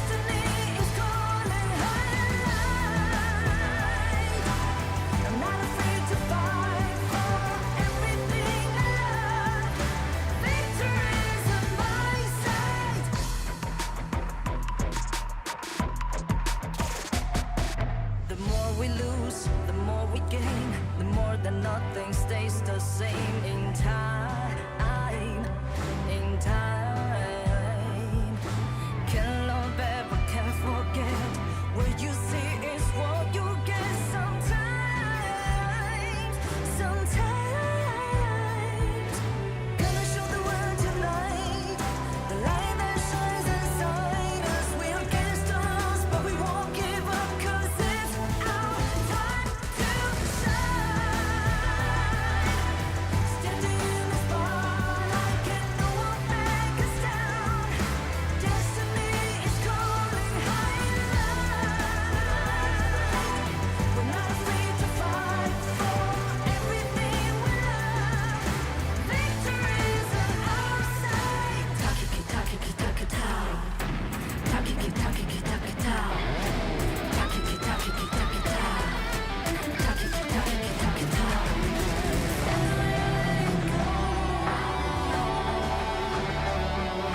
Everything looks too hard. 'Cause it's our time to shine. Standing in the spotlight, can no one back us down. Destiny is calling highlight. We're not afraid to fight for everything we love. Victory's on our side. It's our time to shine.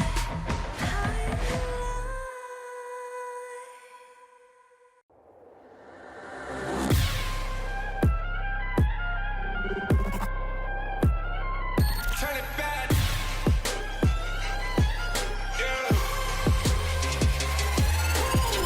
Gear out the weapon, getting ready, counting down. Pay attention to the challenge, tell me where you from. Gotta be tough, gotta be strong, gotta be savage like animal. Every time you tryna push me down. Look at me, put the line down when I run, and I'll make a sign, I will catch up. Watch out, it's better feel, got no mercy. Look at me, I'll be rising. Carry the season, you got a damn, gonna weapon. You never hesitate for another moment, but my bone is golden. I'm invincible, just let him know. I can show you all the glory I own. Through the jungle, find a way to the palace. I'm waiting. Go, live and rock and we go. It ain't a way for turning back. Storm is coming, light up your cold. It's my kingdom, fire going up. We the kings, it's our honor showtime.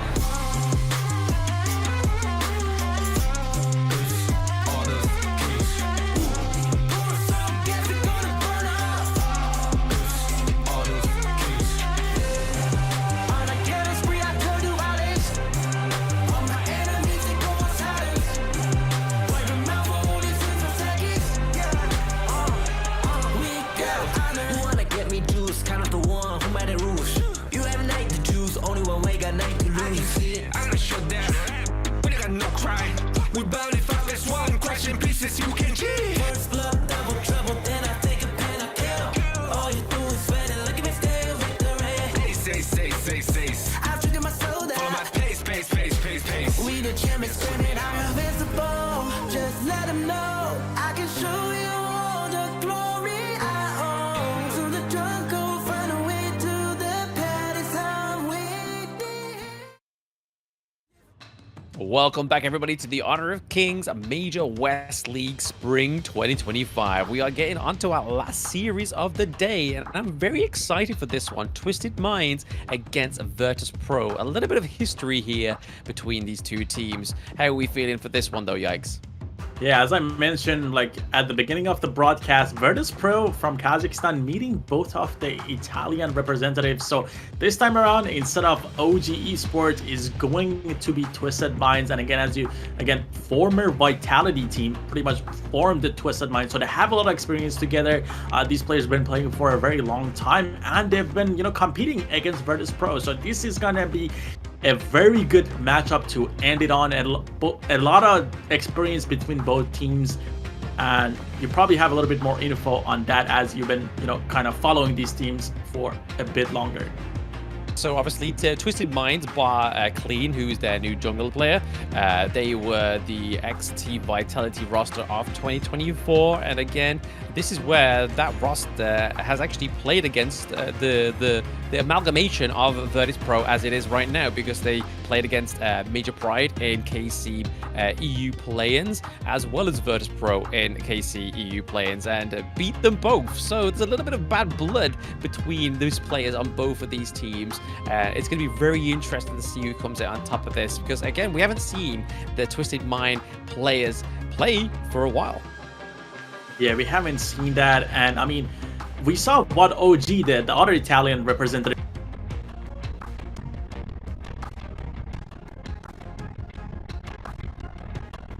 It's interesting to see what Twisted Mind can do as being the other Italian representatives. Obviously, these teams both from, being from Italy, they probably have a lot of screen time. They have been able to practice against each other. So I want to see if Twisted Mind is even better than OG, or if they have been able to kind of, pick up kind of a bit of a draft and kind of picks compositions from OG that have been pretty dominating throughout the entire day today. Yeah, that's the thing that I'm really interested in the most is obviously Highlang, the mid lane from Twisted Minds, likes to play a lot of carries into the mid lane as well. Like, he's one of his big picks within KC 2024 was Zhangguan. So I'm really interested to see if he's stayed in that mind state, or he's actually adapted to play a lot more like a control utility mage player into the mid lane. So that's one of the things I'll be looking for in this best of 3.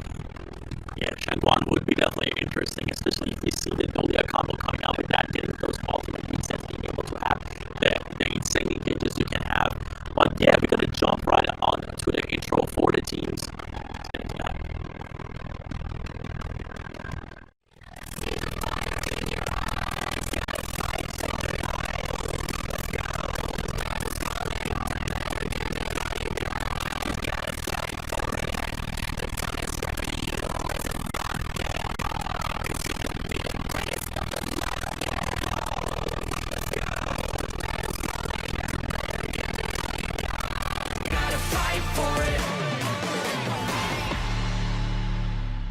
As we know them now.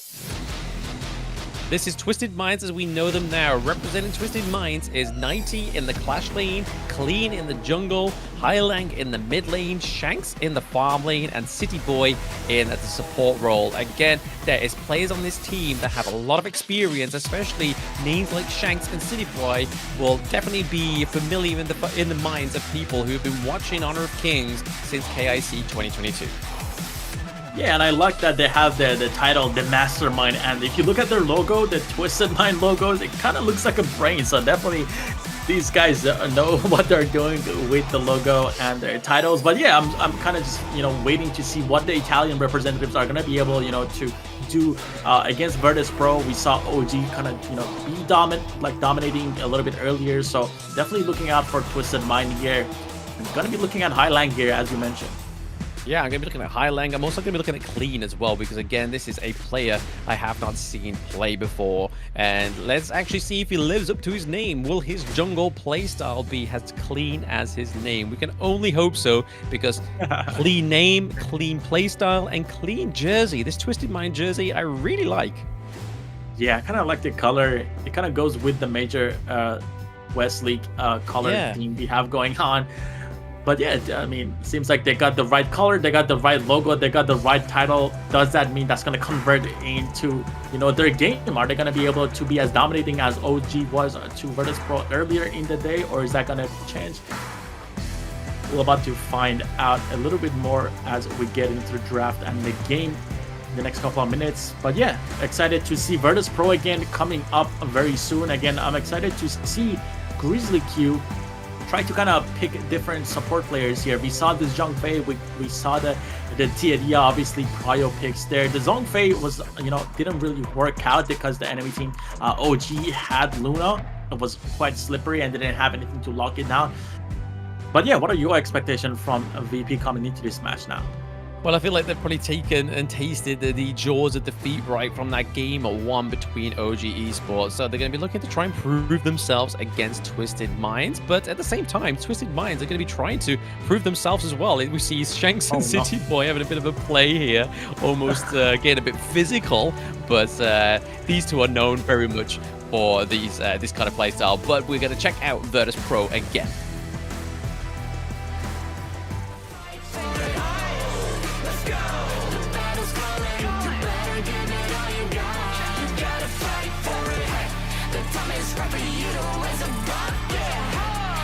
could be the greatest of them all. Yeah, oh, let's go. The battle's calling. You better give it all you got. You gotta fight for it.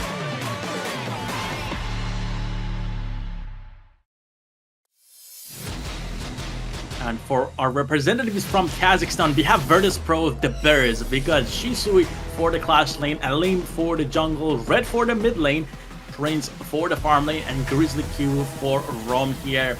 Again, strong lineup. We saw them compete against OG and put up, all their pride against OG, and they fought their best. So now they're gonna put themselves to test again against the Twisted Mind lineup. Yes, absolutely. They definitely want to be going out in this one with at least a victory to make sure that they kind of have a good mental going into day 2, right? Because I feel like they do actually have some games tomorrow. Virtus.pro, they have the first game of the day, yeah, against Movistar boys. So again, they definitely want to try and get this win and then that dub as well, and they'll kind of be in like second place position as well. So this team definitely don't want to be walking out of day 1 with 2 defeats. Yeah, that's gonna be a fun one to watch. Movie co-stars versus Virtus.pro. That's gonna be North America versus EU. So definitely that's gonna be a fun one to catch. So if you guys have been watching the stream and been enjoying, make sure to come back and see the rivalry tomorrow as it happens. But yeah, it seems like Virtus.pro, the first loss they had against OG didn't really phase them at all. They're having so much fun on this stage right now, and they're just getting prepared for the match, going into the match against Twisted Mind here. Yeah, exactly. I mean, we can only hope that they draft a little bit better this time around, right? I mean, that's the thing that they faltered with in the game 1, is that they had no actual front line to be sustainable for them, right? Like, they had the back line that was able to do a lot of damage, but other than that, they needed something to be sort of like be able to go in there, start the initiation, and then the likes of like Alim and Red come through, as well as Prince, to deal the damage.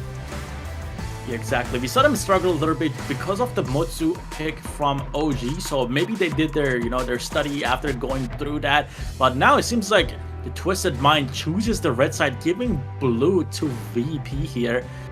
VP seemed comfortable on the red side. We saw them when they had selection, they gave blue side to OG. So now that's going to throw them off a little bit on the VP side, as they have to have the first pick here and play on the blue side. Yeah, it's really interesting to see what they do actually prio on the blue side of this game draft of game 1, but hopefully we can finally see maybe a full best of 3 here between Twisted Minds and Virtus.pro. But the way Virtus.pro played against OG Esports obviously wasn't as clean as we expected it to be, but they were able to keep OG Esports like on the gorge for a lot longer than AYLO Gaming, so there might be a little bit of glimmer of hope here for both of these teams. Exactly. And VP, they're talking it out. They're preparing for the next match. Hopefully, they've found their comfort spot. Obviously, we saw the Dia again on Grizzly Q that was getting countered by the Motsi. But yeah, I kind of want to see what they can come up with, what kind of combos. Are they going to have different picks here rather than the match they played against OG? But again, as we mentioned, both teams, OG and Twisted Minds, are from Italy. So they're going to be a lot of similarities. These teams probably have been screaming. So this is going to be kind of like a comfort game probably for Virtus.pro after what they went against OG. It's more of the same, but different, then potentially, yeah, the Virtus.pro might be just a little bit more familiar with this. But there we go, we got the right flag this time around on the little graphic. So again, Virtus.pro against Twisted Minds. But what we've seen so far from VP in terms of their picks is they've gone for Lung in game 1, then D-Ranger in game 2. They went for the Diadeer in game 1, and then obviously Zhangfei in game 2, and then into the Clash lane they went for the Byron, and then first game was Mayin. So again, we're seeing like a little bit of differential from the hero picks here. So both of these picks generally give like a little bit more of a different utility, but it is a limb that seems to be stuck in the mindset of going for these assassin-like junglers. So really, we need to see him step up and go for like a tank-orientated jungler so they can have that solid front line. Yeah, and we are just about to find out here. We have the coaches Hydro and Orange for Twisted Mind here. And we jumping in again. It seems like that Twisted Mind is actually on the blue side, and VP got their comfort side, which is the red side. And instantly we're gonna have a ban on Princess Frost coming out for Twisted Mind. Yeah, exactly. The Princess Virtus.pro blue ban here is a bit of an interesting one, right? Like, is red really going to be locking that in as a kind of like receptive, reactive pick onto the red side? But the Mai Shiranui makes sense, right? Hailang loves this pick as well as his Shangguan, so they know they're going to take it off, as well as the Dolia for the side of Twisted Minds. They don't want to see any kind of like Dolia Ganamos coming through in this game one for VP. Yeah, the Dolia getting banned out here. I think Liang might be the ban here for VP, considering Princess Frost got banned out here. But let's see what Hydro has in mind here for the VP side, as they are just about to run out of time to ban their second. Oh, Dharma is going to get banned out. Okay, taking the Dharma from the Clash lane on the Twisted Mind side. And Arlie is going to get locked in right away for 90.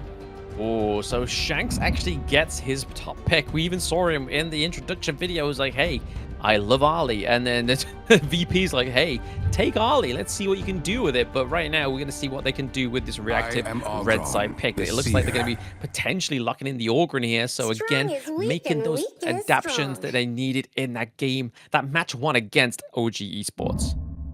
Yeah, it seems like a common thing to do at this point, to kind of ban out Dharma and pick the mine becomes priority right after you ban Dharma. So VP is going to pick that up along with Ogryn. Solid picks, but Pei and Byron is going to go to the Twisted Mind side. And we've seen, this is it's kind of like a deja vu going back to the OG draft they had. They pick up Darley and they got the Pei and the Byron. They're going to be permanently invading VP. Seems like VP wanted the second taste here. That's it. I mean, they're probably like, hey, let's see what we can do with it. We've seen what OG has got a spin on this little team comp going. Let's show them what we can do, being obviously Twisted Minds, the other EU representative in this competition. But it's going to be VP taking up the Chano this time as well. So again, it's going to be good for using that Sorin signal to kind of push away the Pei, push away the Ali, and also be quite slippery to get out of there as well. Jump over the walls and obviously dash when he's in those brushes as well. Yes, Sekir getting instantly banned from the VP side. Definitely not a hero that you want to go against, especially with the comp that Twisted Mind has right now. They are super slippery with the Pei, the Arlie, and the Byron being able to dash around. So Sekir was a perfect ban here. Yixin is going to get banned here as well in the mid lane. We saw the World Is My Board combos coming out, so they want to ban that out as well on the Twisted Mind side. And Mutsu gets banned from the VP side with Lady Jin following right after that. So again, back to the classics, banning out the CC heavy heroes here. Yeah, maybe we could see something like the Angela come through for the likes of Twisted Mind here. I mean, it's definitely not something we normally see Hailing play. I feel like if we go for a Shangguan, there's just too much kind of like potential to try and find who's going to be the carry for the side of Twisted Mind. So they need to go for something that's like a little bit more rock steady. Something like the Angela would make sense because of the CC immunity, but also the anti-tankness from this pick. But it looks like VP are going to take up the Nua. Yeah, definitely would have been a good, pick from the VP side to go Diarrhea and then, pair it up with the Angela here. Especially you have an Arlie and a Pei. That was going to lock down a lot of the mobility that the Twisted Mind side had. But no, they want to go with the Nua, try to kind of, create space for themselves to knock them back. Again, Nua has a lot of CC. She has a lot of pressure. And picking that up is going to create that for them. And still, they're going to pick up the Diatia here. With the Nua, so not a bad pick still, while Shu and Liang Po is going to go to the Twisted Mind side, it seems like. Yeah, very interesting draft this, right? I mean, the fact that Diadea managed to survive the both banning phases and then get selected right all the way to the fifth selection for the side of VP is definitely a little bit of a different tale than what we've been seeing already for day one of the Major West League. But again, they decided to go for the shirt, so a little bit more control over to the side of Hailing, a pick we haven't seen him play before because this hero wasn't unlocked in the KC 2024 and all the other series that we haven't seen him since. They weren't in Season 3 participating, so it's going to be interesting to see how he plays this shirt. But the Liang Po coming through is going to be the direct counter here for the Ogryn. Obviously, the big Tremor Smash is coming through with the ultimate, but also using the Burst Ram and Magma Slam there is going to be good enough to try and cancel out any kind of CC if they do try to focus City Boy on this Liang Po. Yeah, answering the Nuwa with a shoe right there is gonna be pretty massive, I feel like, for the Twisted Mind side. That is a lot of CC that both mid laners are going to have. And as you said, the Lian Po is gonna be, trying to directly counter the Ogren here with the CC. Lian Po has follow-up CC, like literally in his own kit. So he's gonna be able to lock down the Ogren, and then they're gonna try to, follow that up with a Fade, with a Byron, and with the early, just dishing out the damage. So definitely a very sick combo already on the paper coming out from the Twisted Mind side. Yeah, absolutely. I mean, they're definitely a good draft here. It's something we are unsuspecting with. Obviously, we don't know how Clean plays and how clean he will be able to play with this pay, but we can expect to see some really early invades. I feel like maybe the fact that Ogren needs the Azure Golem, we might see a bit of an invade into the Crimson Golem from the side of Twisted Minds. Yeah, I mean, as you said, his name is Clean, so there must be somewhat of a clean gameplay coming from him just because of the fact he got the name. So we're hoping for that here. But yeah, again, we got the comps here. You can see the Atia, we got Chano, Nuwa, Ogren, Mine on the right side for VP, Byron, Pei, Shu, Early, and Lian Po for the Twisted Mind side. Again, it seems like it's going to be a 50-50, but my guts are telling me that Twisted Mind it's going to be able to take down VP. But yeah, let's get right into the game and see how things pan out. Yeah, I mean, the direct counter here for Ogren is the, obviously, CC, right? I mean, we can see here that VP are trying to call out the invade here, but oh, well, there's action going on in level 1. Wow, look at that. Lian Po jumping in, following up with the pay, getting VP so low already. They're going to have to back up and give out the Azure Golem for free here. The idea has to recall here. Already putting them back a little bit here. Yeah, not a good situation for the side of VP already, right? Like, they had the intentions in their mind. They was like, right, guys, we're going to try and meet them here. But it's Clean. Clean is just not even leaving the enemy jungle right now. He's like, you know what? I've got your Azure Golem. I'm going to take the Raptors as well. And there's nothing you can do about it, because all that's coming to try and meet me here and try and take me away from your jungle is the Diadea. But however, they kind of face consequences up at the top side of the map. 90's having to try and face this 2v1. Yeah, so Pei going back to his jungle, trying to get his own Crimson Golem here. 90 stopping the invade that was looking to happen by the main and the Ogren. That is going to be massive for them. Pei's going to be able to get 3 buffs from, jungle now.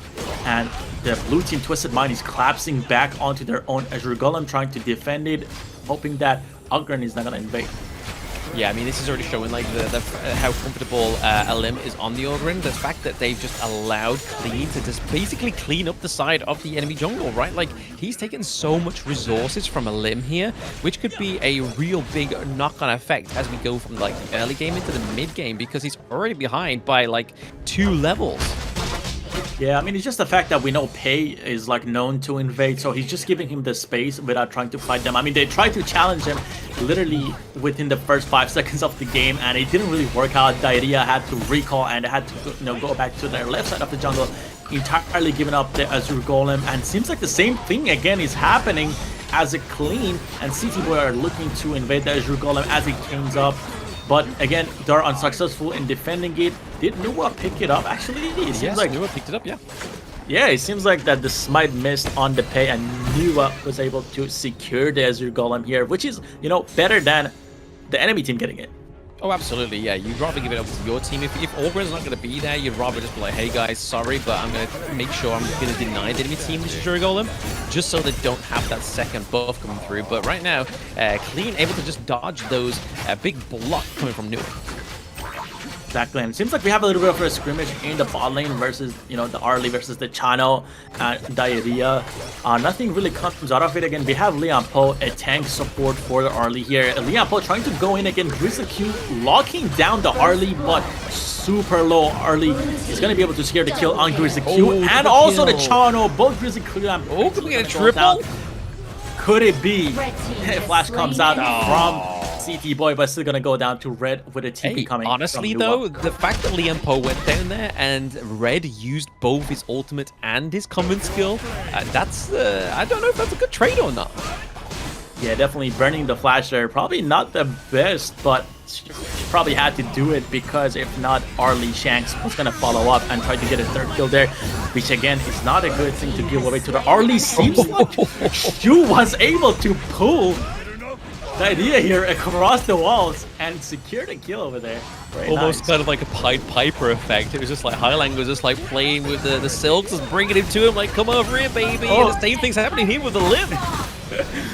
Look at that. Elite is gonna go down same way that Diarrhea did, and again the Azure Golem is gonna go to K. And again, this is kind of like a pattern you're starting to see. Wow, Liam Poe just diving on the mine. Seems like VP cannot get a break from this constant invades and collapses that's coming out from Twisted Mind.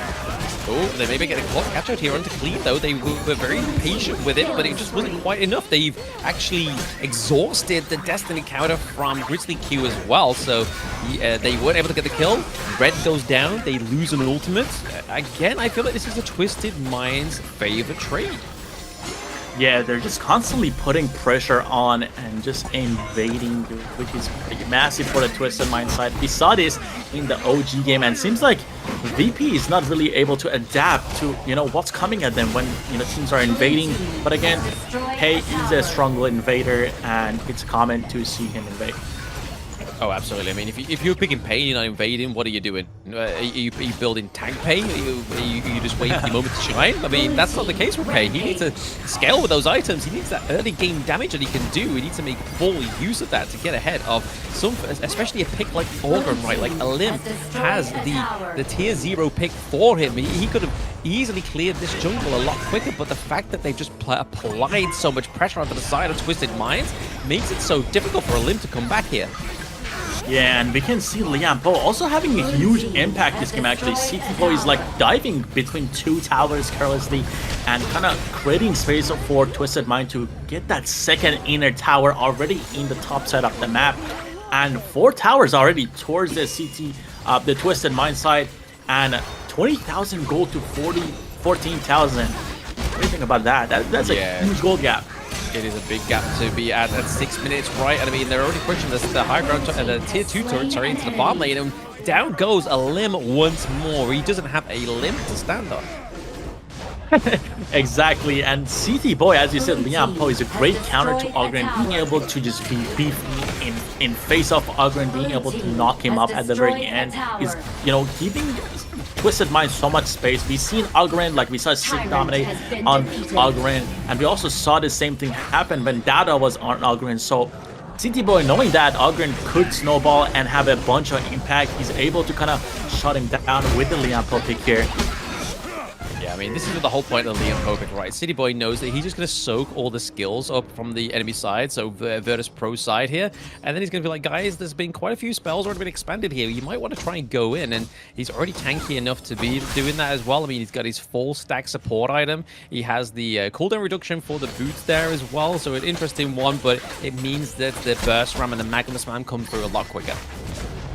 Yeah, and we can see Arlie already has Doomsday and also Shadow Reaper. Almost 7,000 gold, so Arlie has been doing the farming, almost the double gold of Chano, so these fights are going to be super easy. If VP actually tries to take anything here, I think they're just going to get like bursted and die.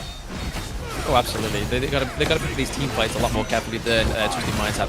Twisted Mind has a lot more room for error, whereas Virtus.pro, if they overstep or become a little bit overzealous here, it could literally be the game-ending blow. Exactly, and it seems like Virtus.pro holding tight to the high grounds here. They don't want to give them up just yet.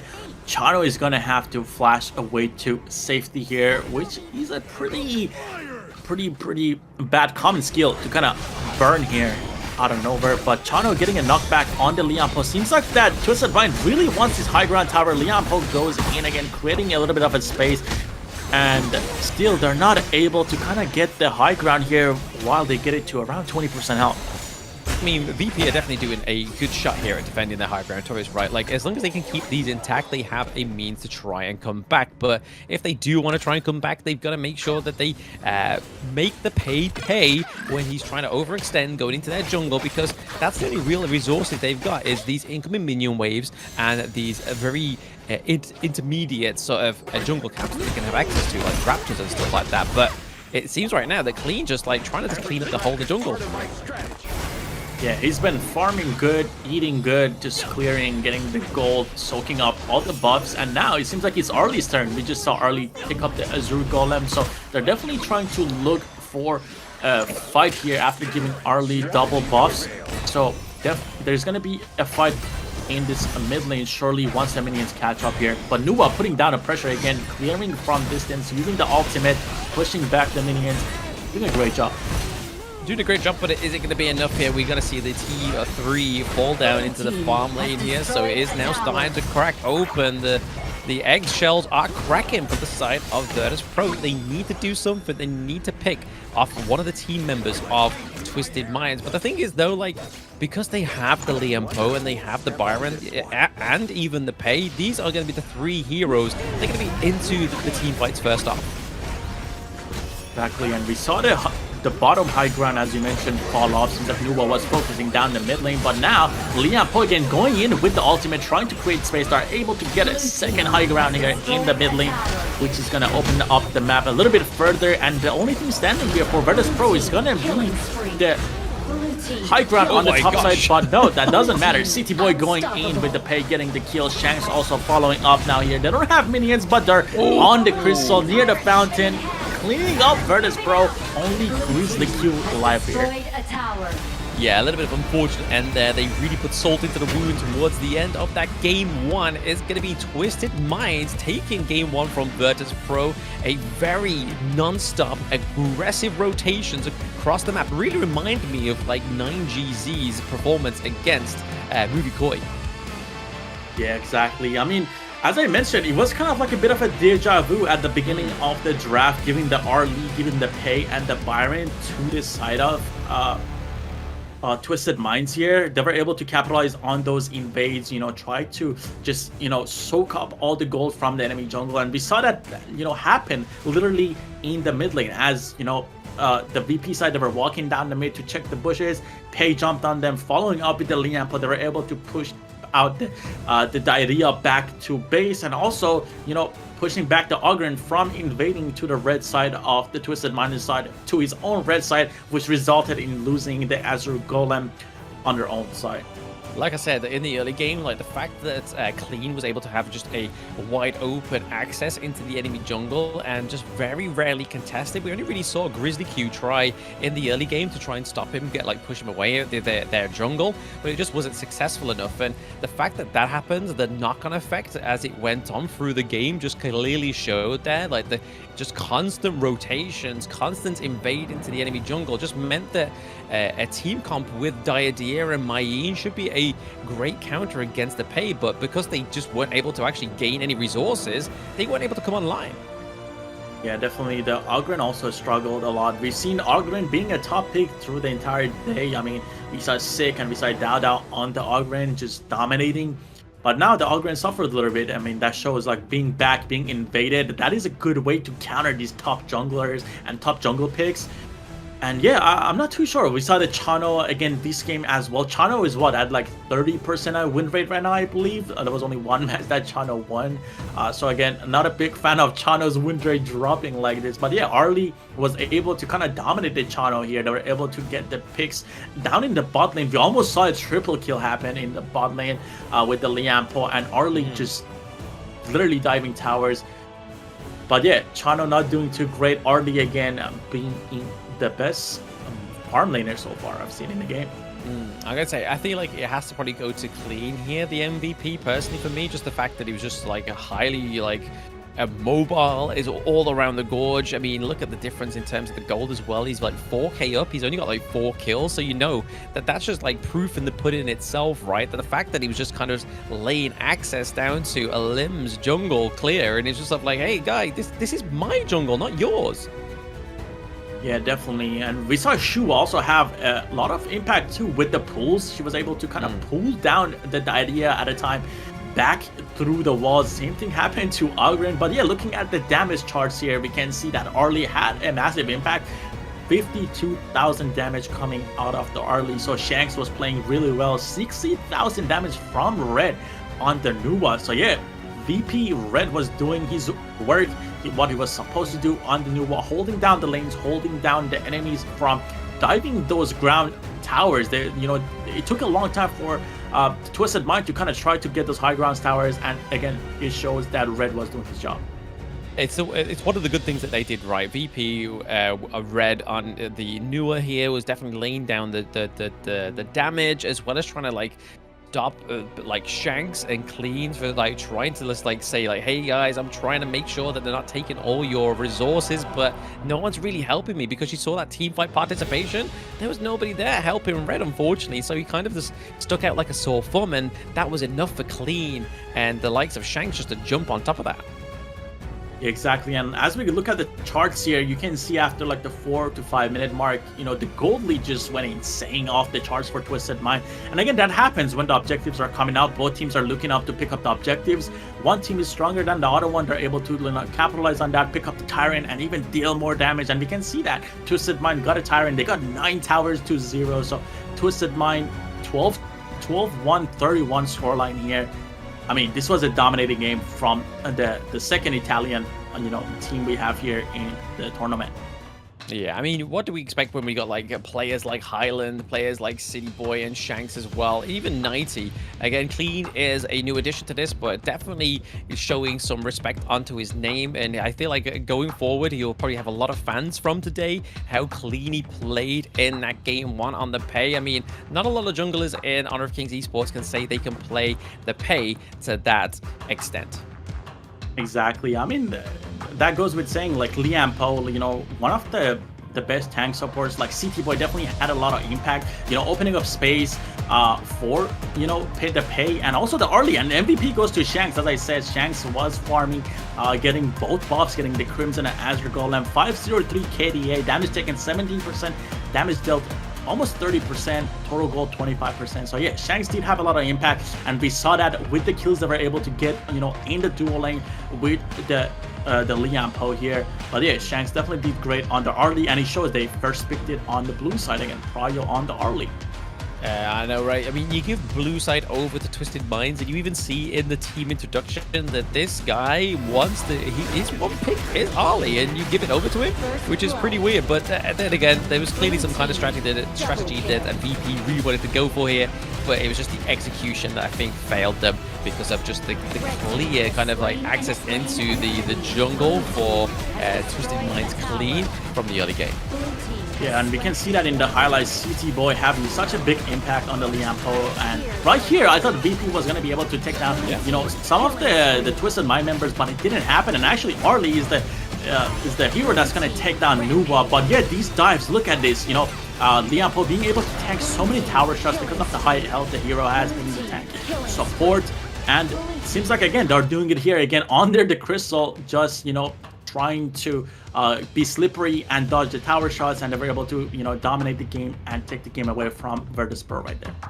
Yep, I mean, that was game 1 between Twisted Minds against Virtus.pro. Twisted Minds having a little bit of a masterful display there, especially in terms of turning on the oven, leaving the heat on so it warmed up, and at that point, it just kind of boiled over. But speaking of boiling over, we are going to go for a quick break, so don't go anywhere, guys. Game 2 is on the cards.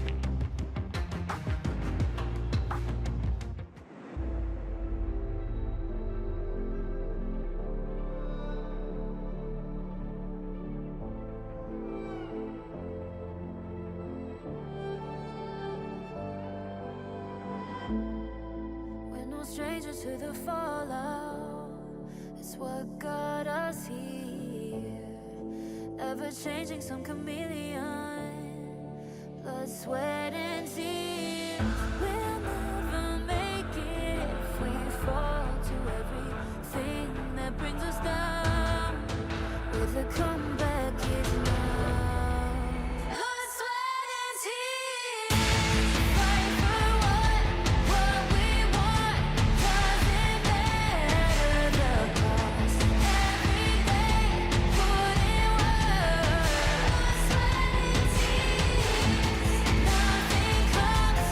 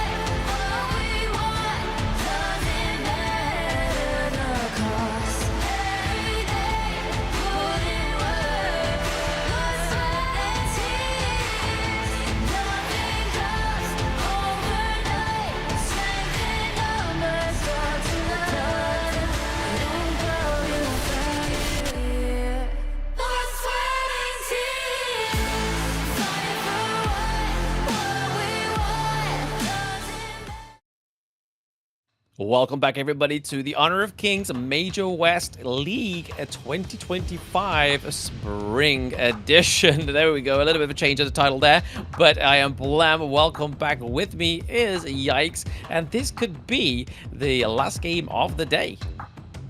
Yeah, definitely. It does seem that way. It's the Twisted Mind that were super strong in the first game. I mean, the VP side, they have the experience. Like, as I mentioned, like, I've seen these guys play for a very long time, especially like Grizzly Q. He's been around the scene for a very long time. He has a lot of experience from the previous titles as well. So I want to kind of see them try to kind of battle out the invades that, you know, Twisted Mind is having so far. And looking at the global ban and picks here, you want to go ahead, Blam? Absolutely. I mean, we've already seen these picks being exhausted, and the pay, the likes of the shirt as well. Ali, honestly, the only like big picks here that are going to be kind of like missing going into game 2 is the likes of Ali, pay, but alternatively, I mean, the likes of Shirt, the likes of Liempo, and the likes of Byron aren't like the kind of like the biggest exhausted picks that you could go for. Like, there's still so much that Twisted Minds could pull from within this game too.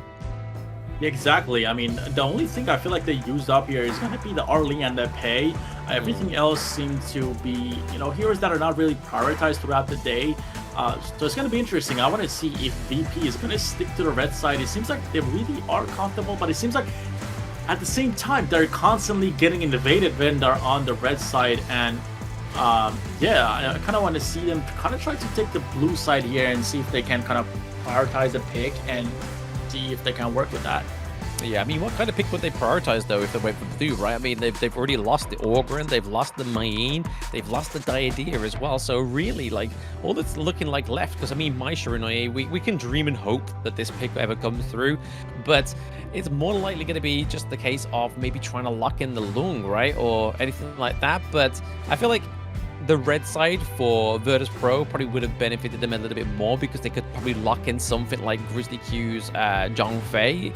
They need a tank on their team, because again, even though some of his Unbridled Outbursts did whiff, he did actually land some really good ones as well. Yeah, but it does seem like that Virtus.pro kind of, you know, maybe they were listening to me. They picked the blue side this time around, and you know, I think they should try to prioritize the Arlie or the Mai Shiranui. Obviously, I don't know the skill level they have to play the Mai or the Arlie, but these players, again, they put in a lot of time into the game and they know what they're doing. But VP here, picking up the blue side, I'm excited to see if they're going to be able to change things up. You know, the entire day they've been on the red side, and now getting blue side, they're going to go ahead here and have the first ban. Yeah, first ban's probably going to start to sort of like sow the tail that comes through in this game to draft, right? I mean, is it going to be something that we saw or ban out the Orgrin that we know that VP had in game 1, so it doesn't go over to Twisted Minds? But it looks like they're going to ban out the Luna, so really looking to try and like hone in onto Clean's hero pool. Exactly, the Luna is going to get banned out here. Seems like Clean has a very similar champion pool to Dado, so they're banning out the Luna, and you know, he played Pay last game, so he cannot even play that. And now we have Guan Yu getting banned here from the VP side, Arlie and also Agudo being followed up on the Twisted side. So now we're gonna see the first pick coming for VP very soon. So Mai Shiranui is available, right? So they could lock in the Mai, or I mean, they have to, right? I mean, if they don't lock in the Mai, they're giving it over to Hylang, and we already know this is one of his big picks, and here we go. It's going to be a Mai Shiranui first game for the potential last game of the day. Yeah, that is insane to me. VP prioritizes Dharma here instead of the Mai. We saw Mai get banned in the first round every single game today, but now Mai gets through with the Diarrhea here for Twisted Mind. That is a deadly combo, Blam. Absolutely. I mean, the Diadea is one of the direct counters for Mai Shiranui, right? But the fact that VP has already played the Diadea, they could only have hoped that they could have banned it in the next banning phase. But Twisted Minds was like, hey, bro, I mean, City Boy would probably be very good on this pick. And if you decide to go for the likes of Dama or anything a little bit more high frame, we can shut you down. Yeah, the Diren GA here getting picked up for the VP side along with the Liempo. And that seems like a great pick here because of the fact that Twisted Mind just picked up Ogren for their jungler here. Yeah, I mean, the Liempo definitely helped against Virtus.pro's Orgrin, right, in the game 1. So clearly Virtus.pro like, hey, let's try a little bit more similar, because they have a lot of CC already come through for Virtus.pro, which is exactly what you need when you're going against an Ogryn. Exactly, and VP now has the ban after Lady Jin was banned from the Twisted Mind side. They obviously don't want to deal with that sort of CC coming out of Lady Jin. Lady Sun is going to get banned by VP. Obviously, they have the Darren GA here. They don't want to have another marksman that's going to be able to outrange the Darren GA and outpoking. Darren GA is going to be able to, you know, have a bit of an easier time if Lady Sun is banned. I mean, the only problem here is, right, is like, it depends if a VP actually ban out the lung here, because again, this could be a huge pick for the side of Twisted Minds. It gives over the Flaming Palms a lot more burst damage coming through for the side of them as well, because they have the burst damage on the Mai Shiranui, they have the CC with the Diadea and the healing, they have the front line with the Ogryn. So if they're able to get the lung here, which I don't think VP should give them it, absolutely not. Don't be charitable. You want to win this game too. Exactly, the Lung ban here is perfect as well, followed up again after the Lady Sun ban. And now Shanks and City Boy going to have to see what they want to pick here. Actually, City Boy has the Diarrhea already, but Elaine is gonna get picked up here. And the only thing left here for Twisted Mind is gonna be the farm lane hero. Family hero, I mean, they could go for something like the Marco Polo, they could go for Channel if they really want to, but I think Virtus.pro here, in their mid lane, they probably want to lock in something like the Princess Frost. They need something with control, but Yi Xing's been taken off the board, Lady Chen's been taken off the board as well. The only other alternative may be the Angela, but they're going to try and lock in the Sha here, as well as the Athena. Very interesting go for here for a limb. Oh, Athena is going to be perfect, but no, that's going to be swapped right away to Lamb, which we've seen throughout the day today. We've seen a couple of Lamb. I believe we saw 2 Lamb games, right? Was that 2, or could have been a little bit more? No, 2, yeah, 2. We had one from a limb earlier, and we had one from Sick.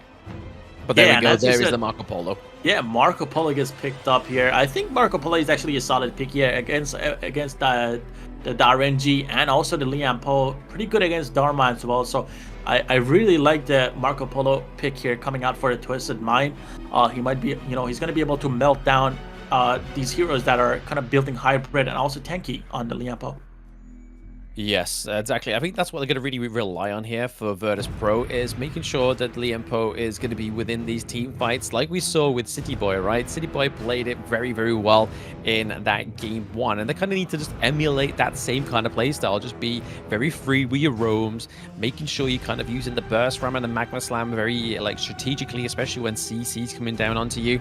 But right now, I feel like the Twisted Minds still have the kind of like the same card that they could use like they did with the Pay, right? They have the Ogryn, they can use the Path of Passing, they can kind of make their own way into the enemy jungle a little bit more effectively, I have to say.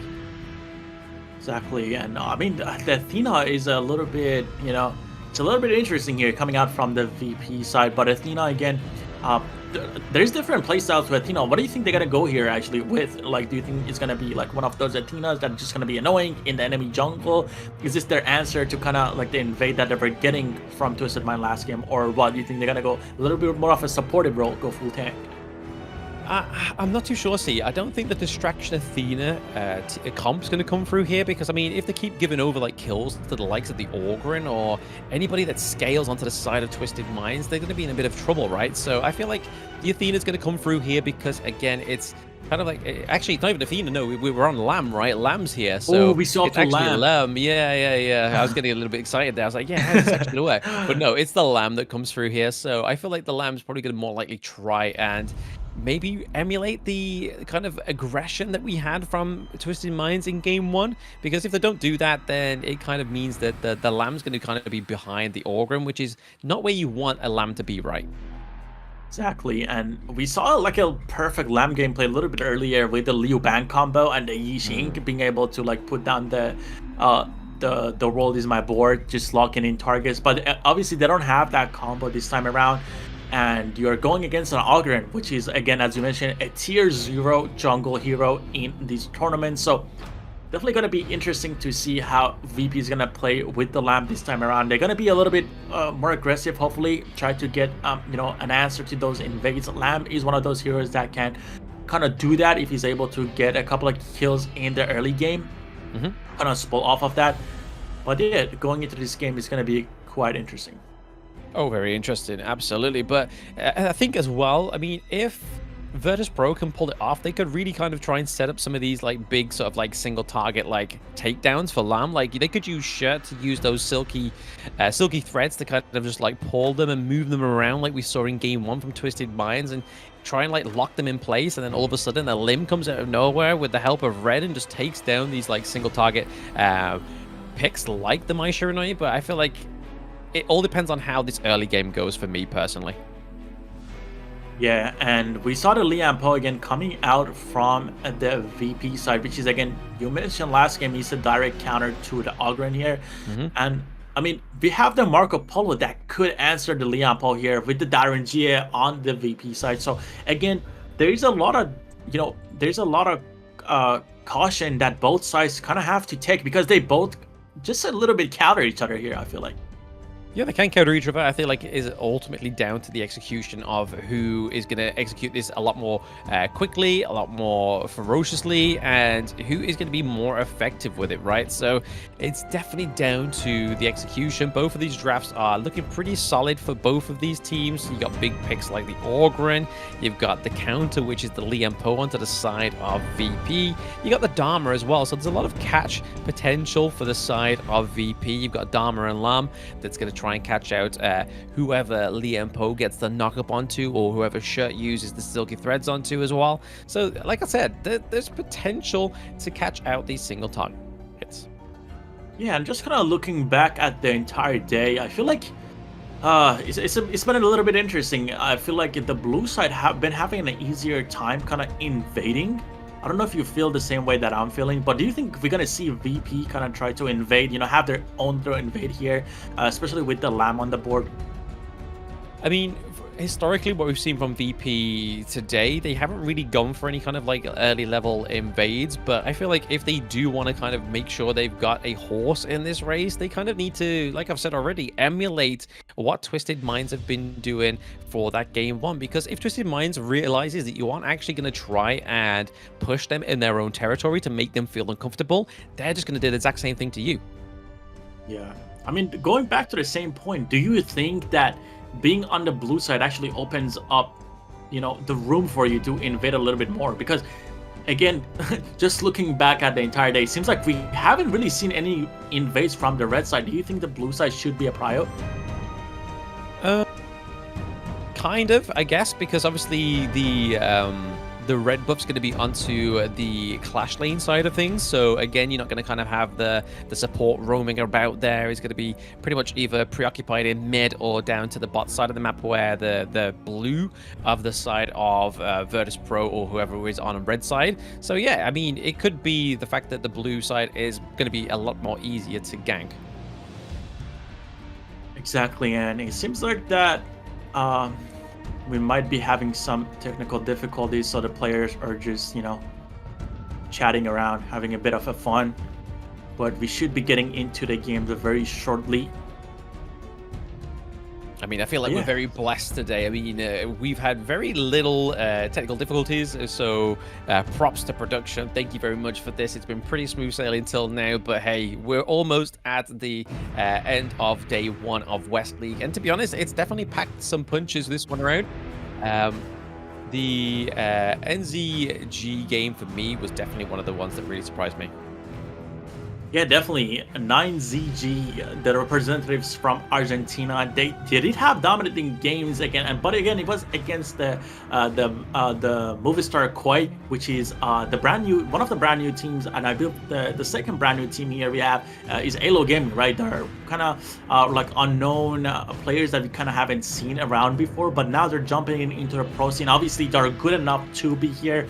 They've competed through their own regions, beat all the top teams to be here, so they definitely deserve it. But obviously, being on the main stage, you kind of need the experience, right? There is also, more components to being on stage. Like, some people are more comfortable on the stage. There's some stage fright, so they're gonna kind of have to get over that, send each other a little bit more, putting in a little bit more time to practice. It's not gonna be easy as it was back at home, where they were able to play, online, dominate the other teams. So yeah, definitely want to see, more teams get more comfortable and get more creative with the comps and have fun out there.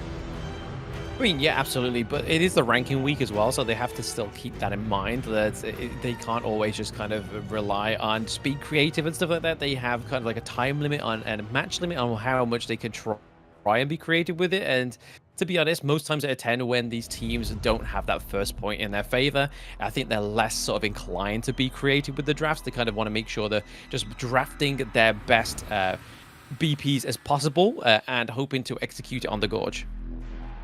Exactly, and speaking of being creative, we did see that a little bit earlier with OG versus AYLO Gaming. I believe the Fade pickup was amazing. I feel like OG was able to play a lot of the heroes that we wanted to see today, so I kind of appreciate it, for they've been putting out today. And we saw a lot of Chano too. Chano being at around 30% win rate now, not the best for a recently released hero, but looking at the positive side, Fade is at 100% right now, which is I'm super happy about that. He has a lot of mobility, one of the best assassins that isn't really played a lot in the rank mode, because I feel like a lot of players go the physical build and you kind of get bursted a lot easy. But it seems like in pro play, they like to capitalize on the tank build, which allows you to sustain a little bit more, get on the back line, be annoying. So I'm definitely gonna, after I get off today, I'm gonna go ahead here and play Fate, tank build and see how that works. I mean, you're probably lying, right? You're not gonna go offline. You're not gonna go offline and play some games. You're gonna go offline and go into the Mahjong mini game, right? I mean, that's the thing that's like encapsulated me over the past few days. I think my actual Honor of Kings games I've actually played over the past since this Mahjong game came out is honestly, it's dwindled, and it's all thanks to this mini game. I'm just trying to beat it. I have no clearances yet. I feel like an absolute noob, and somebody in my friend list has finally got one clearance, so I'm dead disappointed with myself. Yeah, it's insane. I tried to play the Mahjong game, but I kind of made a peace within myself to never touch that game for the last few days. I played it a bit in the early few days, the first 2-3 days, but I cannot get past the 40%. It seems like even if I shuffle, even if I lose the revive, none of that is helping me out. But even worse is the fact that I checked the leaderboard and there's someone already with like 25 clearances, which is insane to me. There's definitely a lot of players that are playing the matching game, the Mahjong. So yeah, maybe we'll have to kind of see if there's a guide out there. At least for me, I need a guide. I'm stuck at 50%. I mean, you've made me feel better about myself there, yikes. I'm stuck at around about 89%, so I've got at least about 40% on you, so that makes me feel a lot better. I'm actually going in the right direction. But yeah, it's very difficult to get over that one part, but I will be persistent and I will do it. But for those that haven't actually checked it out yet in-game, definitely go and check it out. Obviously, there is prizes to be won there. Every little bit of reward does go towards that free Sakia skin as well. So hey, free skin to go onto an addictive minigame. What more could you ask within Honor of Kings, right? Obviously, the one thing we want the most is getting into this game too, but right now, the Mahjong will too. I mean, again, it's all for a great cause as well. Like, the more points you're able to accumulate throughout the server, Honor of Kings is going to be able to like fund projects that help literally the planet, the Earth itself. So that's a very massive, coming from Honor of Kings. Before, your parents used to tell you, hey, you're using the electricity, you're using internet, you're not able to get much out of it. But Honor of Kings is, changing that. Whatever game you play, whatever game, each time you log in, you're going to be able to earn points, which convert to actual money that they're going to fund to this project. So that's a really cool thing. I've never seen that done before. Yeah, I've just got a weird, little bit of a thought in my head. They're gonna have a load of Honor of Kings players at home, like, hey, shut up, mom! I'm helping the planet right now. Leave me alone. I mean, that's more than I would ever have done when I was younger playing video games. I definitely weren't helping the planet at that point. But yeah, it all goes to a bit of good. You get a free skin, you get some other free cosmetics as well, and you get to be a little bit frustrated rather than over your teammates. You get to be frustrated at these little tiles with these really cute little animals on. So definitely go and check that out. But yeah, I mean, tomorrow looks like it's going to be a stacked day as well for the West League. So we haven't done with day one just yet, but out of the matchups for tomorrow, I think the one I'm probably looking forward to the most from what we've seen today is definitely NZ Globant against Twisted Minds. I think that will be probably my go-to banger for tomorrow. Yeah, that's gonna be a very interesting fight. I'm not gonna be there for it, but definitely keep me updated on 9ZG. They did have a great performance against Movistar here, but it sounds like we're gonna have to go back to the ban and pick phase here, as things didn't go as well as we thought did. So we're gonna have a redraft here. So hopefully we can get into that very soon and check what's up with that. Seems like they chose the wrong hero. We don't know which side it is on yet, but we'll surely see when the drafts do come through, because obviously we can have a look at that when I have it literally written down. I need it written down because there's so much with the global BP that comes through. Sometimes you forget about these things, especially when you get into that best of 5 territory. I mean, best of 3, I'm winging it with my old brain, but it definitely helps to have it written down as well. So that'll be the next stage, which will be obviously next week, where the best of 5s come through, which will kind of see the BP, the global BP, come more into effect, I feel. Yeah, that is going to be definitely helpful to write down the heroes that are banned out and also picked, because you know the opponents are not going to be able to play it once you ban it out, and also when you play something, you're not going to be able to play it throughout the entire series anymore. So that's the perks of the global ban and pick system. It seems like we're getting ready here to go back right to the ban and picks. That it's gonna happen again. Yep, it's gonna happen again, and we'll have to see where we're gonna come through with this one. I mean, hopefully we get the Mai Shiranui come through. I feel like it'll be towards the end of the draft there, because everything else seemed pretty fine. Maybe it's the shirt, maybe it was the lamb, maybe we're not too sure. Yeah, I just want to see that lamb turn into Athena. You know, I was kind of building these scenarios in my head that Athena is going to try to play kind of like the full damage build to just annoy and just invade the enemy jungle on the VP side. Maybe that was their answer to the invading that has been happening to them. You know, Athena, after she dies, she kind of turns into this ghost mode where she's able to kind of get vision around the map. So maybe that was the solution that VP was looking for, and, you know, they swapped to lamb by accident at the very last second. So hey, maybe it's just me wanting to see Athena. Who knows? I think you've just manifested it so much that there was like, you know what, we've got to just reset the BP. I'm not too sure what the consequences are here for the team that need to do this, but Yikes needs to see this Athena. Yeah, definitely. VP, again, as I said, they've been listening. They did select the blue side, the second game this time around, which is their first time actually through the entire day selecting the blue side. So maybe someone is tapping into the stream, listening to us, you know, wanting the Athena, and they might make it happen here. I mean, why wouldn't they listen to us? I mean, we're casting the games here. We know something. Maybe not too much, but we know something. But yeah. Hopefully we get to see what this ban phase is going to be, right? But again, I mean, is it going to be enough to change the scales of victory here for Twisted Minds? Because I mean, they had such a clear and surgical game 1, right? Like, they rarely dropped any kind of deaths. I feel like they only had like 1 or 2 deaths on the board in that game 1. So the Athena, is it going to be enough to kind of, if this is the case, is it going to be enough to kind of harass the Ogryn and slow the Ogryn down in terms of his farm clear?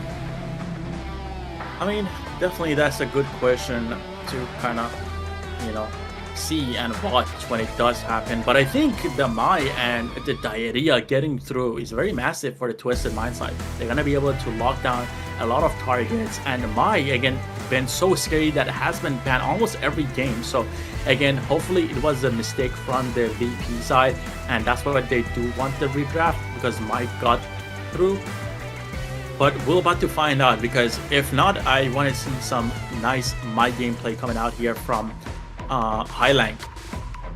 Absolutely, yeah. I think Highlang definitely wants to get on this pick, right? I mean, we saw it already. We saw Shanks get his #1 pick, which was the Ali in game 1. So that Highlang gets that Mai Shiranui could be to that same kind of effect, and obviously MVP worthy, right? Shanks got MVP in game 1, so looking to try and score and claim an MVP for himself, Highlang, with this new organization, which is Twisted Minds. Because for those that are tuning in online, and I do see a few comments on the YouTube chat as well, basically saying they look familiar. Is this the old like Vitality from 2024 roster? And that is exactly the case, just without Winter, and we have clean. So this is why they look very familiar to you guys.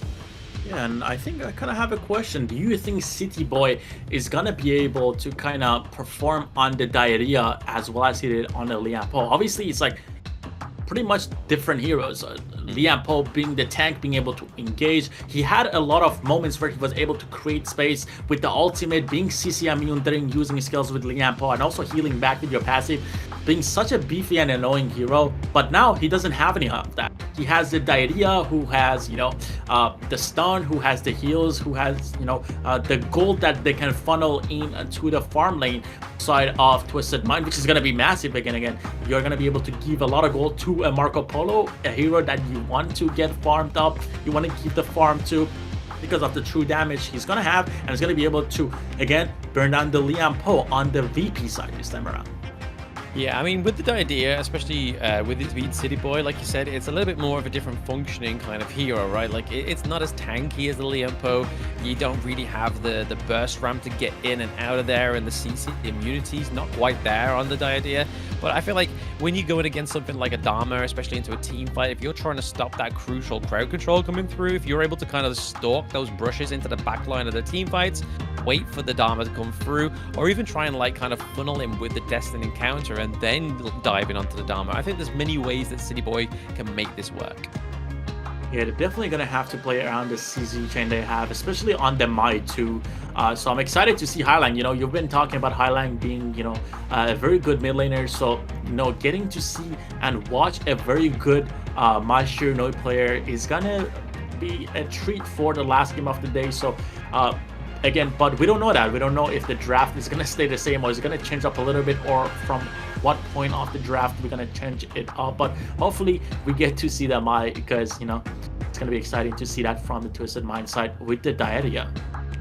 Yes, absolutely. I mean, to be honest, if it is the case that we still get to see this shirt, I feel like that would still work very well into the team comp that they have, because again, it just offers more control, and like I was saying previously, it kind of sets up the Lamp and the Dharma as well. So more so of a case to kind of maybe even stick with the shirt, and maybe it'll be something like the Athena, because again, Athena does definitely add a lot more, a second layer of CC to that comp as well.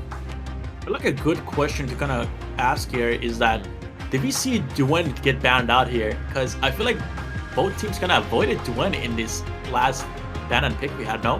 Did Duen get Yeah, through? no, they didn't pick it. They didn't ban it either. They did not ban it. So yeah, interesting that they didn't go for it. Yeah, exactly. It seems like Duen has been banned out kind of like the entire day of being, again, one of the most active and most picked junglers back in like the previous tournaments, and also on the East we saw a little bit earlier, Major East League, which happened earlier in the day. So yeah, definitely a good question to ask. Why did the Duen get through here? And Maya was also left open. So maybe these are the questions that are going to be answered while we go back to a redraft in just a bit. I mean, definitely an interesting point to bring up, right? Because I mean, if we look at where like the Doom ban could have come in for the side of Twisted Minds, he could have been basically replacing the Agudo ban. So Agudo, the ban didn't quite make too much sense, because at that point they only really banned that out at the second, I think it was the first phase there, but they already were going for the locking in like the Liam Po and the Dharma. I don't think the Agudo would have been something that Lim would have really gone for, right? Like we've seen him historically for the day one of the West League, where he's gone for and prioritized assassin heroes more into the jungle role. So I think Agudo would be a little bit of out of the pale, right? The fact that would actually go for that rather than ban the Dune. Yeah, I think the Dune would have been actually massive on the VP side, thinking about it right here. You know, picking up the Dune instead of the Lamp, that was going to give them the space to kind of CC chain with the Liam Po on top of that. And you got the Regia on the farm lane here having a lot of CC as well. So that could have been a disgusting combo, you know, just Liam Po going in, getting the resets, double knocking up the Ogren, followed up with the ultimate, and you know, the Duen just jumping in with the ultimate, locking down the Ogren, using the first skill, knocking him back up. You know, just imagining this, it would have been the perfect combo, but obviously VP wasn't thinking about picking up Duen here, and I mean, it got through from the fingertips of both teams. Exactly, yeah. I mean, Twisted Minds had obviously the Ogren in mind. Like, that didn't get banned, and I feel like the Ogren for a player like Clean, the way that he played the pay, you kind of need something that kind of breaks the boundaries of the gorge, right? You need to be somebody or a hero that's able to kind of set the pace for himself and kind of create his own path into the enemy jungle. And that's definitely something that Orgren does a little bit better than Doom, because at Doom you have to get to level 4, get the Unruly Blade, and then kind of like use that as a get in, get out of the enemy jungle. So the Orgren for the side of Twisted Minds definitely makes a lot more sense, but there was definitely a place for Dune to sit into this game to draft Virtus.pro. Exactly. And what do you think about Duen actually? You know, I feel like Duen might be one of those junglers that gives you a lot of space to kind of defend your own jungle. Do you think that could have been the answer for VP, just because of the fact like Duen is super tanky and is able to like knock off targets? Like, let's say the Augur in this game would try to invade. Don't you think that Duen would be able to, you know, get the knockoff and try to lock him down while the team comes back and collapses on the Augur here? Potentially, but I mean, we know the fact that obviously Dune's been recently adjusted, right? Like his Gal's Benediction doesn't quite do as much damage to the monsters within the jungle, so maybe it's because they kind of rely on that second tier item of the jungle for him to kind of make sure that he is back to where he was before the golden standard of Dune. But whereas Orgren, I mean, yes, he has been nerfed like ages ago, but he's still a very great pick, especially T0 pick, in terms of like you're not really relying on the fact of an item. It's more so that you're relying on you are going to be very aggressive with it. You're going to be invading the enemy jungle. You're going to be making sure that you get your gold resources a lot sooner than the enemy jungle as well. Exactly. And you know, going back on these, I mean, Duen, as you said, got an update recently. You know, he does nerf damage or pretty much no enhanced damage to the monsters anymore. Yeah. I mean, we've seen a couple of heroes here get buffed. We got Yukio Tachibana getting buff for the passive recovery, and like Yao getting a mechanic upgrade, passive recovery effect increased. I mean, we've seen Princess Frost and, you know, Sunbin getting played a lot here after these buffs. But do you think like Yukio Tachibana or like Yao, like these heroes are going to show their own faces? Like, do you think it's going to happen maybe in the best of 5s or the best of 7s later on down in the tournament? Or do you think that a team is going to come out here and play it in the best of 3s just because how confident they are? I mean, you might see towards the end of the ranking week, especially if you got some of these teams that are literally so high up in the rankings that it doesn't really matter if they like lose a game or so, just to be a little bit more creative, like you said, with the likes of the Yao or the Yukio Tachibana. But I feel like the Sunbin makes sense, right? Sunbin was, prior to its buff, was definitely a pick in the support role, generally more orientated in like the Chuck BR scene, right? Like there was a lot of like Brazilian teams and from the Brazilian region that was using this as probably one of their go-to support picks, especially within like EWC and KC 2024 as well. And it's kind of just because of this new buff, it makes it a little bit more viable. But here we are, the game remake is due to a technical issue during the ban pick phase. Game 2, Twisted Mind versus VP could not continue as per the tournament rules. Both teams' agreement. The match will resume from before the point of the error during the ban pick phase. So we're going to suss out where the error went wrong in that ban pick phase. Exactly, and that's going to happen shortly, as Blam just explained. But yeah, looking at a lot of the teams here, they are picking comps that revolve. So we're gonna jump right into the draft where the error happened, as Blam said, and it seems like Virtus.pro is gonna be picking now. They're gonna pick up the Mai here on their own side. Interesting, yeah. So the ban the Luna, the ban the Guan Yu, but instead of picking the Dharma, they go for the Mai Shiranui. But oh, it means that Nighty gets his Dharma, and then City Boy is getting the Zhang Fei. Yeah, the Zhang Fei is a very good counter, I would say, to Mai with the shield that you're able to provide to your surrounding teammates whenever Zhang Fei is able to kind of jump around. And also, he has the knockback. He has the ultimate that can knock back even the first skill. So getting off the Mai is going to be a priority for the Zhang Fei. But right after that, we got Motzi and Byron getting picked up for the VP side to try to kind of combat the melee heroes they have on the Twisted Mind side. And Ogren again goes to the Twisted Mind side, which is massive, with Lung being banned out here for the VP side. Yeah, Lung being banned out once more. I feel like that's probably a good call for the side of VP. They don't really want that to go over Twisted Minds, but Twisted Minds actually bans out the Marco Polo that they had in the previous game. So, interestingly, are they going to go for something like the D-Ranger? Well, never mind. They're not going to go for it now because VP have taken it off the cards, but again, we could see a Lady Sun come through here.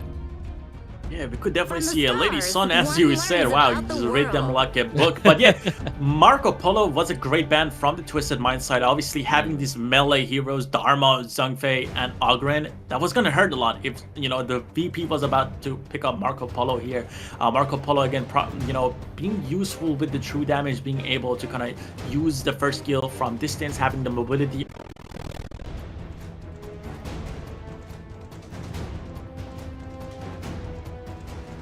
On Twisted Mind side as well, with Virtus.pro here having the last two picks here, which are going to take place shortly as they're running out of time. But yeah, so far Virtus.pro has a lot of CC. Again, the Motzi, the Mai, and the Byron following up, you know, that is going to be massive for them this time around. They might be able to actually dive on the Lady Sun and get a lot of value from that. But no, they're going to lock in Constant U and pay here on the VP side. I do like the Constant U pick here a little bit because it does counter the Lady Sun. Whenever you activate your second skill, you're going to be immune to any physical damage for a couple of seconds, which is quite nice. Yeah, and also obviously the outpoke potential as well from the out bolts of her first skill. Just a little landing those down. They do a lot of damage in the early game as well, but you gotta be careful though, because obviously this is no other than Shanks on the Lady Sun, so he can rolling raid out of there. He can drop the grenade on you as well and then deal extra damage, but Twisted Minds are going to be settling in with the I Ching picks, so definitely filling in the gap where there is no control. Now there is with World is my board. Yeah, Yixin getting picked up here for Twisted Mind is a massive, especially you know, against a Conside U. You kind of have a built-in destiny on Yixin as well. If you remember, you cannot kind of die from the last blow. So this Yixin is going to be able to walk up really far. You know, the world is my board. It's going to be massive here, locking down the Constant U. So definitely Constant U is going to struggle here a little bit. And again, the world is my board is going to, you know, be massive against the Mai as well, locking down the Mai, locking down the Pei that have a lot of mobility. So great pick here for Highland coming in for the side of Twisted Mai. Yeah, I feel like here as well, the Motsu here for Grizzly Q, I feel like could be a really good pick as well, because obviously the Cannon Blast is going to make sure that if we do see the Path of Passing come through from Clean on the Orgren, that you can just lay that down. It's going to delay him a little bit. It's going to be that little bit of an annoyance that really just kind of irks you as you like, oh, I'm going to set up this great kind of engage, and then all of a sudden, boom, from the Motsu comes the Cannon Blast, and it kind of just completely disrupts your plans.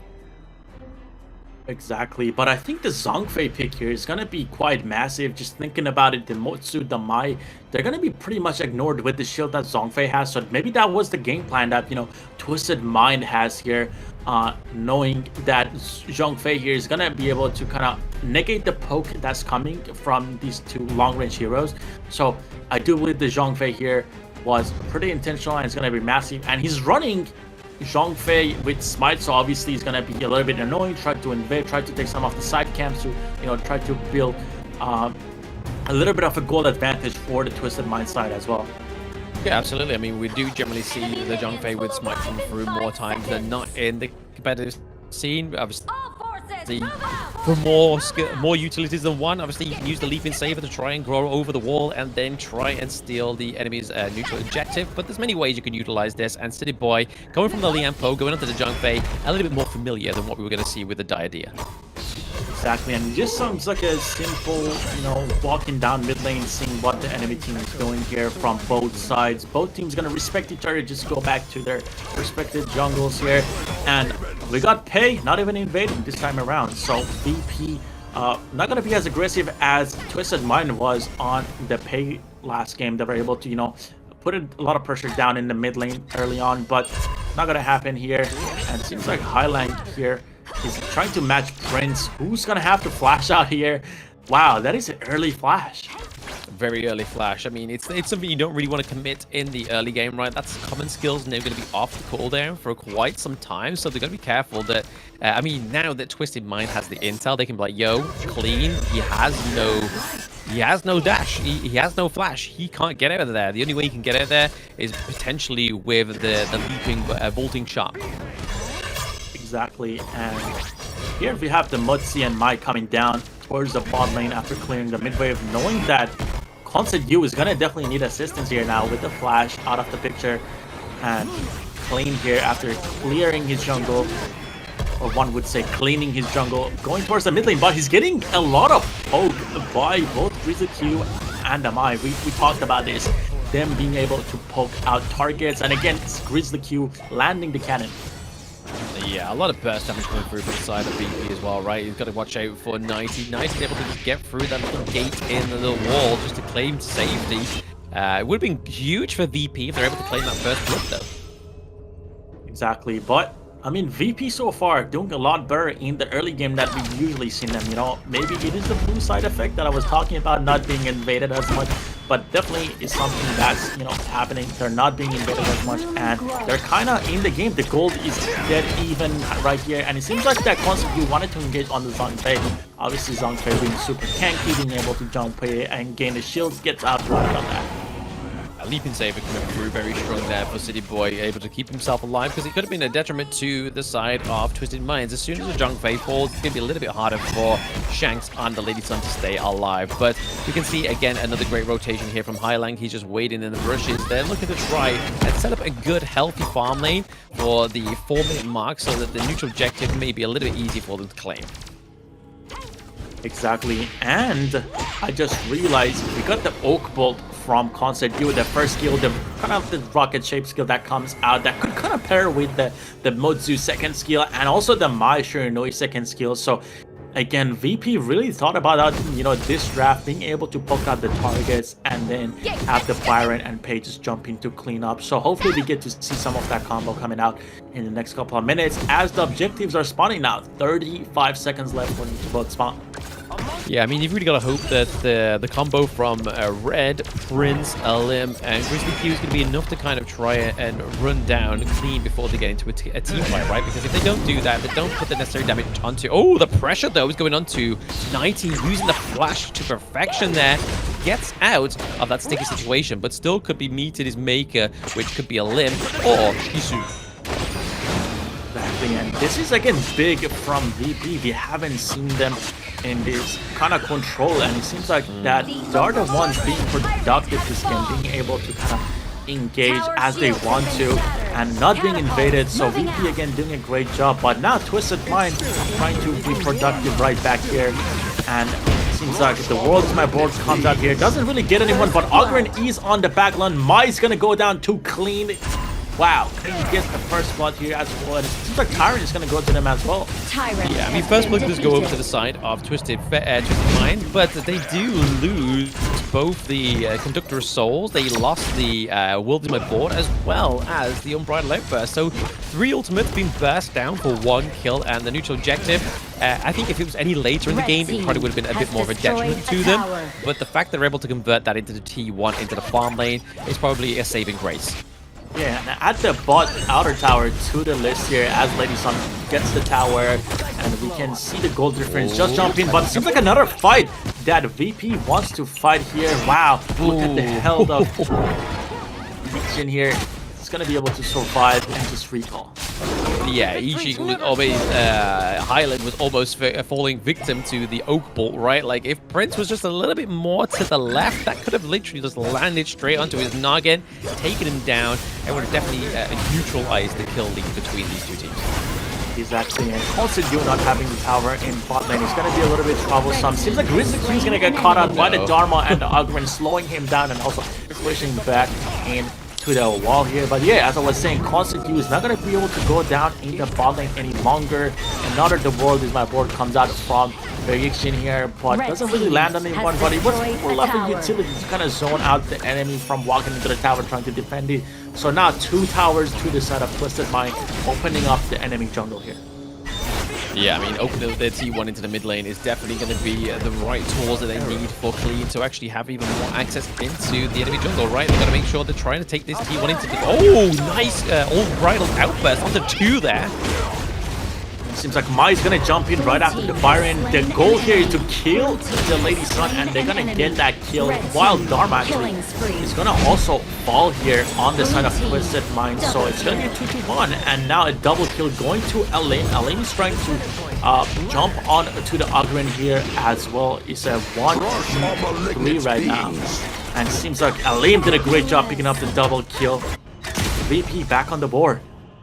Yeah, very good double kill there to try and get them back into this game too, right? Lim and Grizzly Q, Prince and Grizzly Q, sorry, looking to try and take this T1 into the clash lane, just to try and get some of that gold back and get some of that retail back from the side of Twisted Minds. Exactly, and we see that, you know, Movistar and also Constantly trying to get that top tower here. Yeah, they're gonna keep going for it after Yixian leaves the top tower. They had a little bit of a problem again. Constantly is really good against magic damage. Again, it's good to have Constantly to kind of counter the Lady Sun with the second skill, but We always pay a price for he does struggle a lot against magic damage targets here. And seems like Algorand wants to really go in here very deep between two towers, trying to zone out the VP side and get the second Ina tower in the mid lane here. Algorand is just gonna jump back in. The world is my board comes here, catches Grizzly Q. They might be able to take it down. Mai actually has to jump in here. They're gonna drop a Byron. Mai and also Hoodzy here, and followed right up is going to be Constant U, and this might be a teammates right here. Oh, no, it wasn't. Lim was able to get out there by the skin of his teeth, though, but they are able to do the exact damage they needed to do into that mid lane right there. The higher ground turret is literally holding on to its life there, and there we go. There is the unofficial ace. They are able to take down the entire of the enemy team, but no minion wave to kind of finish off this one because there is a lot of the side of VP coming up the death timer. Yeah, they definitely came up with the timer at the right time. This could have been an 8-minute game. This might have been faster than the 9ZG game that we saw a little bit earlier. But Twisted Mind, knowing that they're not going to be able to finish off the crystal, especially with the minions walking in slowly and the enemy team spawning. But yeah, we're going to have a replay here, looking back at the Augment, getting a 3-man ult with the world is my board coming in from the Yixin here. Just massive, catching Grizzly Q and also Red. And Dharma goes in here, cleans up the back line with, again, Pei barely surviving there. Yeah, exactly. I mean, he has a Lim fully retreated to the respawn there to try and get some health back, try and maintain that if there was any sort of like minions coming through, that he was able to stay there and try and keep it and take them down. But right now, it looks like that Shizu is looking pretty low there. He's definitely slowed down. The Wildemar board didn't quite connect fast enough for him to get trapped in there. Red team has destroyed but it still is going to be a tower for the side of Twisted Mind. They're doing a great job taking down these objectives. Again, they're back to invading. They're back to clearing VP and starving them out. They are at 32,000 gold compared to 24,000, which is a massive gold difference here. 8,000 and 6-1 towers. So VP, they didn't have a better early game, but it seems like we are back to where we started, as we saw in the game 1 of these two teams playing against each other. Yeah, I mean, just looking to try and like clean up the rest of the lanes, right? I mean, it's only this one that's only last survivor. T2 is down into the farm lane, which they're able to secure there. They did waste a little bit of time at the tyrant there because it did go onto the timer. They actually catch 2 inside the world to my board. Yeah, World is my board is going to catch 2. Ogden is going to dive right in. Clean gets a kill on Prince here, and it seems like they want to keep going. Ogden gets another kill, and it's going to be 3 kills, and Shank is going to be able to take down the Mai. Double kill going through Clean here, and Pei is going to try to kind of fight this, try to clear out the way, but it's not happening, and this is going to be Twisted Minds games as they take down the Crystal here. The 10k gold, this guy was sailing. Yeah, Clean on the Ogren, super aggressive, being able to zone out the enemies, and the world is my board again. Yixin seems to be a problem here. I think the couple of times that we saw Yixin today was able to kind of use the ultimate, lock in a couple of targets, and with the team following up, it does have a lot of impact. He's able to enable their teammates whenever they use the ultimate. So yeah, massive plays from the Twisted Mind mid laner here. GG's to both teams. Great play so far. Yeah, very well played by both of the teams there. I think it was definitely a lot more of a better effort from the side of Virtus.pro against Twisted Minds this time around, but it always seems to be a little bit of a tradition here for Virtus.pro where they don't have quite as good as a game 1, then somehow manage to try and fight back in game 2. But at that point, it's already a little bit too late because they've already dropped 1 point. So morality-wise, they're already going to be a little bit down in the dumps. So to try and come back from that 1-0 defeat in game 2 is a little bit harder than trying to claim that first first game on the board, which I feel like going into day 2 is something that VP definitely want to try and do. Yeah, definitely. I mean, I like the fact that they tried to be a little bit more productive this game. They did, pick up the blue side, and then they were able to kind of stop the invading in the early game, which was really good for them. I feel like they had a little bit more confidence going into this game. They were being more proactive. They were able to kind of try to get a kill on the top side of the map. Obviously, they were not able to finish it off. But yeah, they were able to get some resources in the early game and hold themselves in the game a lot better than the first game that we saw them. But yeah, Twisted Mind was able to, kind of just be dominant as they were in the first game halfway through the game after taking down the objectives. And then the Ogren here, the Ogren was massive, zoning out everyone in the last couple of fights with the Yixing, the world is my board followed up right on top of that. So the ultimate's very massive, and also Ogren was able to get a 3-man ultimate in one of those fights that kind of concluded the game for us. Yeah, that 3-man Conductor of Souls was definitely what they needed, right? They're just knocking it up and getting that massive HP regen. But here we are. Here's the post-game stats for Twisted Mind against Virtus.pro. And there we are, clean with a 9-0-3. A clean sweep with no deaths on the board. Yeah, definitely a clean sweep. I think this MVP has to go to clean here. I mean, we saw Shanks in the first match, dominate on the early, but we didn't see that kind of performance here on the Lady Soon, as the Byron and the Mai was they were constantly trying to jump on top of the Lady Soon, so they definitely did their job. But looking at the damage charts here, we can see that Pei has 55% of the damage on the VP side, and then Red with 44% here. But now going against to the winner's side, Twisted Mind here, they have 59,000 on the Ogren. Wow, that is a lot of damage and a lot of tank. Almost 60,000 damage taken from the Ogren here. Yeah, I mean, just look at the difference, though, in terms of the team fight participation. Like, you see Prince and you see Shizu with about 25% of the team fight rate, so not always kind of being present into those team fights, more so kind of like Grizzly Q and Alim kind of sticking around together with a little bit of Red sprinkled in there. But to be honest, the fact that Dharma almost got only 2k less damage than a Mai Shiranui means that like Red didn't really activate on this pick, I feel. Yeah, Mai definitely being one of those heroes that a lot of teams are kind of scared throughout the day. We saw it banned aloud first, like in almost the entire day. This time it gets through, but it kind of has no impact. And we are, at a 0% win rate in this tournament for the first day on a Mai Shiranui, who has a lot of CC, has a lot of damage, but the follow-up just wasn't there. They weren't able to capitalize on the pick. But looking at the goal chart here, we can see that throughout, again, at the 4 or 5 minute mark, Twisted Mind, they were able to, capitalize, invade after taking that Tyrant and do a bunch of damage, and they were able to get away with a free win as their second game as well. Yeah, very well played there. I mean, like we said in the post part of the game there, the VP definitely played a better game 2 than they did with the game 1. Game 1 was just a little bit all over the place.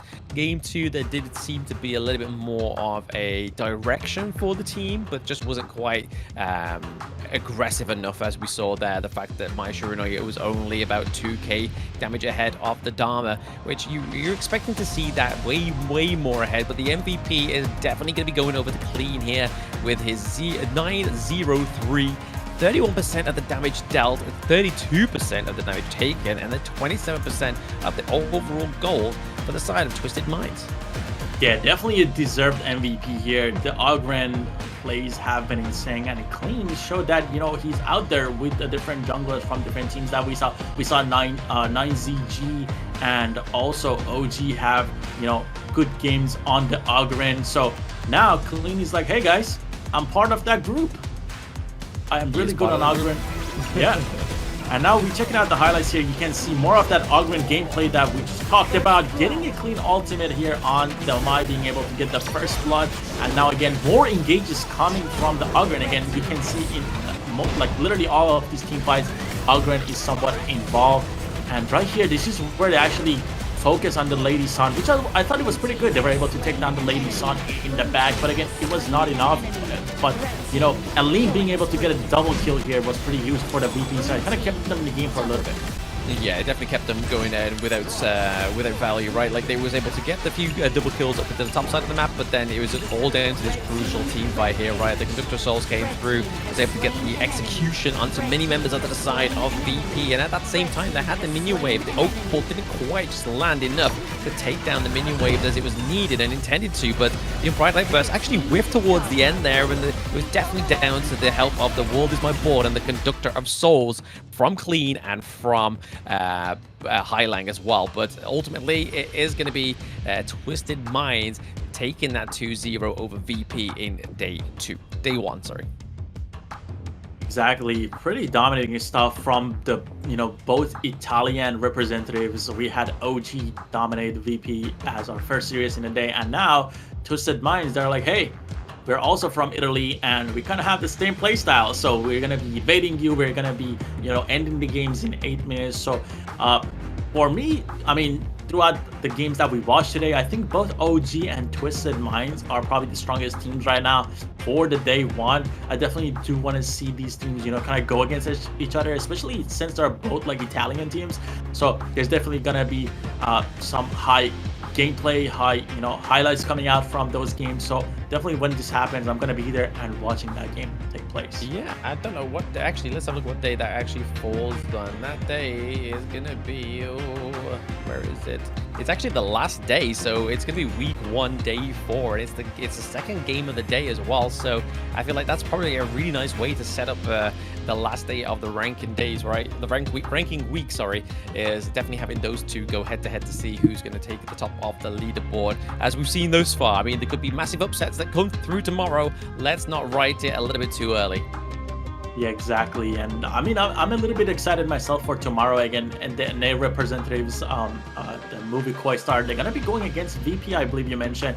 So that is gonna be an EU versus NA matchup that a lot of people like to watch. I mean, it's been a rivalry for a very long time. So I'm kind of I'm gonna be tuning in. You're gonna be seeing me tomorrow in chat when Bland is casting that as well. So definitely gonna be a watch, and I'm still rooting for my boys at a Movistar. So yeah, definitely gonna check that out. What do you think about that? Who do you think is gonna try to who's gonna win that matchup? I mean, after VP's taken to obviously shocking defeats in day 1, they're going to be really hoping for it in day 2, right? But this is how today's matches did actually conclude. For those that are in the chat and didn't quite get to watch them, I do advise you guys go back when the VOD is up. Go back and watch these matches. We've had some really good, clean matches, especially the big surprise for me was 9Z Globant. They definitely came through very clean for me against MKOI. Exactly, 9Z Globant put in a dominating performance. Stick was able to kind of dominate in the jungle, but then we had OG again going 2-0 against AYLO Gaming. The pro representatives weren't able to kind of hold out the Italian powerhouses here, and Twisted Mind 2-0 against VP. We just watched that. And yeah, Italian teams, showing up today, putting out great performances. And now looking at the event preview, which is going to be day 2. So tomorrow's matches, it's going to be MKOI versus VP Virtus.pro for our first match. Then it's going to be 9Z Globant versus Twisted Minds. Following that up for the third match, we're going to have OG Esports versus NRX. And we're going to have MKOI versus AYLO. But that is going to be a fun one to watch too as well. Wow. Oh, absolutely, yeah. Starting the day off with a very fun game, and then finishing off with a very fun game as well, because I feel like these these 3 teams, are definitely within that same kind of skill base within this tournament. So seeing which ones actually come out on top is going to be a great thing to come back and tune in for tomorrow at the same time, right? Exactly. I mean, I didn't know AYLO Gaming is going to go against, MKOI as well, and that is a great ending to the day. So at first we're gonna have EU versus NA, then we're gonna end it up with NA versus LATAM. So again, it's gonna start with a rivalry and end with a rivalry as well. So we're gonna have to see how the Canadians are gonna be able to perform against both of these regions. But yeah, tomorrow definitely gonna be a fun watch. If you guys been enjoying today's matches, definitely make sure to show up tomorrow. There's gonna be more closer matches from what it looks like.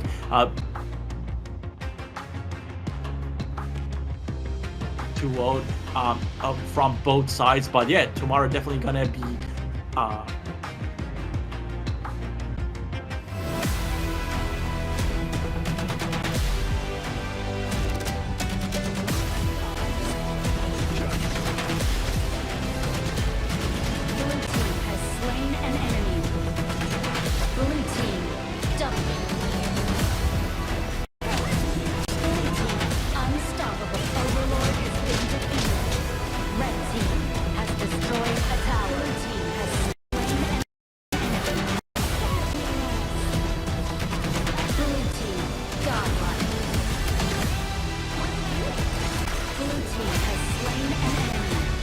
team killing spree. Blue team has slain an enemy. Blue team has slain an enemy. Blue team unstoppable.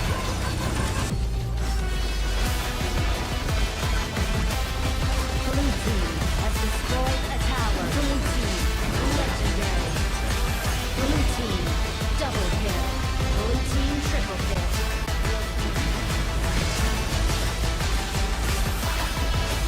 Red team has slain an enemy. Red team has slain an enemy. Blue team has slain an enemy. Blue team double. Red team godlike. The Overlord and Tyrant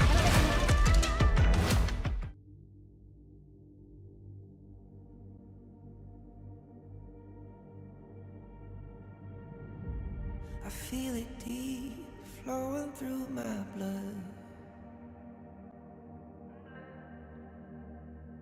Rising up to become someone. And taking it all on my own. What a sweet victory. And taking all of my control. Awaken something deep in me. Like flames, feel it burning inside. Take a hold of pursuit of the prize. I've been told ain't no way to survive, keeping all of this fire that's locked up inside. When this is the time, enter the ring. All those mental chemicals doing their thing. I got flashes of battles inside of my dreams. I was made for this moment. At least now it seems like it's time to come face to face with your fear. Been battling reasons for all of the years, and I learned how to fight them with style and grace no one's ever encountered. You say it's amazing, I'ma come out swinging when they open the gate. Go ahead, call passion, I'm calling it rage. I'm taking what's mine like I already own it. Watch but don't blink, going here to the moment. The sky rained down. Here's to the madness that's all around. Go on, tell them who you are, you are, you are. Go on, tell them who you are, you are, you are, you are. Here's to the moment, the sky rained down. Here's to the madness that's all around. Go on, tell them who you are, you are, you are. Go on, tell them who you are, you are, you are, you are. My name is honor, my name is king, my name is champion, my name is strength. Tell them who you are. My name is Pentakill, you think it's strange? My name keep ringing inside of your brain.